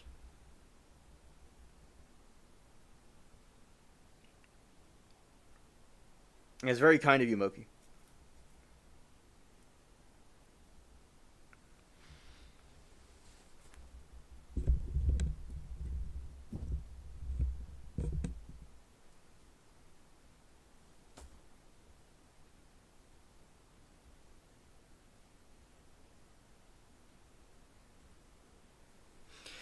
Now, the full trial has not been completed because it hasn't happened yet. The prosecution's case of circumstantial evidence. Prosecutors are building a case based on Matthew's behavior before and after Stephanie's disappearance because there is no clear cause of deletion death. Evidence of abuse.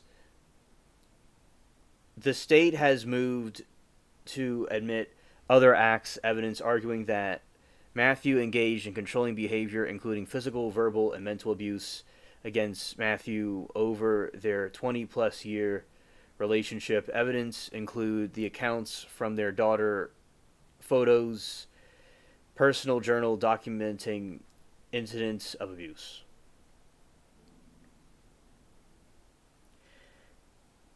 Yeah, my birthday actually, my age was 27, not quite 30 yet, but yes, it was amazing indeed. Yeah, absolutely. Thank you. Yeah, the Halloween party will be epic indeed.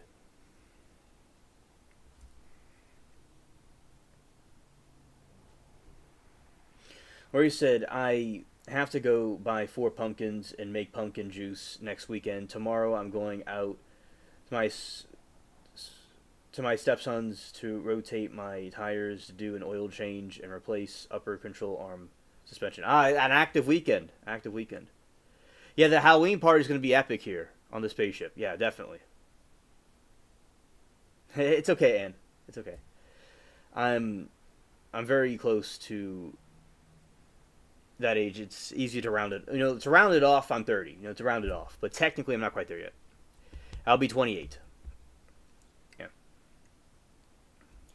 And Lori says, trying to get a lot done before November 7, back surgery. Scared? Oh, prayers for you, Lori, about that. It'll all work itself out. It was super fun. That was wild. It was like the chat was that was incredible. Seeing a channel that I'm a guest on and their chat, and I appreciate every single one of you. Y'all make the spaceship the way it is. It's like, I appreciate y'all very much. That was a very, warm birthday celebration indeed. Yeah. That was the best birthday I ever had in my life. Yeah.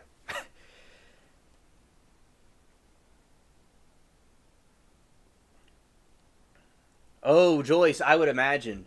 My grandpa's had back surgery before. It is certainly, it would be scary, I would think. Yeah. And yeah, Halloween, ghouls and goblins and phantoms. I'll be wearing something interesting. And somehow I want to, either right before Halloween or during the Halloween, we are going to show you all the decorations. Yes, Moki, we will be. We'll be having guests. I will have a panel open through, people can call in or use StreamYard to be on the show with us. Yes. So we'll have some guests on the spaceship along with us on the show. It'll be the first time we've done that in a very long time. So we will have our, yes, exactly, Joyce. Very true. We'll have our special guest on the spaceship. And shout out to Moki. And whoever else wanted to come on too. Or he said, Joyce, it's my first surgery of any kind, so yeah, it's chicken, yeah. Oh. Yeah, there's certainly, a first surgery, that would be scary. Although I've not experienced that myself, I could just imagine that I would feel the same way.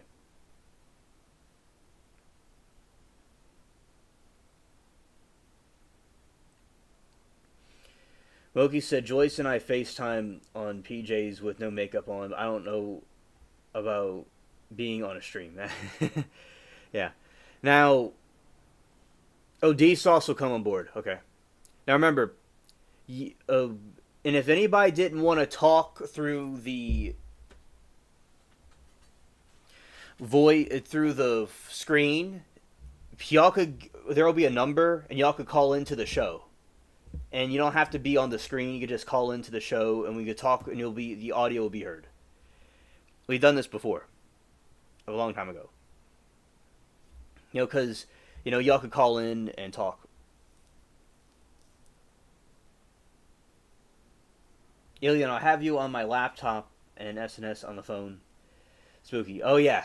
Yeah. Scared. And, yeah, D-Sauce is cool people. All right. Joyce said Lori won't be bad nowadays. They do a great job. Maybe a little pain, but it'll be good. Facts.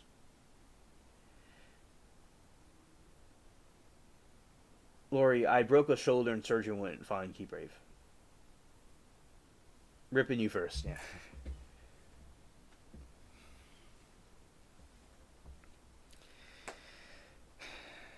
And as I said, I want to show you all the It's been a long time since I've done the phone lives. And remember, the phone lives, there will most likely be trolls, okay? That's usually when the trolls come out. There's some really messed up people. So y'all could get out your hammers and whack-a-mole if y'all wanted to. Yeah. And as we have our mod wall, or the mod armada. Yes. So when you have the trolls and stuff that will come and rise, that will be, and that's what we'll do. So we're gonna go through the yard and look at the decorations, and or maybe not be busy. Scared. Okay, evidence of abuse.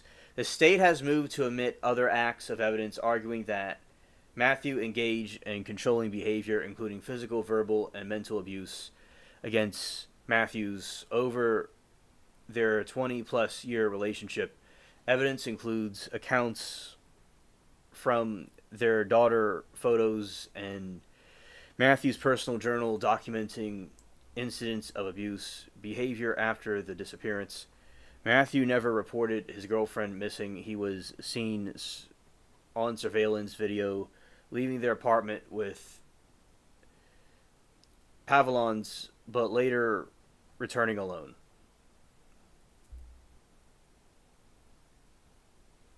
My glass won't fill itself, I tried. Yeah. And, you know, it can be a little bit intimidating being on the show and all, but it's just you and me. Whoever, like, joins in, it's just you and me.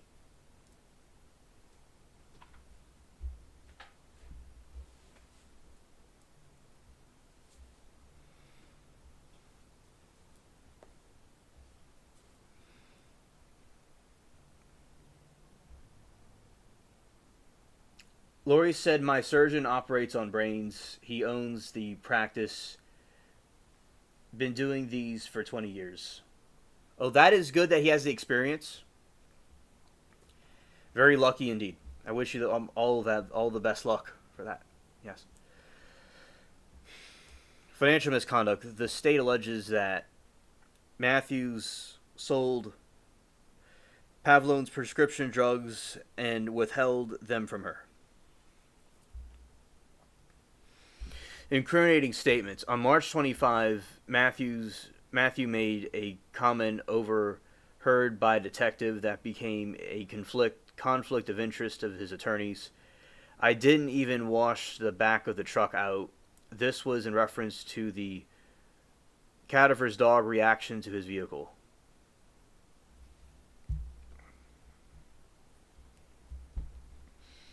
Defense strategy, questioning probable cause. Matthew's defense has repeatedly challenged the charges, highlighting the lack of determined cause of deletion death, and argued against the use of circumstantial evidence.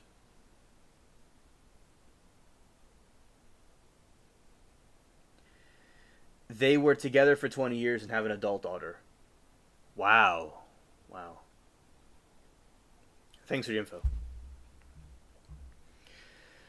Limiting evidence. The defense has sought to exclude certain evidence, including testimony from the cadaver dog and potentially some of the other acts, evidence regarding Matthew's past behavior. And her parents didn't like him. Well, they certainly must have had a gut feeling about him that something wasn't right. And he probably had some strange behavior. Very sad. Bail reduction attempt. Defense unsuccessfully attempted to have Matthew's $2 million cash bail reduced, citing jail classification issued. The state argued that Pale was a flight risk. Matthew was a flight risk, noting he had made internet searches about countries with no extradition laws. You see, he's trying to pull off a Donna Adelson here and wanting to go to a country without extradition laws. Yes.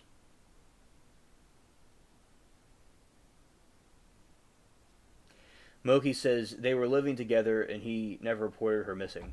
So I'm already at guilty. Yeah, I think he's guilty too, in my opinion.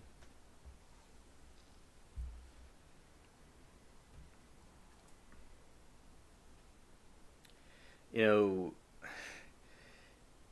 certainly a clown, an evil clown he is. Travel has been characterized by series of delays. The trial has been by series of delays and complications, creating an androgynous process for Favillon's family. Attorney turnover. Paul has gone through several defense counsel charges. 2 sets of attorneys withdrew from the case, with one citing a conflict of interest that arose from Paul's overhead comments. This required a new attorney to be appointed and get up to speed.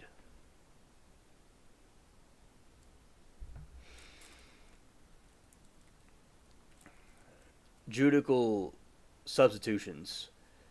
Paul has used his right to request a new judge, with which further delayed the proceedings. Continuous postponed trial date, originally scheduled for late 24. The trial was pushed multiple times and has now faced additional delays related to legal representation and evidence arguments.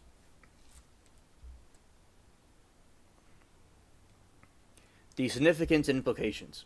The case will be a significant test of strength of circumstantial evidence in a murder trial, especially when a definitive cause of deletion death is unknown.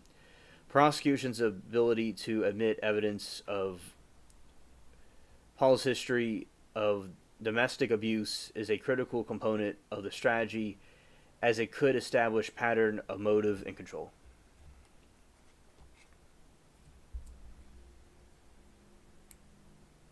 Moki said he's around 55 and she was 44. Ah, okay, thank you.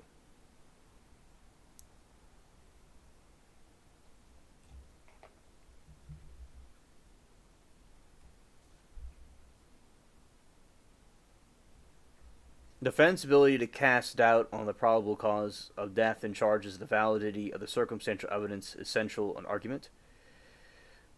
The numerous delays and complexity of the legal maneuver suggests both sides anticipate a difficult and close, consistent trial. The ultimate verdict will highlight on the jury's interpretation of the collected circumstantial evidence and Hall's conduct.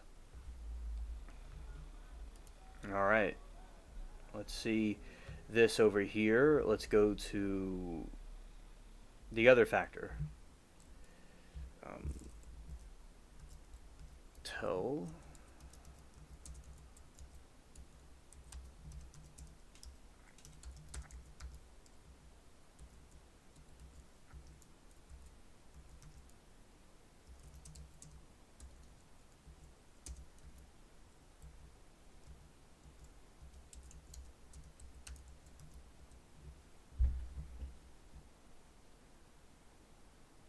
According to the court documents and news reports, the personal life of defendant Matthew, 57, was characterized by long-term turbulent relationship with the victim, Stephanie. Their relationship was marked domestic violence allegations, which now is a key component of the prosecution's case. Relationship with Stephanie. They were in an on and an off again relationship for more than 20 years and had a adult daughter together. Abuse allegations. The prosecution seeks to admit other acts, evidence alleging that Matthew engaged in physical, verbal, and mental abuse against Stephanie all throughout the relationship.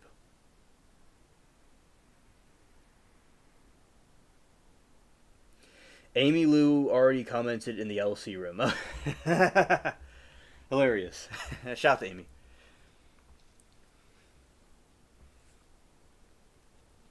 Documentation of abuse. The state has provided several pieces of evidence to support the allegations of abuse, including testimony from their daughter, images sent by Stephanie to their daughter's phone,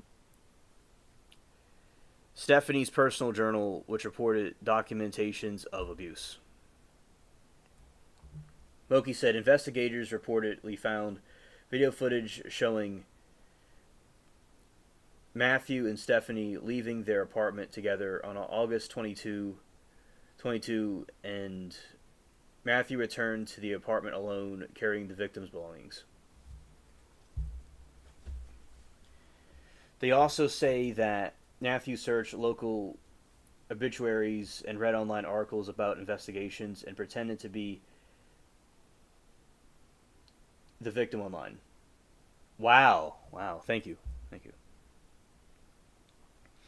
Financial and personal details.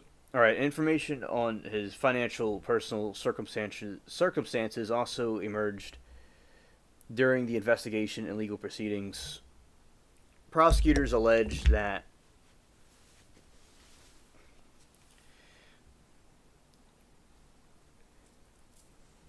Matthew sold Stephanie prescription medication withheld them.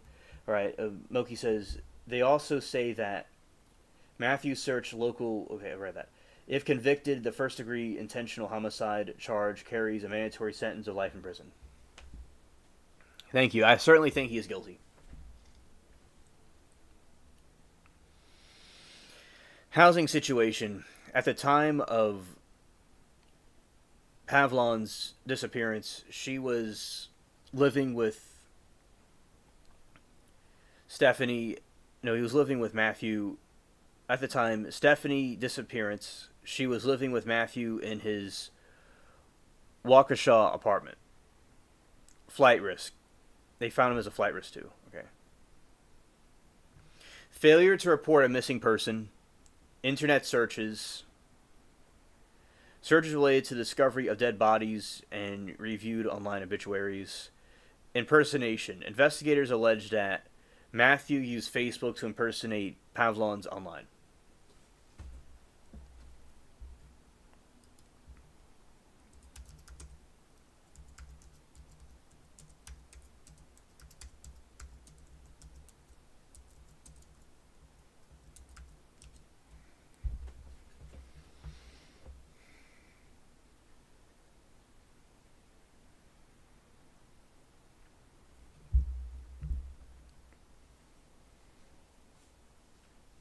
Investigation into the death centered on two key locations: the wooded area in Delafield, where her body was discovered, and Waukesha apartment she shared with Matthew. Discovery of the body. Pavlon's body was found on September 9, 2022 by construction workers in a wooded area in Delafield. The site was located north of Gulf Road and near the Orthopedic Associations of Wisconsin Clinic. Conditions of the body. Viewer discretion advised.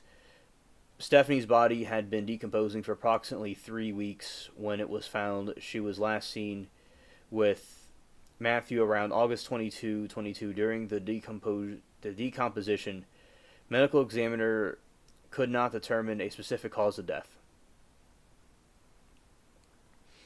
Forensic evidence. In March 25, the prosecution filed a motion for the jury to visit the site where the body was found. This suggested the location had significant evidentiary value. The cadaver dog alert. During the investigation, a cadaver dog's reaction to Paul's truck led to an incriminating statement overheard by detectives. I didn't even wash the back of the truck out. Okay, in the Waukesha apartment, last sightings of Pavlon surveillance footage shows Matthew and Stephanie leaving their shared Waukesha apartment together in Matthew's truck around 8:50 a.m. on August 23, 2022. Matthew was later seen returning in the apartment alone. Cell phone data. On morning of August 23, 2022, cell phone data from both Matthew and Pavlon showed that their phones pinged the same cell tower in Delafield area where her body would eventually be discovered. Evidence of internet searches. A key piece of evidence found that investigation of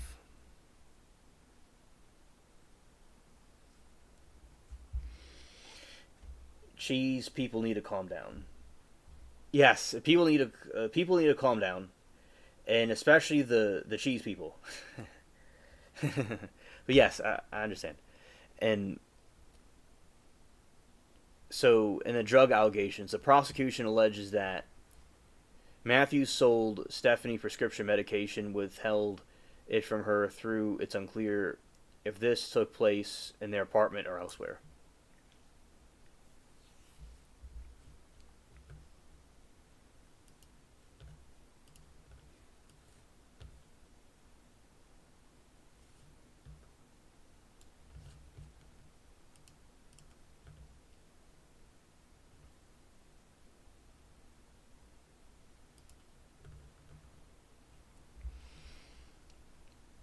At the apartment that Matthew... Oh, thank you, Moby. And Stephanie shared, investigators found... Okay, let's see what this is. Oh, the firefighter verdict. Okay, we're going to play that. Okay, thank you.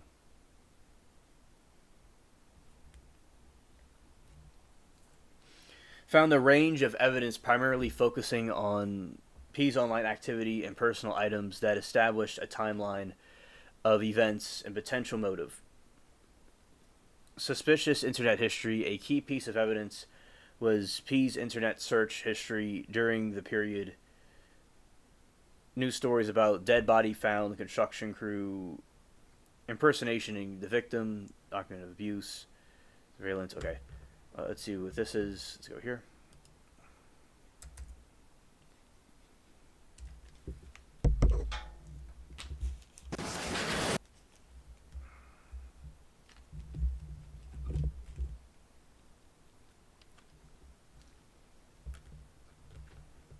All right, this is the firefighter verdict.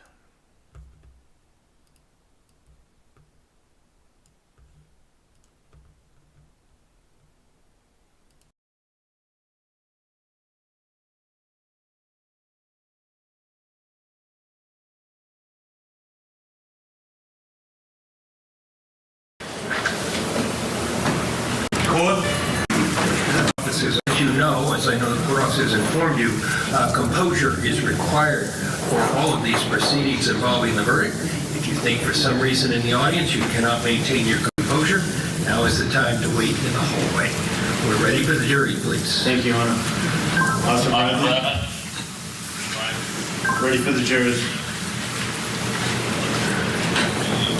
Yeah.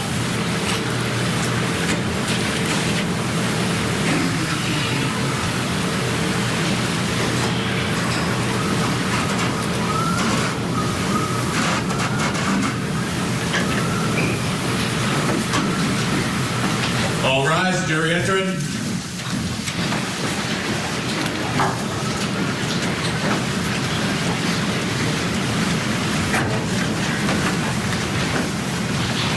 The jury is entering the courtroom. The judge just doing what many judges do, instructing the gallery.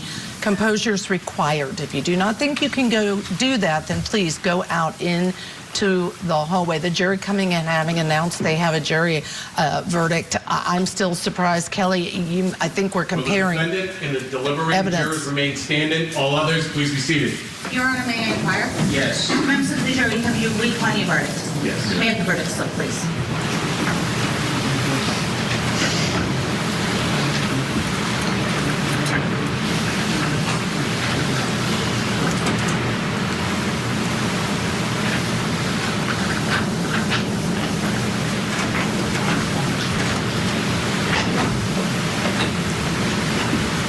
What say you, Mr. Foreperson, as to indictment number 2024-00244, offense 001, rape? Is the defendant not guilty or guilty? Guilty. Members of the jury, hearken to your verdicts as the court has recorded it. You, upon your oath, do say that the defendant, Terrence Crosby, on indictment number 2024-00244, offense 001, is guilty. So say you, Mr. Foreperson. Yes. So say all members of the jury. Yes. May the verdict slips be filed and recorded. Yes, the verdict is recorded. Jurors, you may have a seat.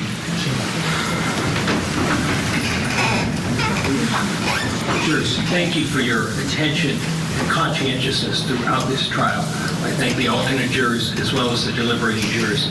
I want to assure you that any time the jury does what you have done, which is listen carefully to the evidence and to the instructions and deliberate fairly and objectively together, you can be assured that you have a fair and just verdict.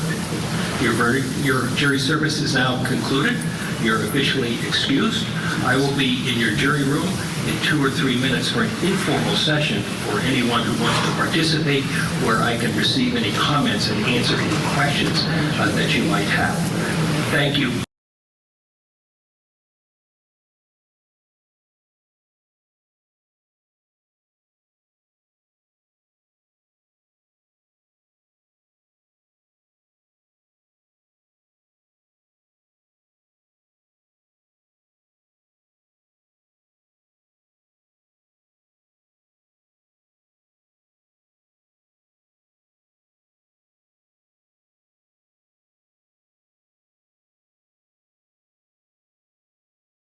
All right, that was the fireman trial verdict.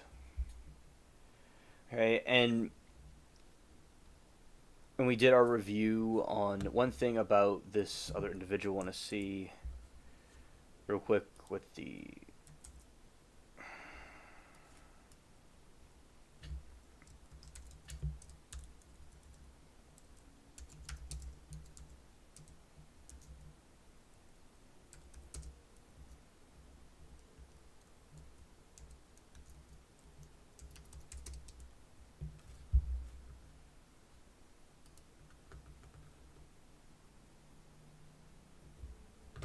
let's see, let's do this one.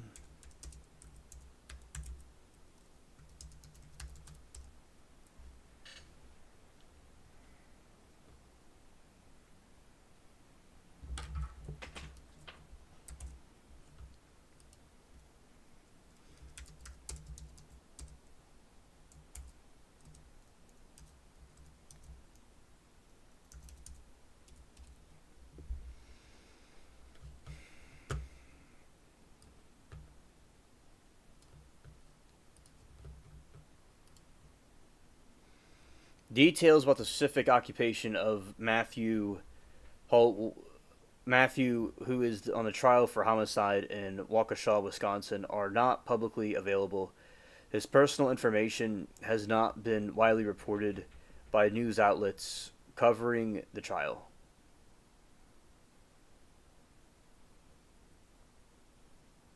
Oh, D Sauce, welcome back, buddy.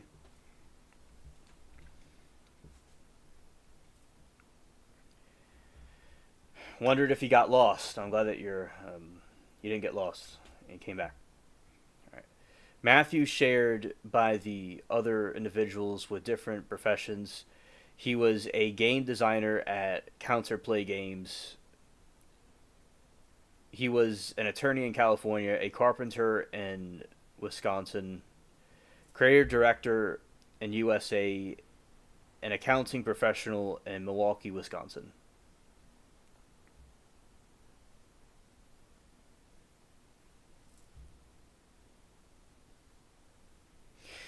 I want you to completely wipe away anything I just said. Everything I just said was not true. It was about someone else. So I'm going to do that again. So redact everything I just said. Okay. Be a little bit more specific here. So the details on specific of the Matthew who was on trial for homicide in Waukesha are not publicly available. So we do not know what his occupation was. His personal information has not been widely reported by news outlets covering the trial, so we do not know what his occupation was. Everything else I just said after that is to be redacted. Okay.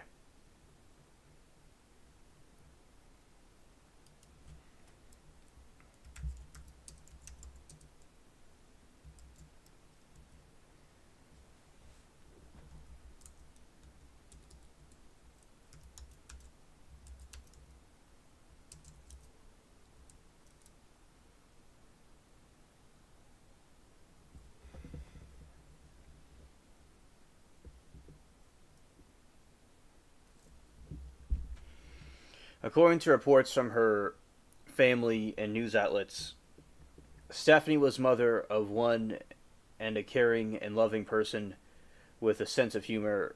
Her life was tragically cut short in August 22 when she was found deleted dead in a wooded area in Delafield, Wisconsin. So she was primarily a mother.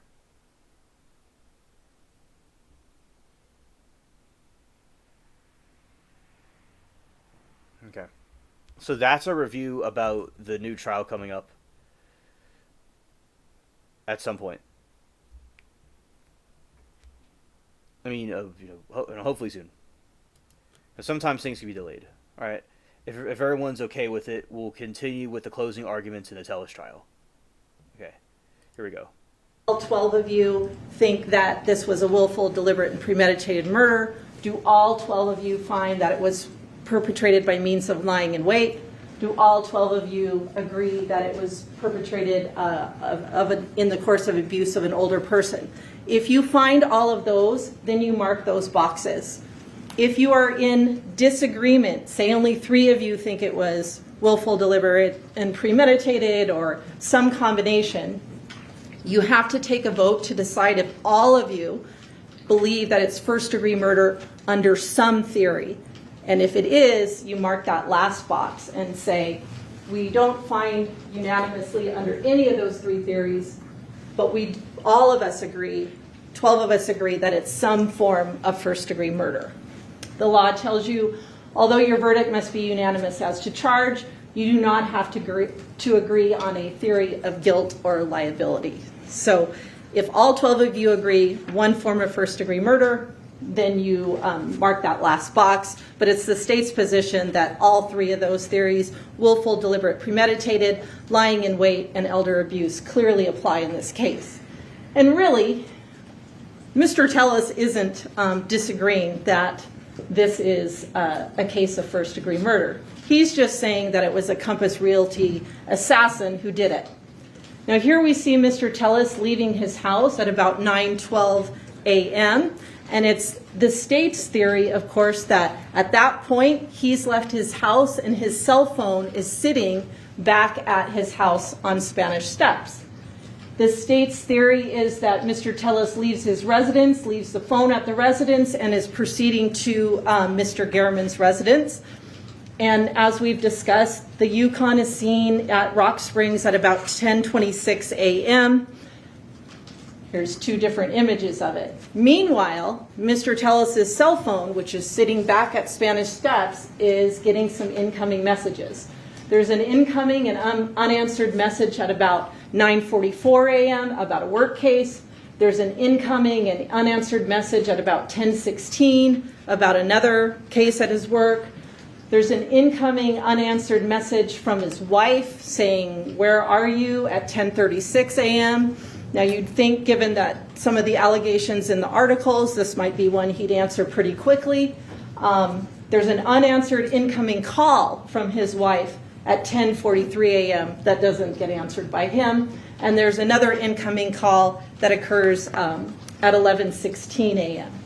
Meanwhile, he is at Mr. Garriman's house. So ask yourself this.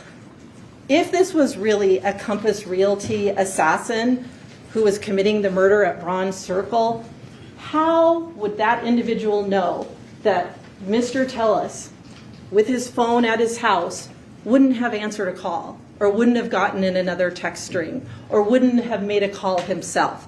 How could anybody but Mr. Tellus be the killer? No one would have that level of assurance, because if any of those calls had been answered from his house, it would be clear that he wasn't the one involved. Now we know from the video evidence from Bronze Circle that after the murder occurs, Mr. Tellus actually returns to Mr. Garriman's house, and he goes to the side area of the yard where Mr. Garriman is located.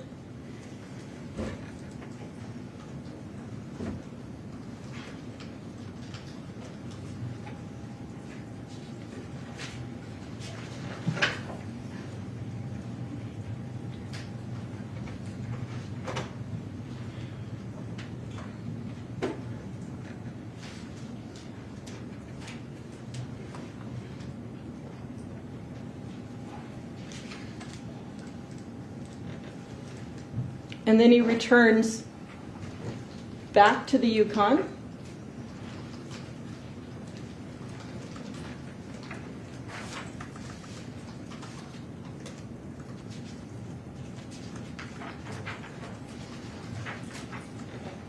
And eventually does that U-turn and drives away. But if you're wondering why there isn't blood in the Yukon, he had to walk all the way out of that crime scene, and anything that had been deposited on his shoes would have come off in the rocks. Besides that, the crime scene itself is not drenched in blood on the ground. These are Mr. Gehrman's shoes. There is some blood on them, but they're not exactly drenched, and he's the victim.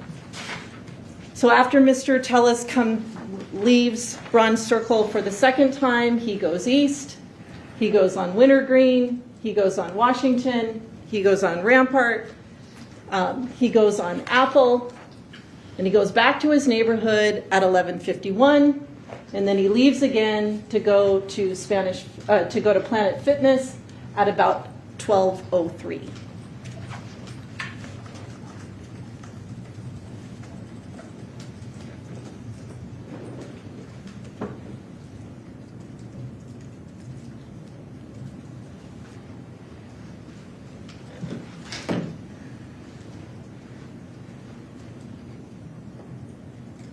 You also know that Mr. Tellis is the killer because of the DNA evidence in this case. Remember how this comes into play. They collect the samples from the scene, and the Metro DNA analyst has this result of foreign DNA being present on September the 5th. They haven't even collected a DNA sample from Mr. Tellis until the 7th. So it's not like Metro or Compass Realty has a sample of Mr. Tellis's DNA to come insert in this crime scene. It's Mr. Tellis's DNA in this scene. It's literally on the body of Mr. Gehrman. The items from the search warrant also tell you that Mr. Tellis is the person responsible for this crime. Those shoes that were found in the house, they weren't planted, they were hidden. They were cut up. Anyone who planted the shoes would have no reason to cut them up. The cutting up is to benefit Mr. Tellis so he can get rid of them. If you were just planting them, you could leave them alone. And they're clearly his shoes because, one, they're in his house. Two, his DNA is present on them. And if you don't believe that, there's pictures in his phone of those shoes on a day when he apparently went rock climbing. You have the bag that was located and ultimately the hat as well. And you heard a lot of testimony about how all of this evidence was collected from the scene. There's the detective who physically finds it, working with other detectives who are also doing the search. There's the detective that's assigned to be the scribe, to write down where everything is located. There's a crime scene analyst assigned to photograph it in place. There's DNA analysts who actually analyze the physical evidence after the fact. And all of this occurred, this whole search occurred while his wife is sitting in the house and aware of what they're doing. None of this evidence was planted. There's the bag, there's the hat, that was the location of the hat in his house. Finally, you know from the searches, the Bronze Circle, where he accessed the Google Maps of Mr. Gehrman's house, that he is the one responsible. He's not friends with Mr. Gehrman. He doesn't have business to do with Mr. Gehrman. There is no reason for images of Bronze Circle to be in his phone prior to the murder occurring. You also know that he is the one responsible from the sort of amateur surveillance that occurred in August prior to the murder itself. There's no reason for any of this to be in his phone, but that he's attempting to gather information on Mr. Gehrman. And finally, you know he actually used his work computer to gather information on Mr. Gehrman as well. At the end of his testimony, I think yesterday, Mr. Tellis explained that he's really a victim in this. He's been victimized by the whole process. And he told you that He was wronged by his coworkers who didn't appreciate his changes that he made in the office and didn't appreciate his management style. He was wronged by the county who didn't understand that he was being a good leader. He was wronged by Zach Schilling, and by Kristen Riffle. He was wronged by them as well. He was certainly wronged, according to him, by Compass Realty. He was wronged by Steve Wolfson. He was wronged by the patrol officers who preserved that scene at Mr. Gehrman's house. He was wronged by Metro Police, in particular Detective Gaddis and Detective Jappy. He was wronged by some mysterious, illusory phone hacker. He was wronged by DNA analysts at Metro who found his DNA on the fingernails of Mr. Gehrman. And then, of course, he was obviously wronged by Mr. Gehrman, too, in the articles he wrote. Or maybe it's not that he was wronged. Maybe he's the one in the wrong.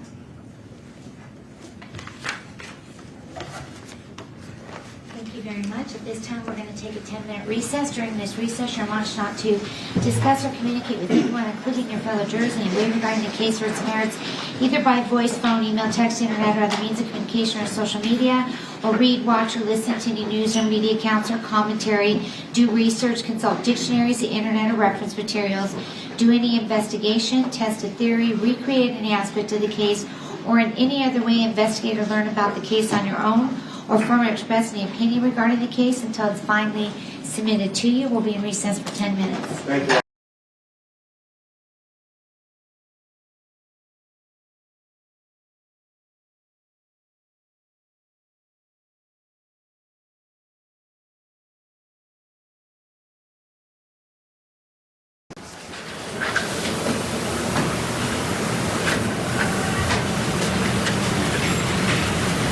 Court, all rise, please.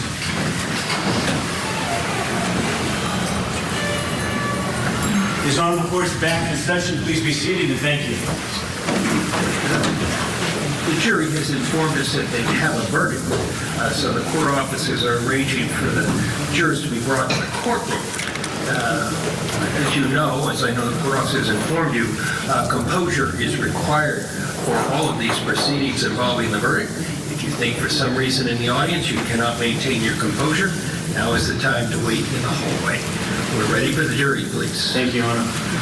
Officer Bradley. Ready for the jurors. Yeah.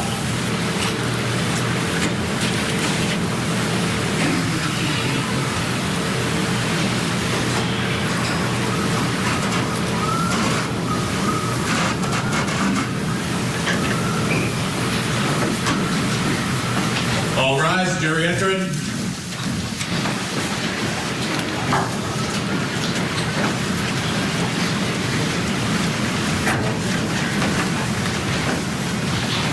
The jury is entering the courtroom. The judge just doing what many judges do, instructing the gallery, composure is required. If you do not think you can go do that, then please go out into the hallway. The jury coming in, having announced they have a jury verdict. I'm still surprised. Kelly, I think we're comparing Will the defendant and the deliberating evidence. jurors remain standing. All others, please be seated. Your Honor, may I inquire? Yes. Members of the jury, have you agreed upon your verdict? Yes. May I have the verdict slip, please?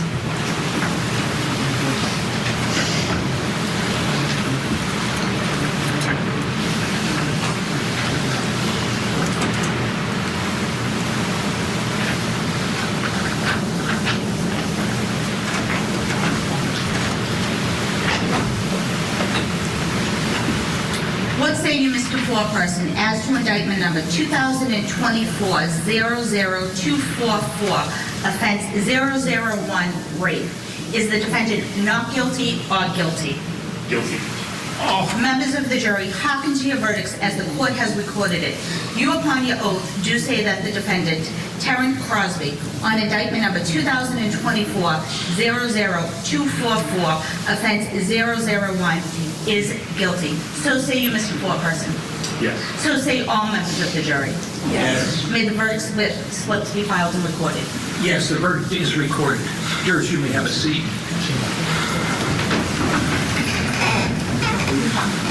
Jurors, thank you for your attention and conscientiousness throughout this trial. I thank the alternate jurors as well as the deliberating jurors. I want to assure you that any time the jury does what you have done, which is listen carefully to the evidence and to the instructions and deliberate fairly and objectively together, you can be assured that you have a fair and just verdict. Your jury service is now concluded. You're officially excused. I will be in your jury room in 2 or 3 minutes for an informal session for anyone who wants to participate, where I can receive any comments and answer any questions that you might have. Thank you for your loyal service to the country and to the Commonwealth and to the county. All rise, objection, jury.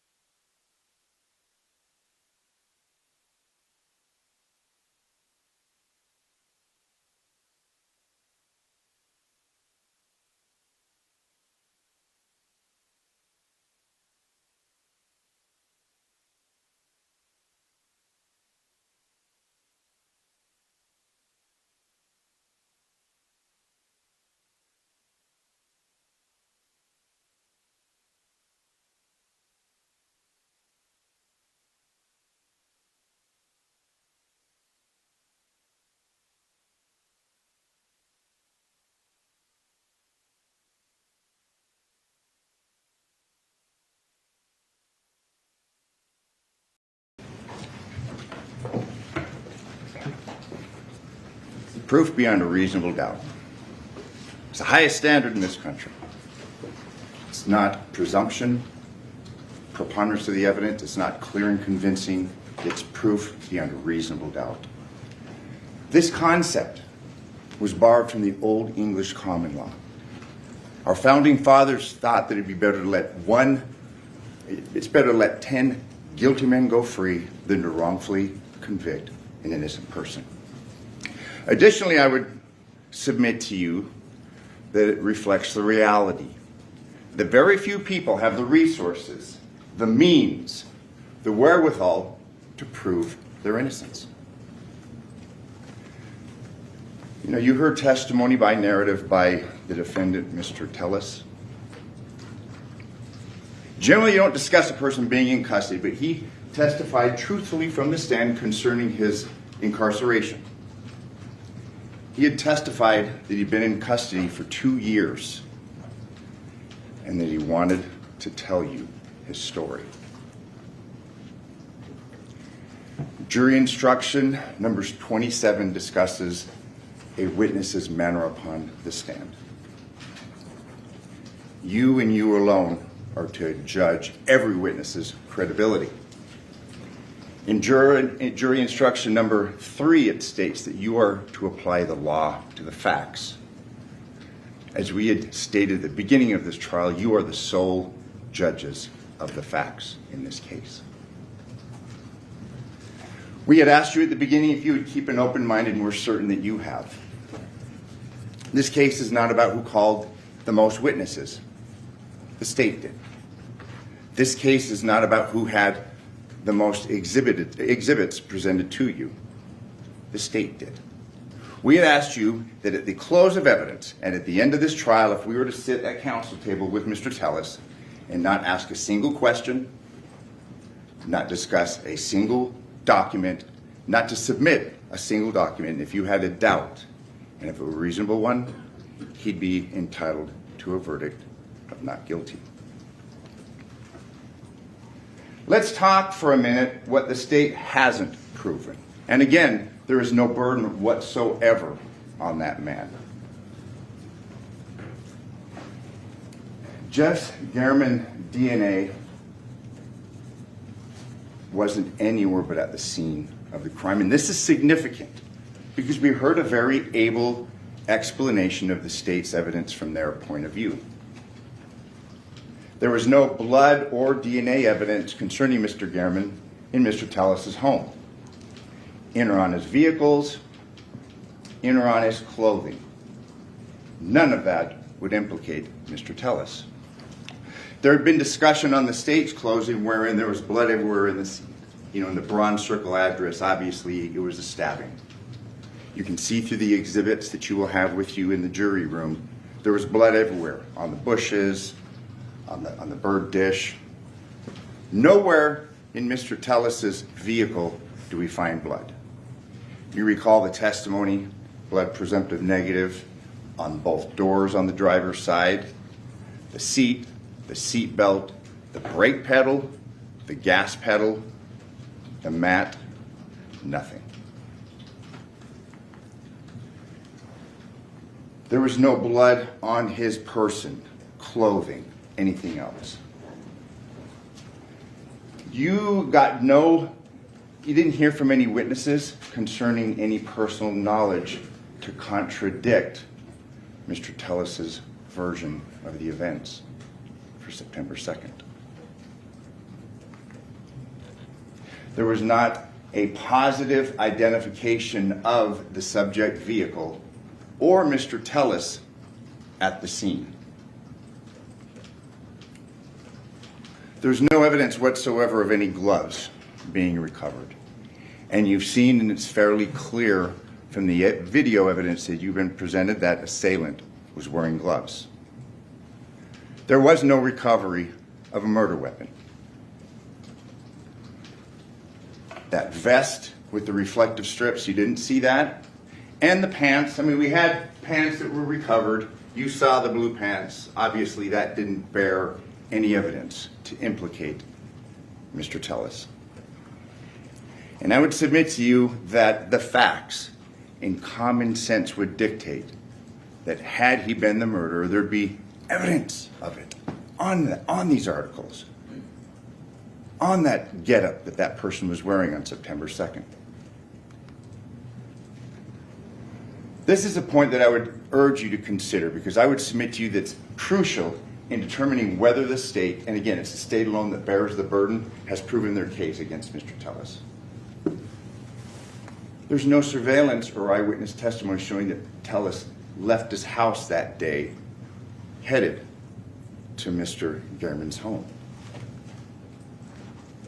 We did hear evidence, and it was uncontroverted, and that came through Detective Gaddis, that on the day of the stop, September 2nd, it's Metro policy to have body cam.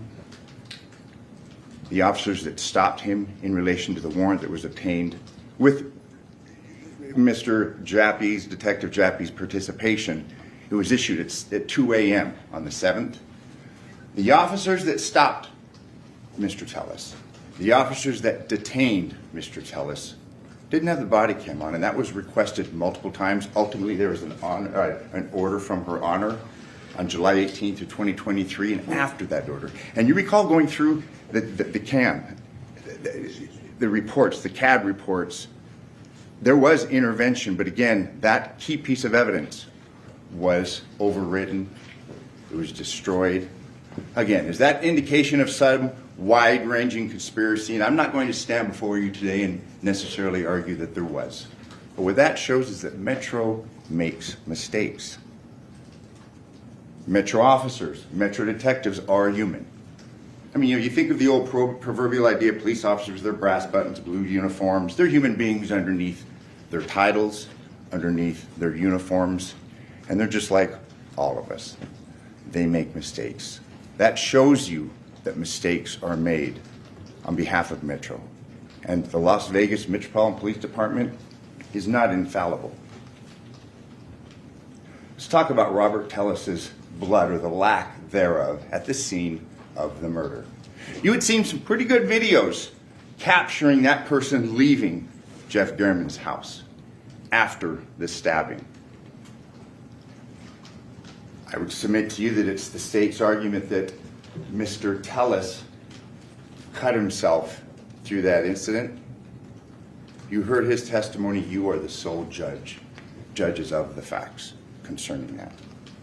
What we do have, in addition to the state's video, is we have this assailant walking away from the 7217 Bronze Circle address. That finger was cut. That finger had been damaged by a knife or otherwise severely injured. Wouldn't there be blood? Wouldn't common sense dictate that there'd be blood in the bushes surrounding Jeff German's body, in the rocks which were recovered, in the sidewalk outside the house? Nothing. And again, it's the state's burden to present you every bit of evidence in their prosecution, and you should take into consideration the evidence that they've presented to you. But by the same token, you should take into consideration determining whether or not they have proved their case beyond a reasonable doubt, and they have the sole burden for the production of evidence. Ask yourselves what evidence is missing. Let's talk about Robert Tellis's body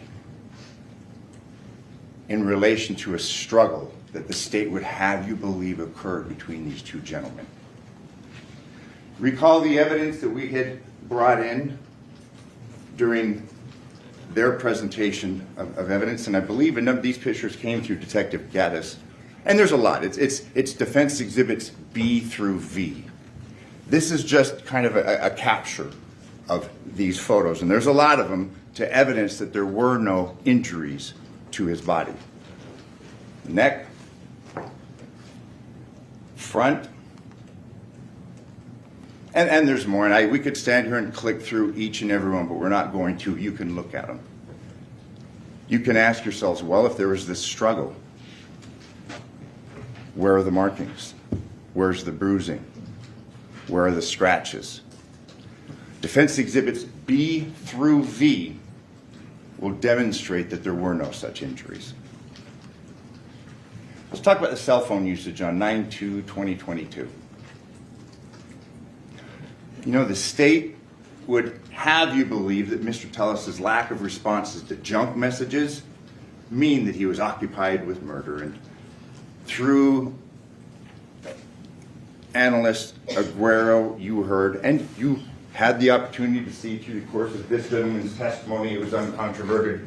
We went through the messages during the key hours, the key times of September 2nd. The vast majority of those messages were automated. They were spam. How many of us respond to spam? It wasn't like he had every person reaching out to him, family, friends, repeatedly. Where are you? What are you doing? It's not. The vast majority of those messages were of no significance. They were junk. Additionally, the state did not establish a pattern of phone use behavior which would indicate that Mr. Tellis's communication activity on that day was anything different than his normal behavior. They had the devices, they had the access. You heard no testimony that his accessing his phone, his using his phone on September 2nd was anything different than the day before, the day following, the weeks before, or the weeks following Mr. German's murder.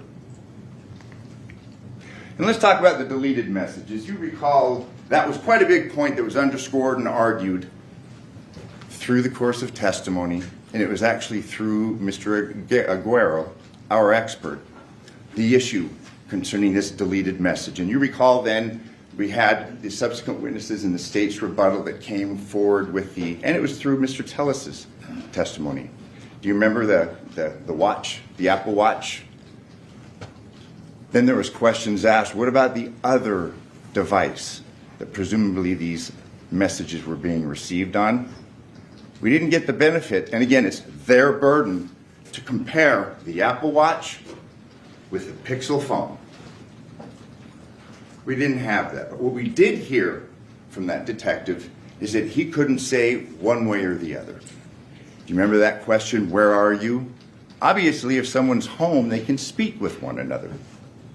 But we didn't hear and we couldn't hear any evidence. And for you to just make a judgment based upon their own expert, their own witness who has special training and knowledge, say, I couldn't say one way or the other whether that message was deleted on the Pixel device, the device that they have alleged was Mr. Tellis's phone. That's significant. Let's talk about what the state does have. They've got a cut-up straw hat and shoes. There's really no reasonable explanation, rational explanation one way or the other. Obviously, if this person's the murderer, why not get rid of the shoes? You'd have to presume that he had knowledge of the shoes and their whereabouts. Let's talk about that hat. Why wasn't that hat discarded? Again, we'd have to presume knowledge on the part of Mr. Tellis where that hat was. And again, neither the shoes nor the hat tied him to Jeff German's residence. We had a shoulder bag with balls in it. Do you recall that exhibit? We had a basketball and a football that looked like some sawdust, and you'll have all of these exhibits. What's going on with that?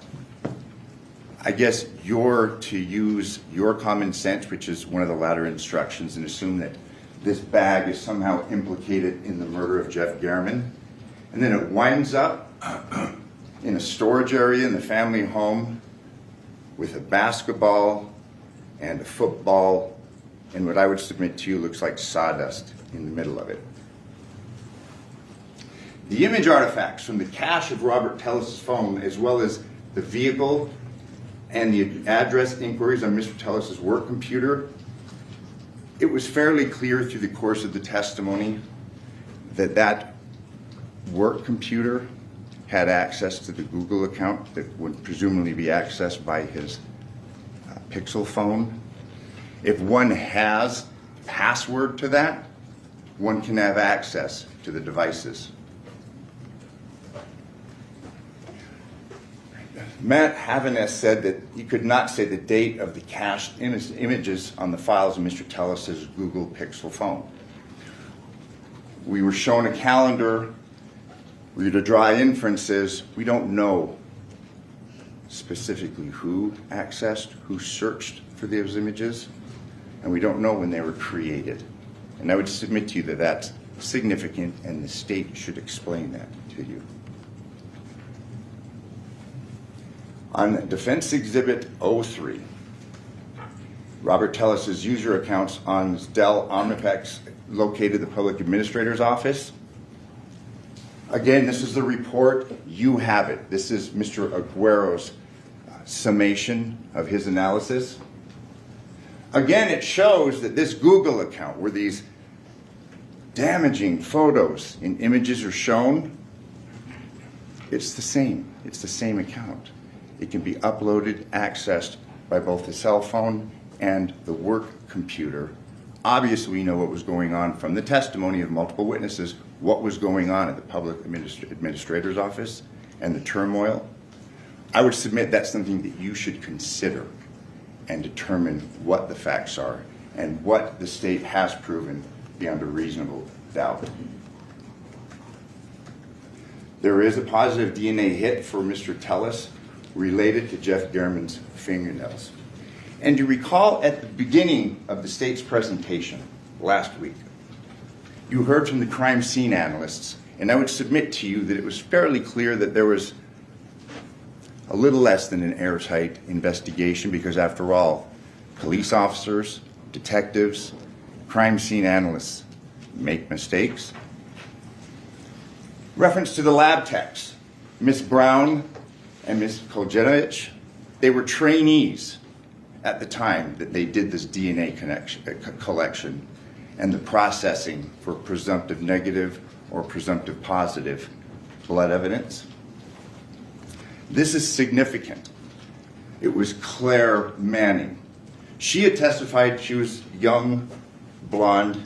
She had testified that she couldn't recall who bagged the hands. That was at the scene of the murder.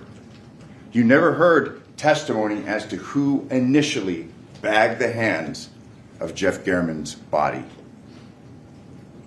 One would think, and common sense would dictate, that they'd be able to tell you that. They couldn't, not from a single witness. She testified that she took custody both of the fingernails and the evidence concerning Mr. Tellis, but again, she couldn't tell you who bagged the hands. Again, this Google search on the recipe, you heard that the last day of trial, like that was somehow significant. Do you recall in the recross of the detective, there was at least 2 computers at the Tellis home that were not reviewed? They weren't checked for those recipes. So again, I'd submit to you, we have a wash. Detective Mogg, Christopher Mogg, he's now retired. He's an analyst, he lives in Texas. You recall at the beginning of this trial, he gave what appeared to be fairly detailed testimony concerning the whereabouts of the subject, Denali. Do you recall on cross, it was addressed that at 9:10, that vehicle was entering in from the Piggott Elementary. And again, you saw the map, it's in evidence. You can see that this right here is not the entrance to Mr. Tellis's neighborhood. It's streets away. It's not close. He gave you testimony that apparently he drove through the neighborhood where Mr. Tellis lived, off the Spanish Steps address. He said to look for things of evidentiary value. We heard nothing. We heard nothing concerning other vehicles in the neighborhood. Do you recall the testimony that there was at least 67 red Denalis? We heard testimony that that number at one point perhaps was greater. Perhaps it was at 67, which nobody contradicted, but we never heard what it was ultimately narrowed down to. We had Detective Mogg, and I'll refer to him as detective because in essence he still is. He testified and just said All right, so yeah, Aaron was the one that, the Aliens Angels thing, that's fine for them to use. That was a nickname that was for the ladies of the chat. And yeah, Anna said that earlier, but I think she was just kidding. That no one got permission to use the name, whatever. There was no permission to use that name. People could use it if they want to. I think it was a joke, but yeah. So those that wanted to have that in their name, they can. It's okay by me. All right, now continuing. And shout out to the ladies that do have the Aliens Angels thing in their tag. I appreciate that.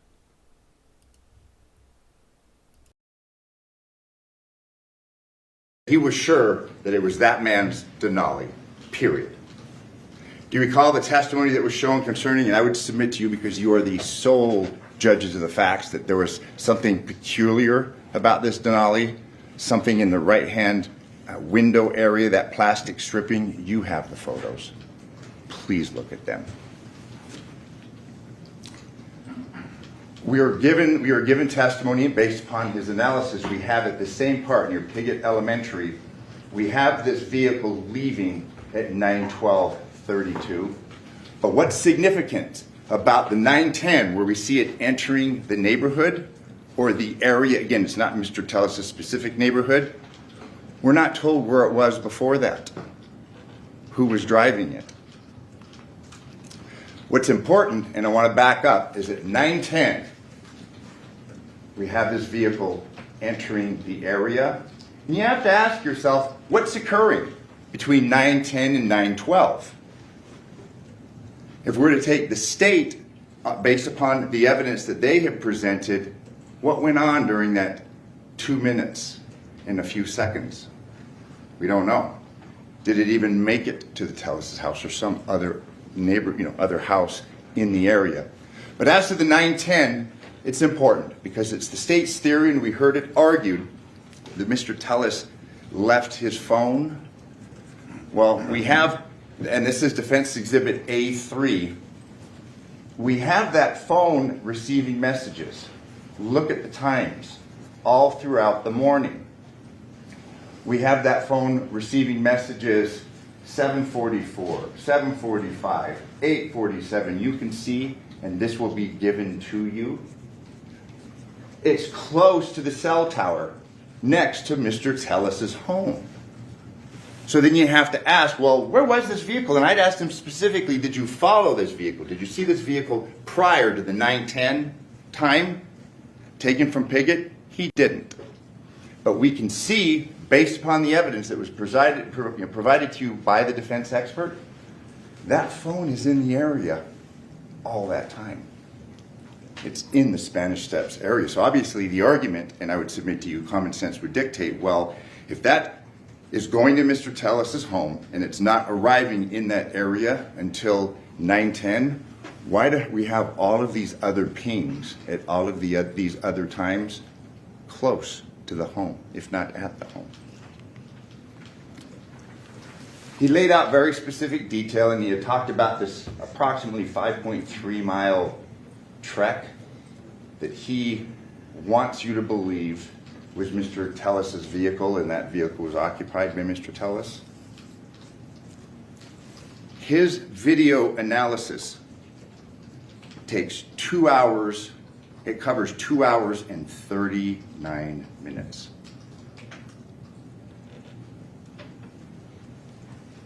The state couldn't show you what happened during that 2 hour and 39 minute period. 5.3 mile trip to and from. You know, they basically show you closed circuit TV coverage, which it wasn't. There was a lot of dark spots of the vehicle driving there. But then the vehicle driving back, and I won't say it was driving to and from Tellis's home because we have no evidence of that. You know, we're to believe the state that there's no ring cameras in a fairly affluent neighborhood. I'd submit to you, does that make any sense? What we're going to ask you to look at, and please do, you know, you've done a lot through the course of this trial. It's your duty to be here, and you have fulfilled that duty. You've taken notes. Through the very last witness, it's been apparent that you've been paying attention, that you've maintained an open mind.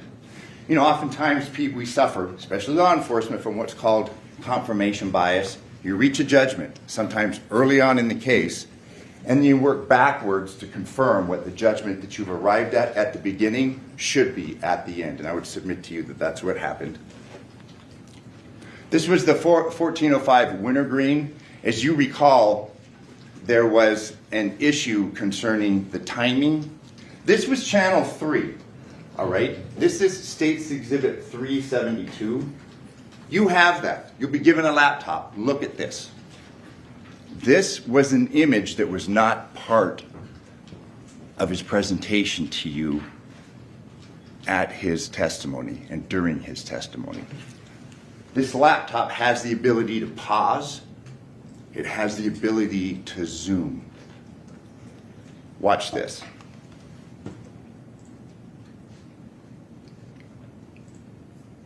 We're going to slow this down now.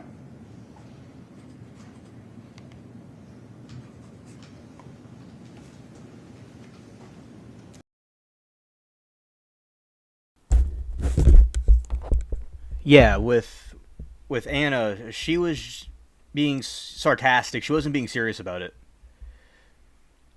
She was like, "Oh, they took my aliens angels idea." No, Anna's fine. Yeah, it wasn't meant to be taken seriously what she said. It's a very flattering thing, the aliens angels. Everybody likes it here. No one here was seriously trying to stop that movement from happening.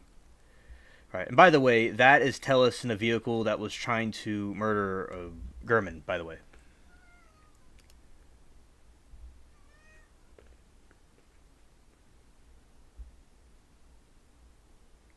Right.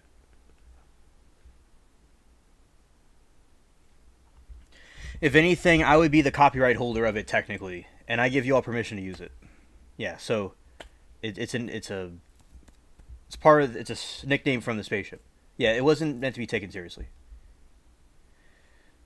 Whatever she said. All right. Here we go. Yeah, Bubbles is calling me over. Yeah, that's true.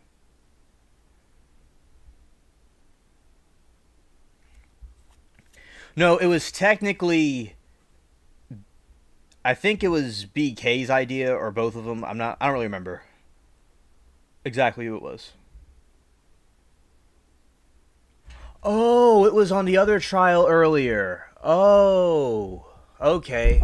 Okay. Okay, it had nothing to do with Anna. It had nothing to do with Anna. Okay. So Christine says it was not here, it was another trial. Oh, they're just trolls, okay? So somebody in another trial, you know, that was not Anna. It was, yeah, just the basement dwellers don't have anybody naming themselves after them. So, yeah, just bullies. If it was, and with Anna, I said she's being sarcastic, she's being funny. But if it was someone else, then yeah, they could just go screw it. All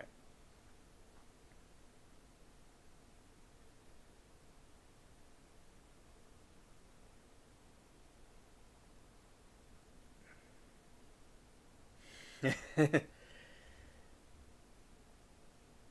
Okay, now we'll be continuing it.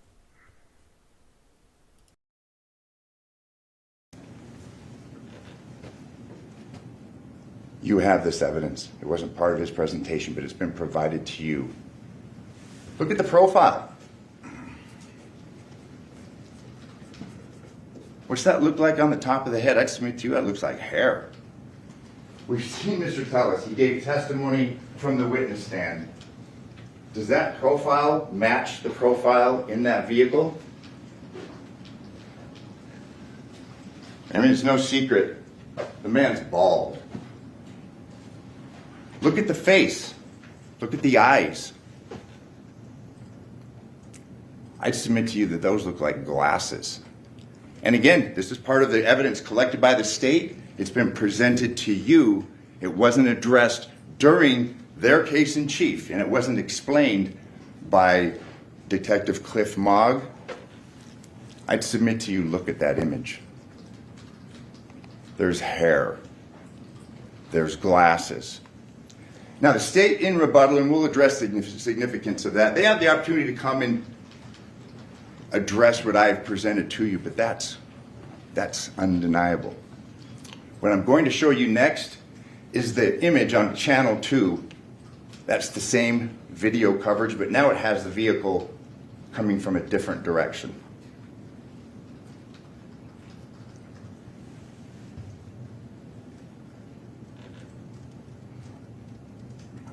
It's parked. Do you remember the testimony from Mr. Martinez? I think it was John Martinez, of no significance. It was fairly unmemorable on that date. He said he saw the person. Nothing caught his attention because nothing was memorable. There's no talk of a disguise. Glasses, nothing. It's bland. Nothing was memorable. Take a look. Oh, hang on.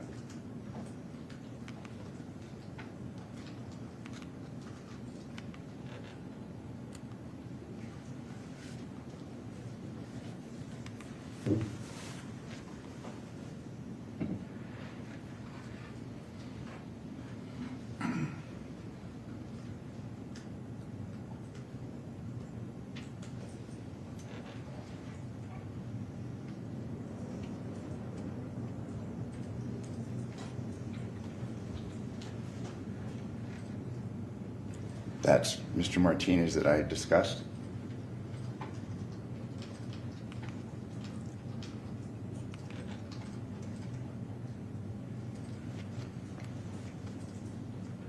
Look at this image.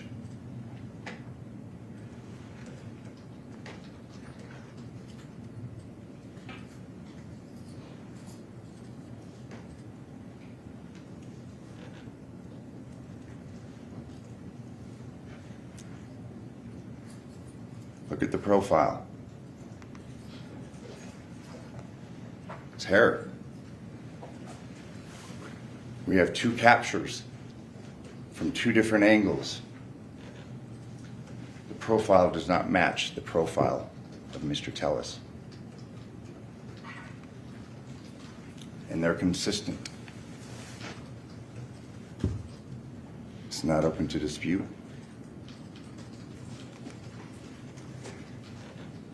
You know, you've heard testimony, and you heard it primarily through Mr. Tellis.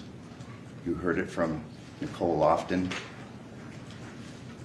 Mr. Tellis was fairly concerned about the goings-on with Compass Realty in relation to heirs, in relation to the trampling upon the legacy of heirs by the mismanagement of the properties that were left through intestacy. I would submit to you that Detective Jappy inserted himself into the murder investigation. And again, I want to draw, a couple of arguments from this Compass Realty testimony. I mean, we know that Mr. Tellis was very concerned about Compass Realty. He was the whistleblower. He was concerned about the actions of Compass Realty. During the 2 years that he's in custody, I mean, what would a man do? He's fixated on that. He's ruminating on that. I would submit to you that common sense would dictate, and your experience would dictate, well, he's going to focus on the involvement of individuals who he was focused on prior to his being arrested. I mean, really, what are his alternatives? And again, this goes back to the burden on the state and not the defense. What can he really do when he's locked up? He's going to focus on Compass Realty. It's easy to dismiss him as being crazy. Oh, that's Looney Tunes. But hey, he's been in custody for 2 years. He was worried about Compass Realty prior to being incarcerated. He was worried about the goings-on with the old guard, about his work at the public administrator's office for financial reasons he testified concerning, and you've heard testimony supporting that. Why wouldn't he continue worrying about that? Why wouldn't he keep thinking, well, I'm being framed, I'm being charged with a murder that I don't think I committed, I didn't commit. He's going to focus on what he was focusing on before he was arrested. We heard testimony from Detective Gaddis. Do you recall the exhibits, the information that was presented about the release on September 5th? The video release of that individual walking. They started getting tips. Do you recall the email that was in her 70-page officer's report where she had communicated with Detective Jappy predating that? The first communication that we have on record and that's referenced is September 4th. Detective Jappy, when asked, did you incriminate him? Did you give him, did you give her evidence implicating him in this crime? And he said, I gave her information. But then we heard from Detective Gaddis that she had a communication with him again on September 5th. And again, she was given motive. In Detective Jappy's mind, she was given motive to focus on that man and his alleged motive to kill Mr. Gehrman. So he wouldn't agree from the stand that he implicated Mr. Tellis, but to call a detective or to email a detective on September 4th, and then again on September 5th and say, look at this guy, he's got a motive to kill, how could it be anything but an implication? You heard crime scene investigator Baxter. Her testimony concerned the goings-on at the public administrator's office during the execution of a warrant on September 8th of 2022. Her testimony, and it was adopted by Detective Gaddis, she stated Mr. Jappy, she said Detective Jappy, was taking his own photos and collecting his own evidence during the search warrant at the public administrator's office on September 8th. And it wasn't a mistake, because it was asked to her on cross, and it was confirmed what she had said before you, the sole judge of the fact, by Detective Gaddis, the primary detective concerning this homicide investigation. We had heard testimony that Mr. Tellis, as a result of the warrant obtained by Detective Jappy on August 17th, 2022, that man was under surveillance. It appears until Detective Jappy inserted himself into this investigation, we had dual investigations, a short one and a much longer one concerning Robert Tellis. We know from Detective Jappy's testimony that he was exonerated. There wasn't this kickback scheme. He had been implicated by an agent who was a real estate agent who was a detective at the time. That provided to Detective Jappy, in part, the probable cause to get that warrant. So we have a member of Metro giving another member of Metro evidence, testimony, opinions about a kickback scheme implicating Robert Tellis. We also had heard through testimony that Compass had a direct line into the Public Administration Office. And again, I discussed Mr. Tellis as being incarcerated because I would submit to you it's understandable why he believes there's this wide-reaching conspiracy. What other options does he have in his circumstances, under these circumstances? We do know that the District Attorney's Office refused to pursue action against Compass Realty, and again, I'd submit to you that that's significant.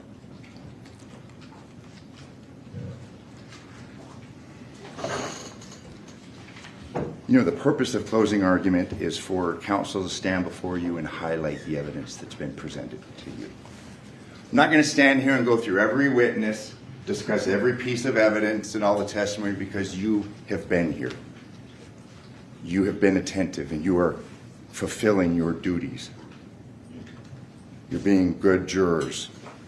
But again, my job is to argue the law and, in essence, the facts to you and what we feel is significant. As I said at the beginning of my remarks, it's the state's burden, and the state's burden alone, to prove this case beyond a reasonable doubt. This is our last opportunity to discuss matters and discuss the evidence and the inferences to be drawn from the evidence. Mr. Hamner now is going to take the floor and he's going to argue concerning matters that I perhaps didn't bring up. Address those on your own. Look at the evidence.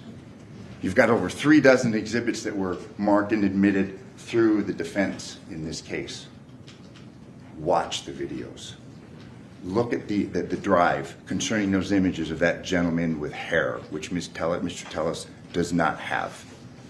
But since the state carries the burden and the state alone, they get the opportunity to get 2 bites of the proverbial apple. Mr. Hamner now can stand and argue why you should convict Mr. Tellis. And I'm going to ask you, with your open minds and your attentiveness, to address those concerns. And at the close of this process, you find Mr. Tellis not guilty. Thank you very much. Mr. Hamner, you may begin your rebuttal. Yeah, if I can just get a minute just to set up. Sure. Okay, thanks so much.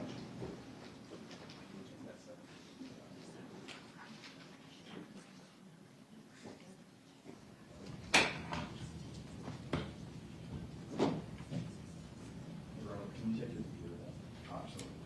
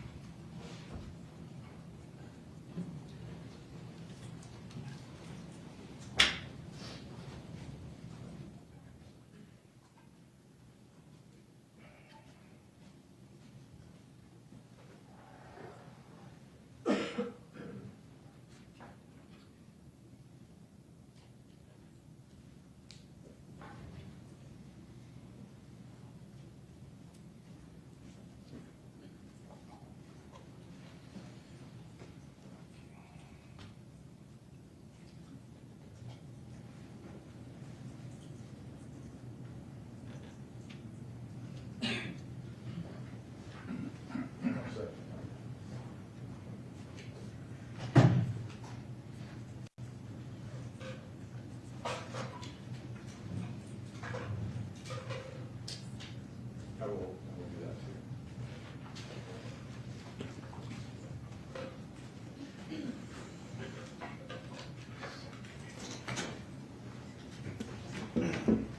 If we can move, is it possible to move the podium out of the way?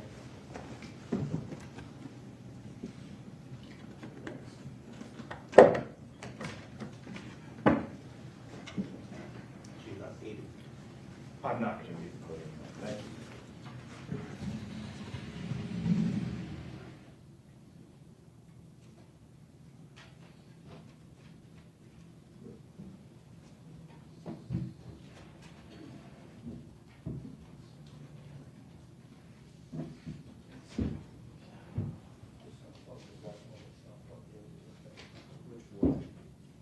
That actually, well, it needs to be plugged into my laptop.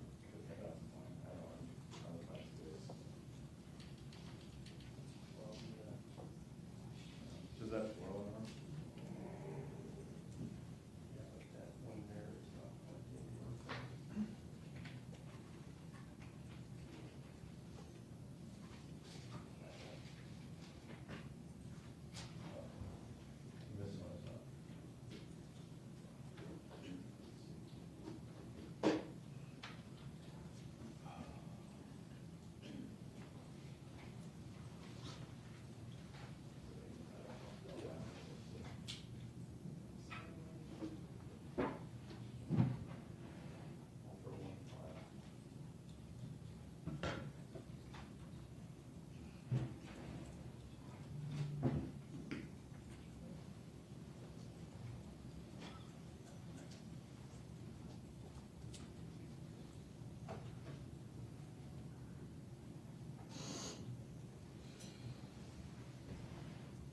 Everybody hear me okay? All right. This is quite the setup.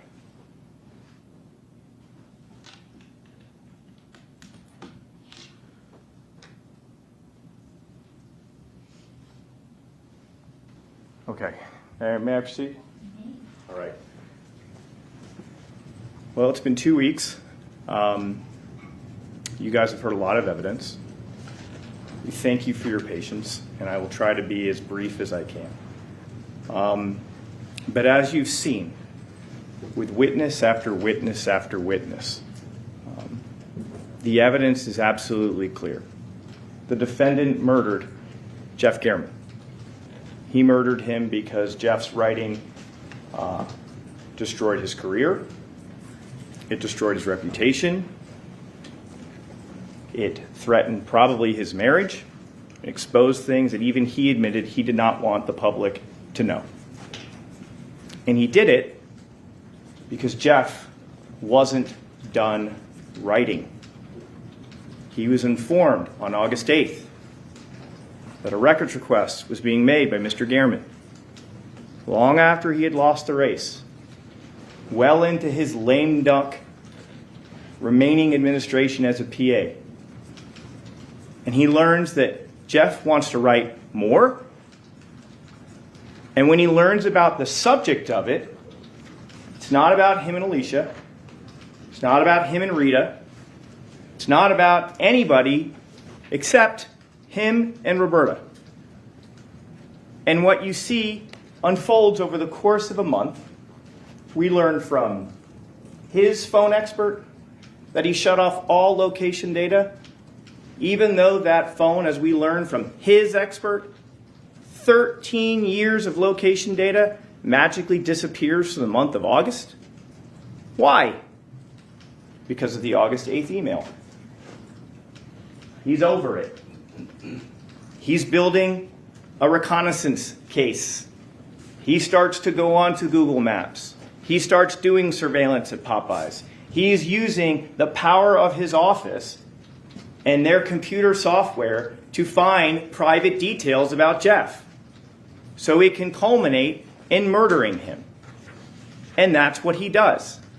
But as I've told many, many juries, especially in the last few years, it is really, really hard to plan the perfect murder in the digital age, because you leave too many breadcrumbs behind. And he's no dummy.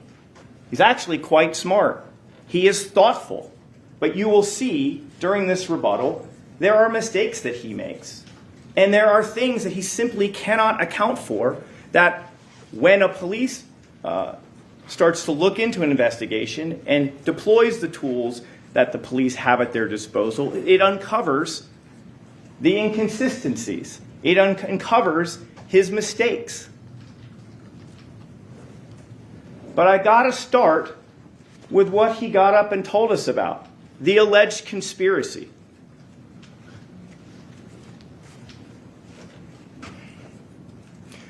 When Mr. Tellis got up here over the course of, I think it was 3 days, and testified, it was remarkable what he had to say, and not in a good way. His testimony was incredible, and not in a good way. He explained, or at least attempted to, explain this conspiracy. What we learned over the course of the 3 days, and actually the course of this trial over 3 weeks, is the conspiracy grew, and it grew, and it grew. Who's exactly in it? It starts with Compass, nebulously Compass Realty. We learned that Adam Fenn can't be ruled out, right? Because he makes donations to Rita Reid. Cindy Sauerland gets mentioned at one point.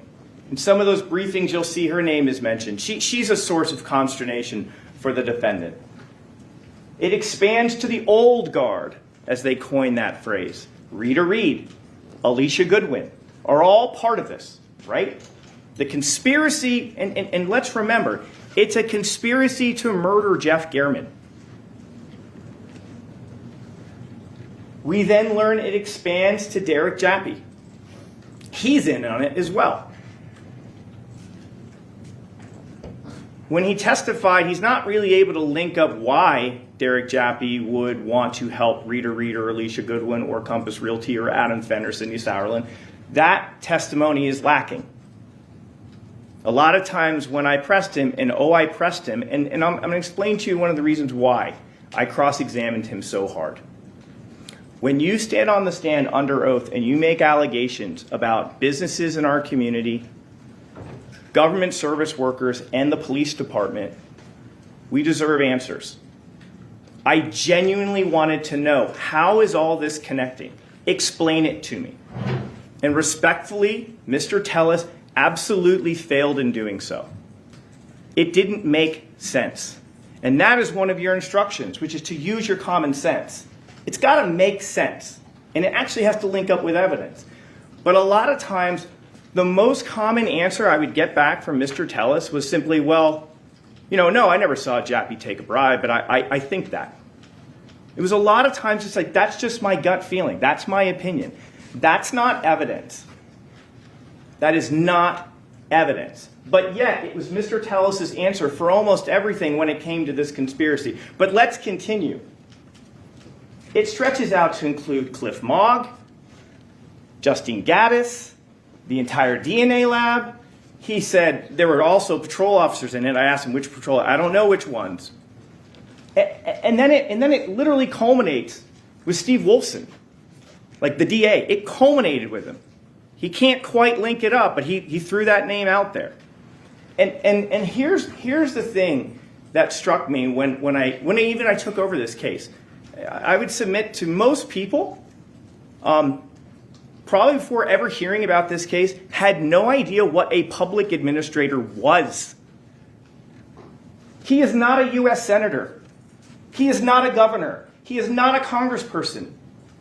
He is a duly elected official who manages an office of approximately 8 people. And their job is to assist people who pass away, who don't leave a will and leave property behind. The public administrator's office is not at the forefront of everyone's mind in this community. No one learns about this until who brings the office to light? Jeff Gehrman. And what's amazing is if you believe that story about this conspiracy, all of these people and all of these entities were willing to sacrifice their reputation, their business, their police department, even the public administrator's office. They're all willing to put it on the line to kill a reporter, to get that guy, even though he's leaving in 3 months? Does that make a shred of sense? Absolutely not. But what it does give you a window into is what's in his mind. That is how important Mr. Tellis views himself. That every single one of these people, every single one of these entities were literally willing to kill another human being who is not him just to frame him. Does that make sense? And more importantly, where is the evidence to support that? Where is the evidence that you received in this trial that supports that? And the answer is you didn't. There isn't any evidence of that. Why would Compass conspire to frame him? Why? I asked him. I wanted to know. He couldn't give a good answer. His best answer was, well, I was going to do a lot of work in the next 3 weeks or next 3 months.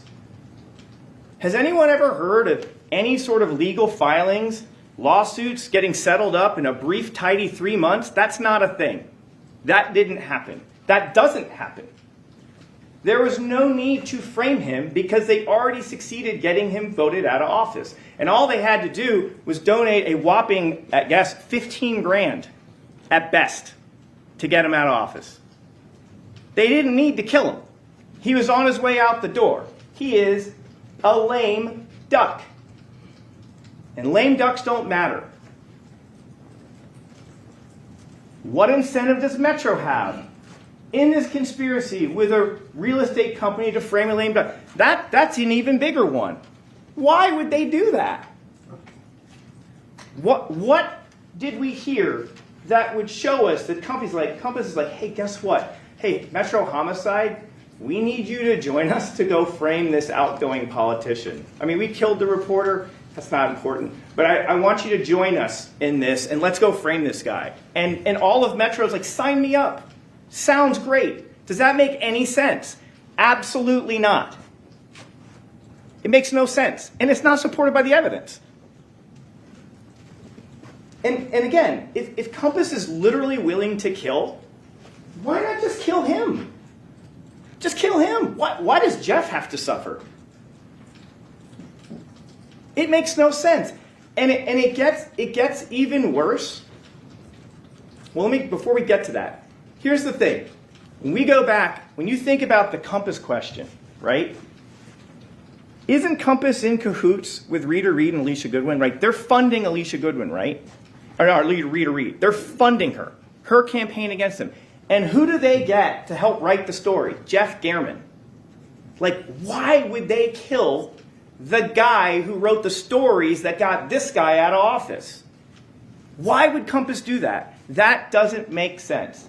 And then, yeah, if it's really a frame job, the murder weapon should have been in the house. The orange shirt should have been in the house. The DNA should have been all over the place. Like, they're claiming, well, why weren't these things located? The state would submit to you, he got rid of them. He got rid of the murder weapon and the orange shirt. He cleaned the outside of his Yukon. He even admitted it. And here's the thing. We only know that he wiped down his Yukon because on that one particular day, he was being watched. He wasn't watched every single day after the murder by Metro. Did you hear that testimony? There were other days he could have wiped the interior of his car if he wished. And I've always thought about the shoes. Like, the shoes to me was kind of an interesting one. My co-counsel's right. Like, the only one who benefits of like chopping up the shoes is Mr. Tellis. It's this awkward, amateurish way of getting kind of rid of the evidence. But I thought to myself, maybe Mr. Tellis didn't even think to like bring an extra pair of shoes. Because like, what happens if he walks in and he's totally barefoot? His wife would be like, why do you have no shoes on? He probably had to bring his shoes back in. He doesn't need the orange shirt. He doesn't need the murder weapon. It is his kid's bag, right? I mean, he said that's my kid's sports bag. So like, he probably needed to bring that back. I'm not sure what he was doing with the hat, I'll admit. But clearly he's chopping it up to try to get rid of it, just like his shoes. And why kill Jeff? Like, this is the question that is so destructive to this defense. It's his writing that shines a light on his behavior. He is sought out by the co-conspirators. to do this. And he admitted on the stand, one of the rare times he admits it, he admitted, yeah, his writing was the difference in the election. That's why I lost. I got that out of him. He was at least willing to concede that. But for Jeff Gehrman, he's still a public administrator. His writing is why the defendant is out of the job. And therefore, under this theory, he's got to be the one who's killed. That's his reward. He's collateral damage. Like, really? Rita and Alicia are like, sorry, Jeff, you got to go. It's been really nice. Thanks for the help, but you're out now. We got to clean up loose. I mean, is that really what's being suggested here? And the answer is that is what he's suggested.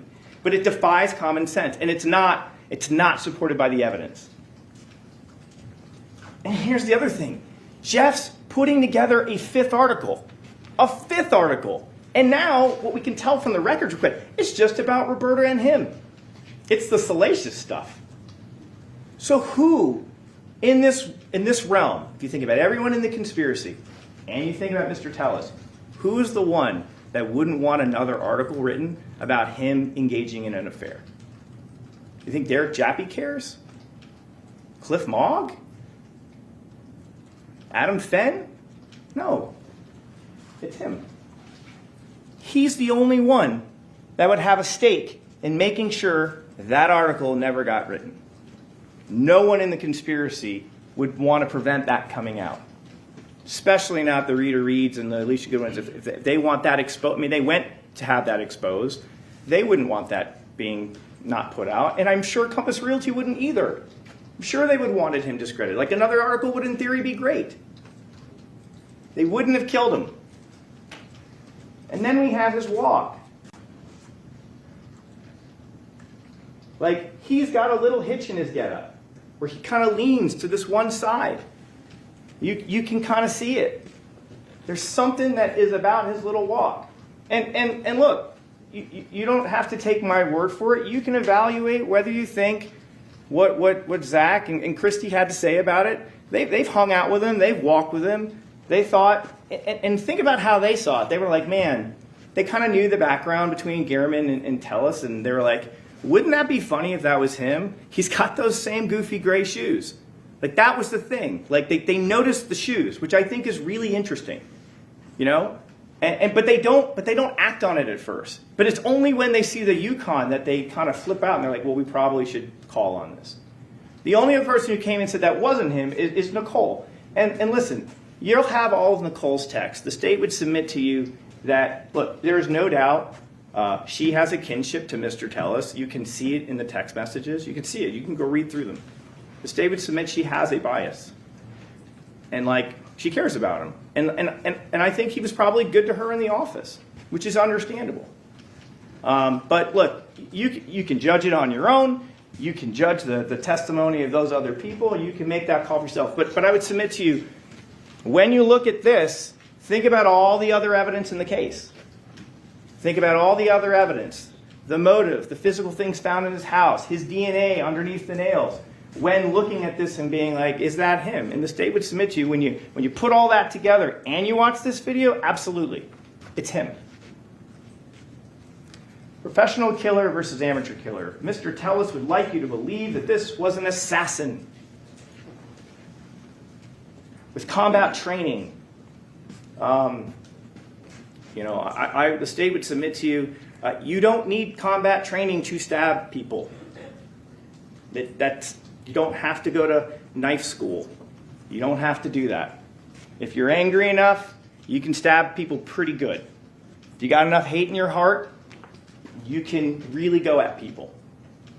And I would submit to you, the state would submit to you, that Mr. Tellis had had enough of being exposed, written about, publicized, embarrassed, and he wasn't going to have it done again. Because at this point, the state would submit, Gehrman had taken everything from him.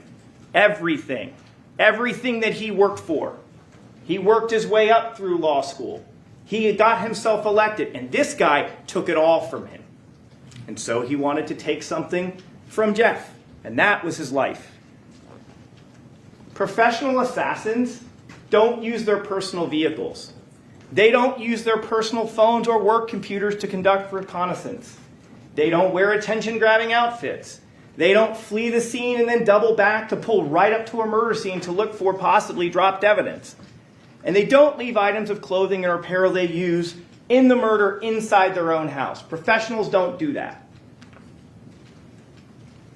The state would submit to you that what this was an amateur attempt by Mr. Tellis to pull off this killing.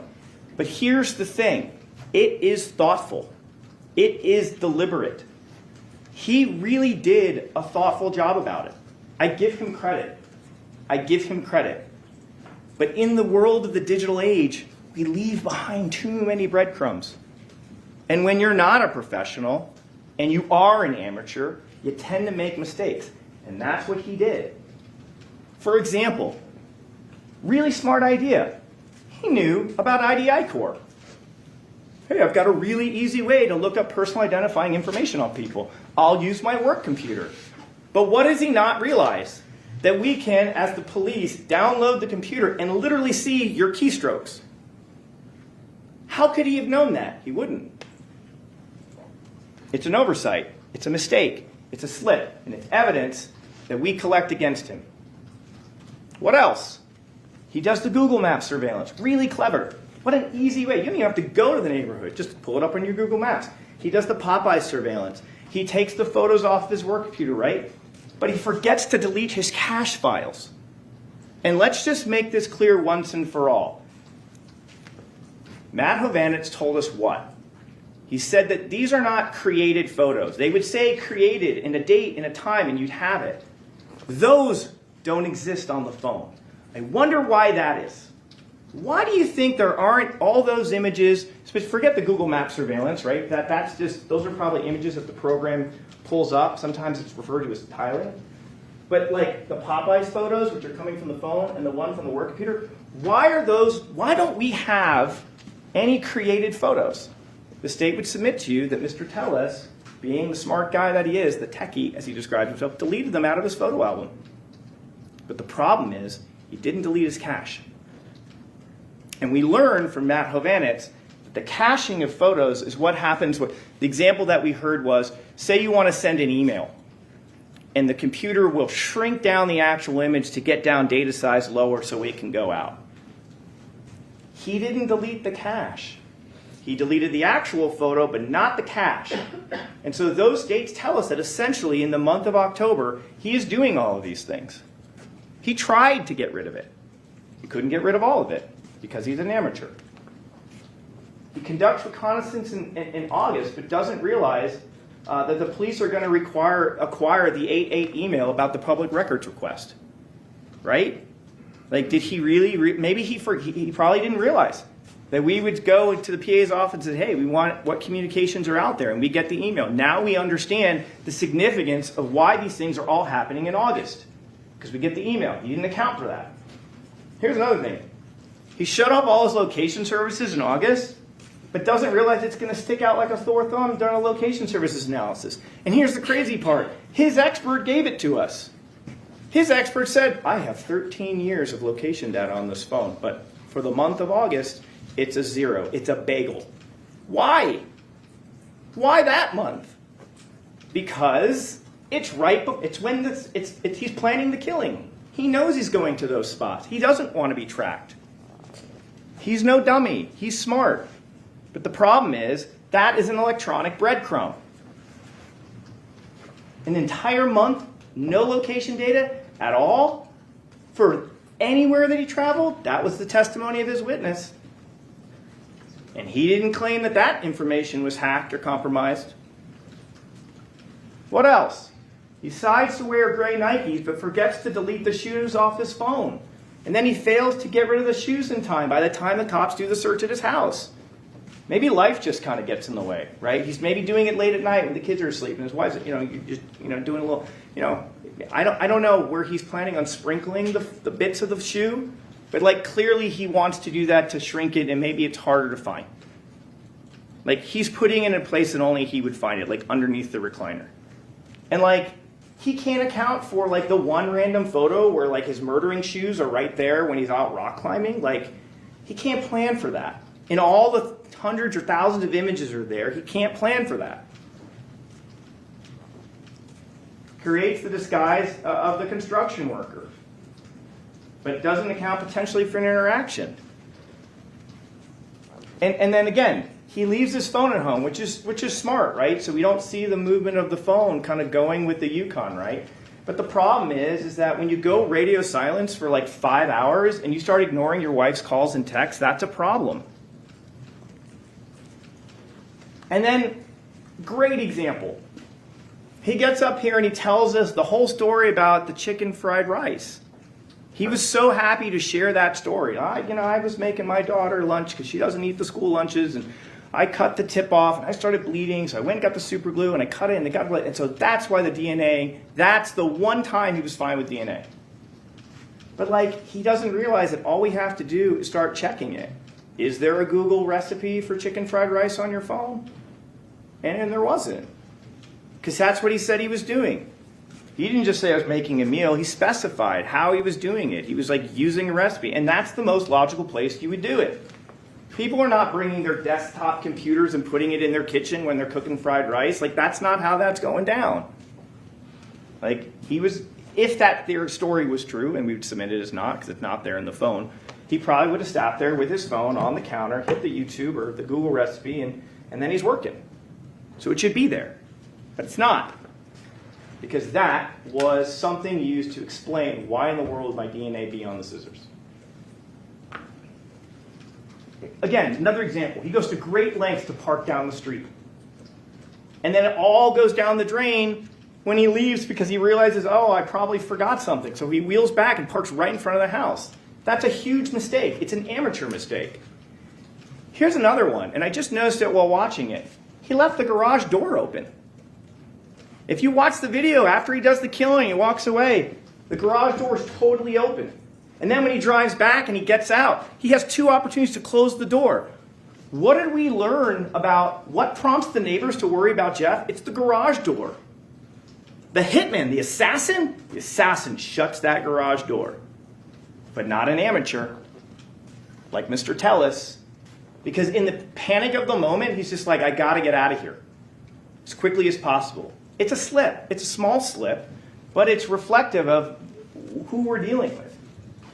And then he forgets to get rid of the hat. He forgets to get rid of the bag. He forgets to wipe his phone entirely. Next time, factory reset. Full factory reset. Hopefully that'll clear it all. Probably be up in the cloud. But the point is, he doesn't do the things he needs to do. They're amateur mistakes. It happens. But that's why it's hard to pull off the perfect murder in the digital age. There was no positive ID from him at the scene. And that is correct. And listen, that's why we have this instruction about direct and circumstantial evidence. Because in Nevada, the law doesn't make a difference between the two. You can weigh it as you wish. Some cases have incredibly powerful examples of circumstantial evidence. Sometimes you've got a combination of both. Sometimes it's all direct. But there's tons of direct evidence. Like him in the Yukon, like that's to be tracked from literally silk tassel all the way to his house and then all the way back is incredible. You heard about how many officers it took to track and go business to business to business to business. That's direct evidence. You've got the circumstantial evidence of his DNA. You've got the shoes with his DNA in it that's chopped up. You've got the hat. You have the surveillance in the phone. You have the whole motive laid out from the articles. I mean, okay, you're right. We didn't have one person standing out going, I watched Mr. Tellis stab Mr. Gehrman. You're right. But we got a whole lot of other evidence. There's no surveillance of Tellis exiting his home. You've heard testimony about it repeatedly. There wasn't cameras in the area. We just have surveillance of the street that's perpendicular to his driveway. And I thought I had pulled up, maybe I didn't, I apologize. I tried to put the image of that, but I want to address that. It might be still in here. Go back and check the map. Because the way it actually works is Piggott Elementary, when he's coming in and out in his red Yukon and going to the gym in his BMW at the end, the street that comes down perpendicularly to turn out along the Piggott Elementary, that street is Silk Tassel. And when you look at a map, if you follow Silk Tassel, It perpendicularly, it runs into his driveway. Like all he has to do is like drive out of his driveway and he's already on Silk Tassel. So you're right, like we don't have him getting out of his car from his driveway, but we literally have the only street he needs to take to get to Pickett Elementary. It is not streets and streets and streets. It's the street before his driveway. There's the argument, well, Metro makes mistakes. There's that deletion of a traffic cone. Well, as I've just pointed out, Telus made a ton of mistakes himself. So we will own that, on one traffic stop, we didn't mark a proper event number. And you can give it whatever weight you want. Telus cutting himself while cooking. Again, we've talked about the chicken fried rice thing. That's not backed up. Wouldn't there be blood from the cut? Not necessarily. What if he had gloves on?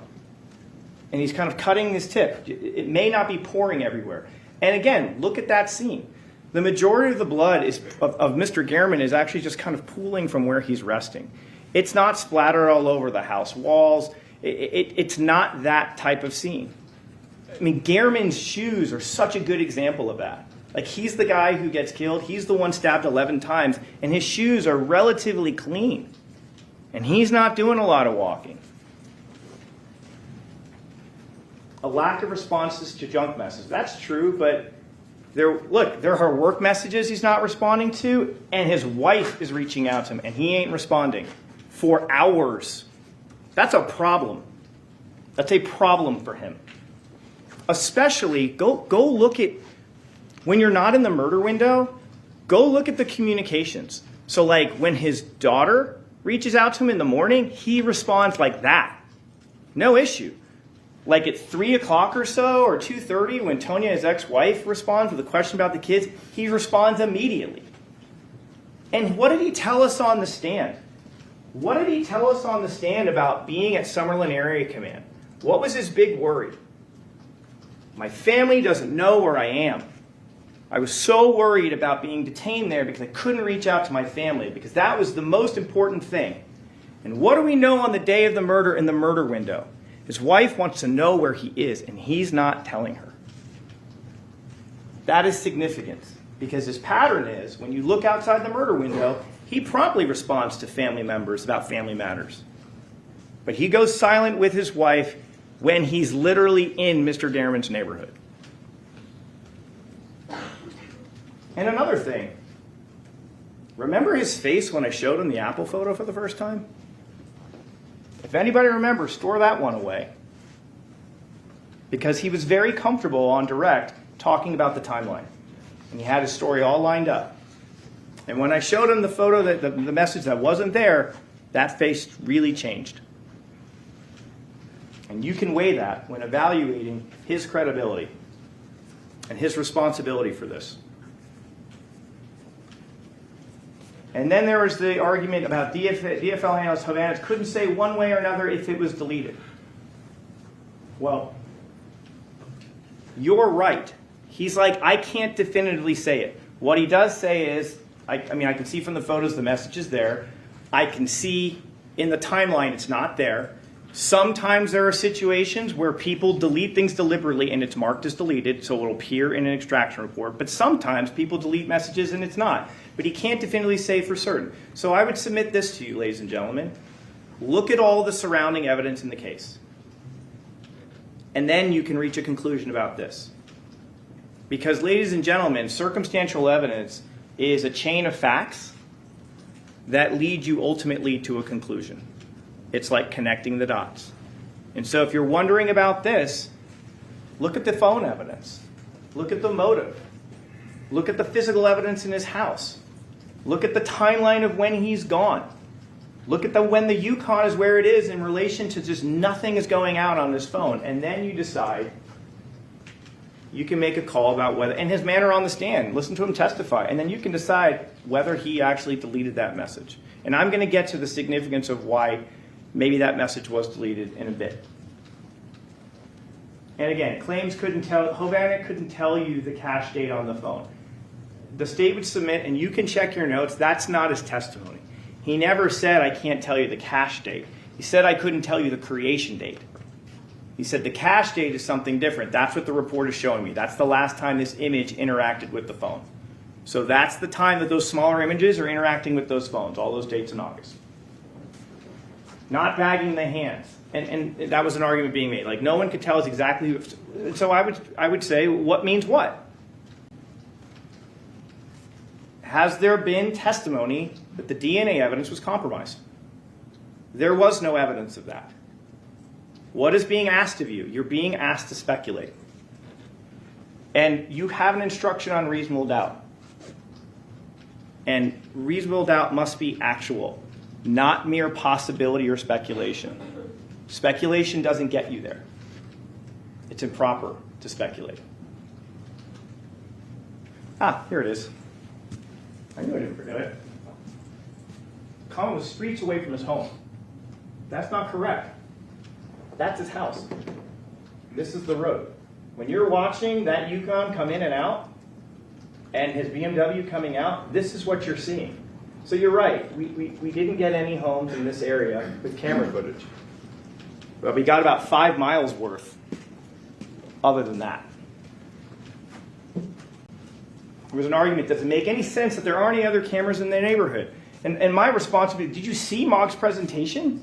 Does this appear to be a case of Metro's not interested in collecting video? There's like 28 sources. The state would submit to you, if there was a camera that was working, that was closer to his house, they would have gotten it, and we would have wanted it. And then there was the video that they showed of this other car, right, with someone presumably with hair and glasses. The state would encourage you, by all means, go compare it to the rest of the videos. Compare it to the rest of the videos. And compare it with all the other evidence. And then you get to weigh it. Because we did hear from Mr. Martinez. What did he also say was going on in that neighborhood? There was a 7-day-a-week, 24-hour construction project where they're repairing a sewer line. I asked Mr. Martinez, what did you guys wear? We wore orange things, right? And in that video of that car, there's someone in an orange thing. Is it possible that that's one of the workers from the sewage project? He seemed to be coming down the road in that first video. He's coming from the road where Mr. Martinez said he was waving people off, remember? Martinez said, I saw that when we saw the first video, right, of the car approaching and the white truck pulls up, he said he was going out there to tell that person, you can't come down this other way.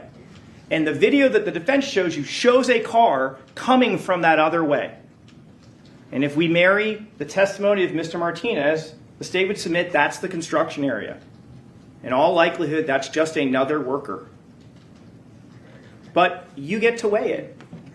You get to weigh it with everything else. Then there's this argument about Jappy mysteriously inserting himself in the homicide event. Really? Is that the testimony? Detective Jappy told us that he had to attend the Metro briefing that night. Why? It makes sense. He's literally a detective that's working on an investigation on him. Does it make sense that Metro would want all people maybe involved or some kind of connection? Absolutely. But did you really hear a situation where he was injecting himself into Justine Gaddis' investigation?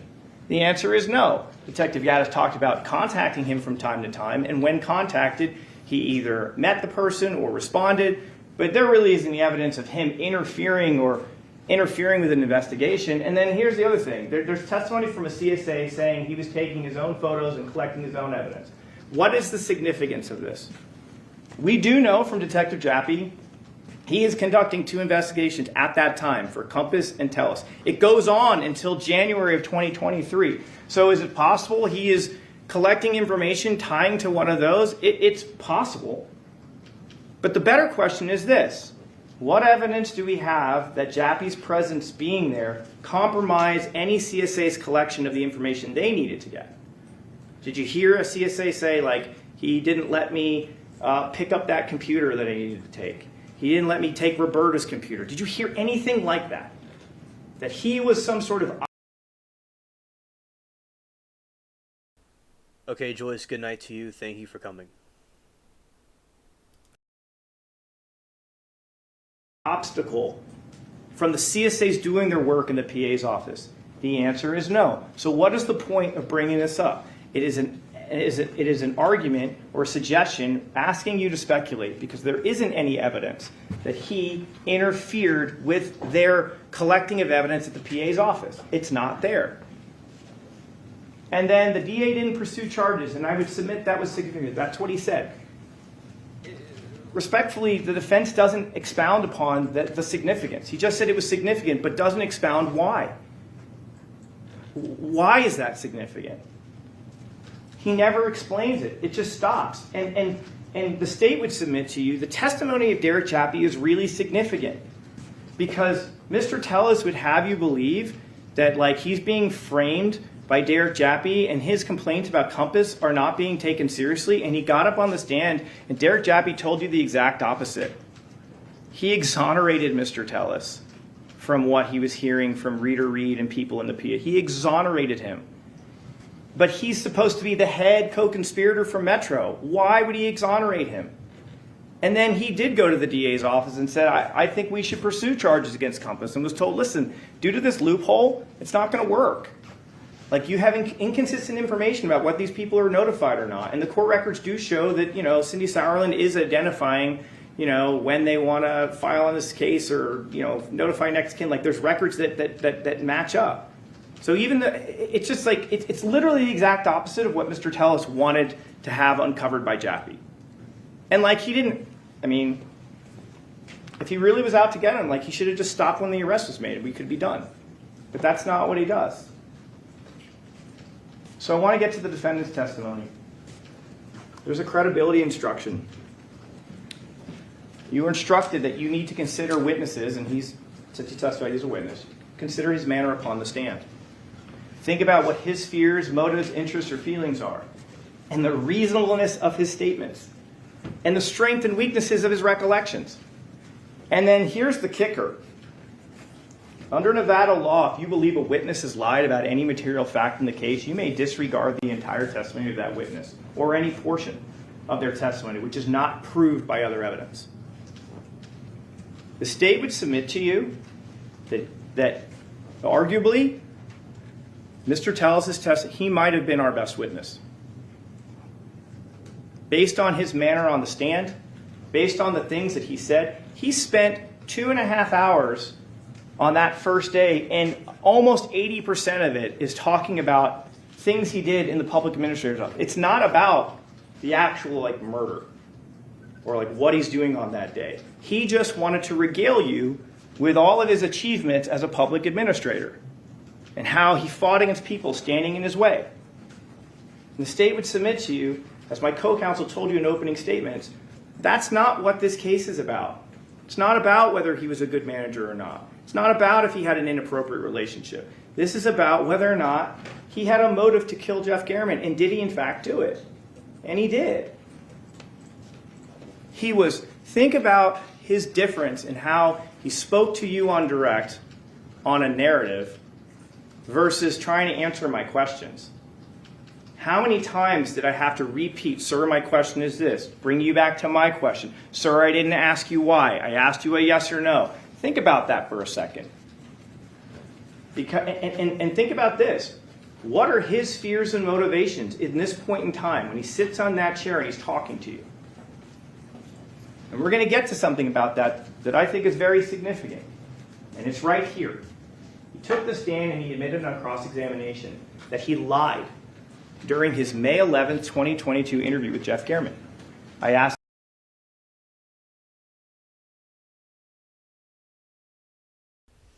Right, good night, Hamilton. Take care.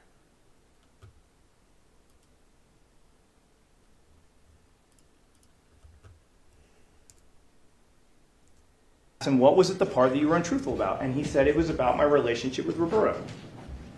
And he said, and I said, he said, I didn't think the public should have to know about that. And it was really important to conceal that information from his family. This is really significant because what it tells you is that back in May, when he was facing just an election, he was willing to lie to protect his job and to save his marriage.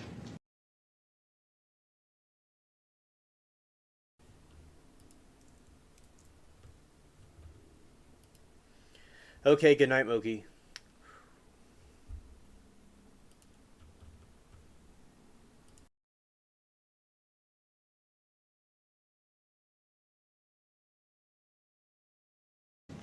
Now, the stakes are even higher. They're far higher. So you get to evaluate, are the things that Mr. Tellis is now saying, is it possible he could be lying about some of those details? Because this is far greater than that. Think about the difference in his body language, his ease of sharing information. When I'd ask versus when he just had free reign to say whatever he wanted. They're like night and day. And the state would submit that the defendant's view of this situation is completely divorced from the evidence in the case. It's like he's talking about a thing that's, it couldn't be farther apart. He talks about these conspiracies, but he's so short on details. Always. Oh, he took a bribe. Did you see someone take it? No, I didn't, but it's just in my gut. I think that happened. That doesn't work. That's not evidence. Something in your gut, or I just feel it, that's not evidence. And when you think about it, it does make sense. Because if Mr. Tellis had to be honest about what the evidence is in this case, it's a very difficult thing for him to explain away. It's his DNA underneath the fingernails. It's his car that's there. It's his Google Maps images in his phone. He's conducting surveillance at Popeyes. He's using his computer to look up information on this guy. He's got these text messages explaining how upset he is about everything involving Gehrman. That's a huge problem. Because really, he's the only person who wants Gehrman dead. He's the only one. And really, this was kind of, in my mind, what jumps out to me. It's like a because I said so. Like when I pressed him on things, like why is this? Why is this versus properly collected? Great example was the scissors DNA. At the beginning, I'm like, the DNA in the fingernail, you couldn't get an inch out of him agreeing with that. I'm like, you at least agree with me that it's been planted, and you didn't even want to do that. But he had come up with a story about cutting his finger, so he's fine with that DNA being on the scissor. That's a nice contrast. And he picked and chose, and you can check your notes on that. But that to me is really significant because he was fine talking about certain pieces of evidence that he thought was good. Great example, the timeline on direct.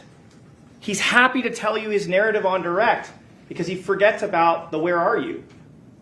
And then on cross, when I confront him with the where are you, now things are a little bit different. But he had no issue with anything in that timeline at first. And another thing, when the defendant testified, a lot of times he didn't use phraseology like, I didn't do this, or I didn't do that, or I didn't stab him, or I didn't go to that scene. It was never that. I mean, maybe from times he would say it, you'll check your notes, but the vast majority of the time, Mr. Tellis would say it like this. I'd like to think I wouldn't do something like this. I'd like to think that I wouldn't do that. I'd like to think I wouldn't take my children's sports balls out of the bag to use for a killing. It's an interesting phraseology. The state would submit it's a bit of a tell. Because he could have just simply said, I didn't do that. I didn't touch that bag. But that's not how he words his behavior. It's this like Monday morning quarterback. I'd like to think I wouldn't because it's really bad. You can weigh that when you're evaluating how honest and truthful he was when testifying. And again, for all his talk about being conspired against by powerful enemies, it's actually the defendant that uses the power of his office's proprietary software. Okay, so there was a little bit of some technical issues for a moment, but we pretty much have reached the end for a stopping point for tonight. And another time, there is only a couple minutes left of that closing. We didn't miss anything. So we're not going to be starting anything else, but we'll be finishing it officially. So thank you all for hanging out with me, coming here tonight. Shout out to Aliens Angels and all the people in the space, all the aliens and earthlings in the spaceship. Everybody take care and peace.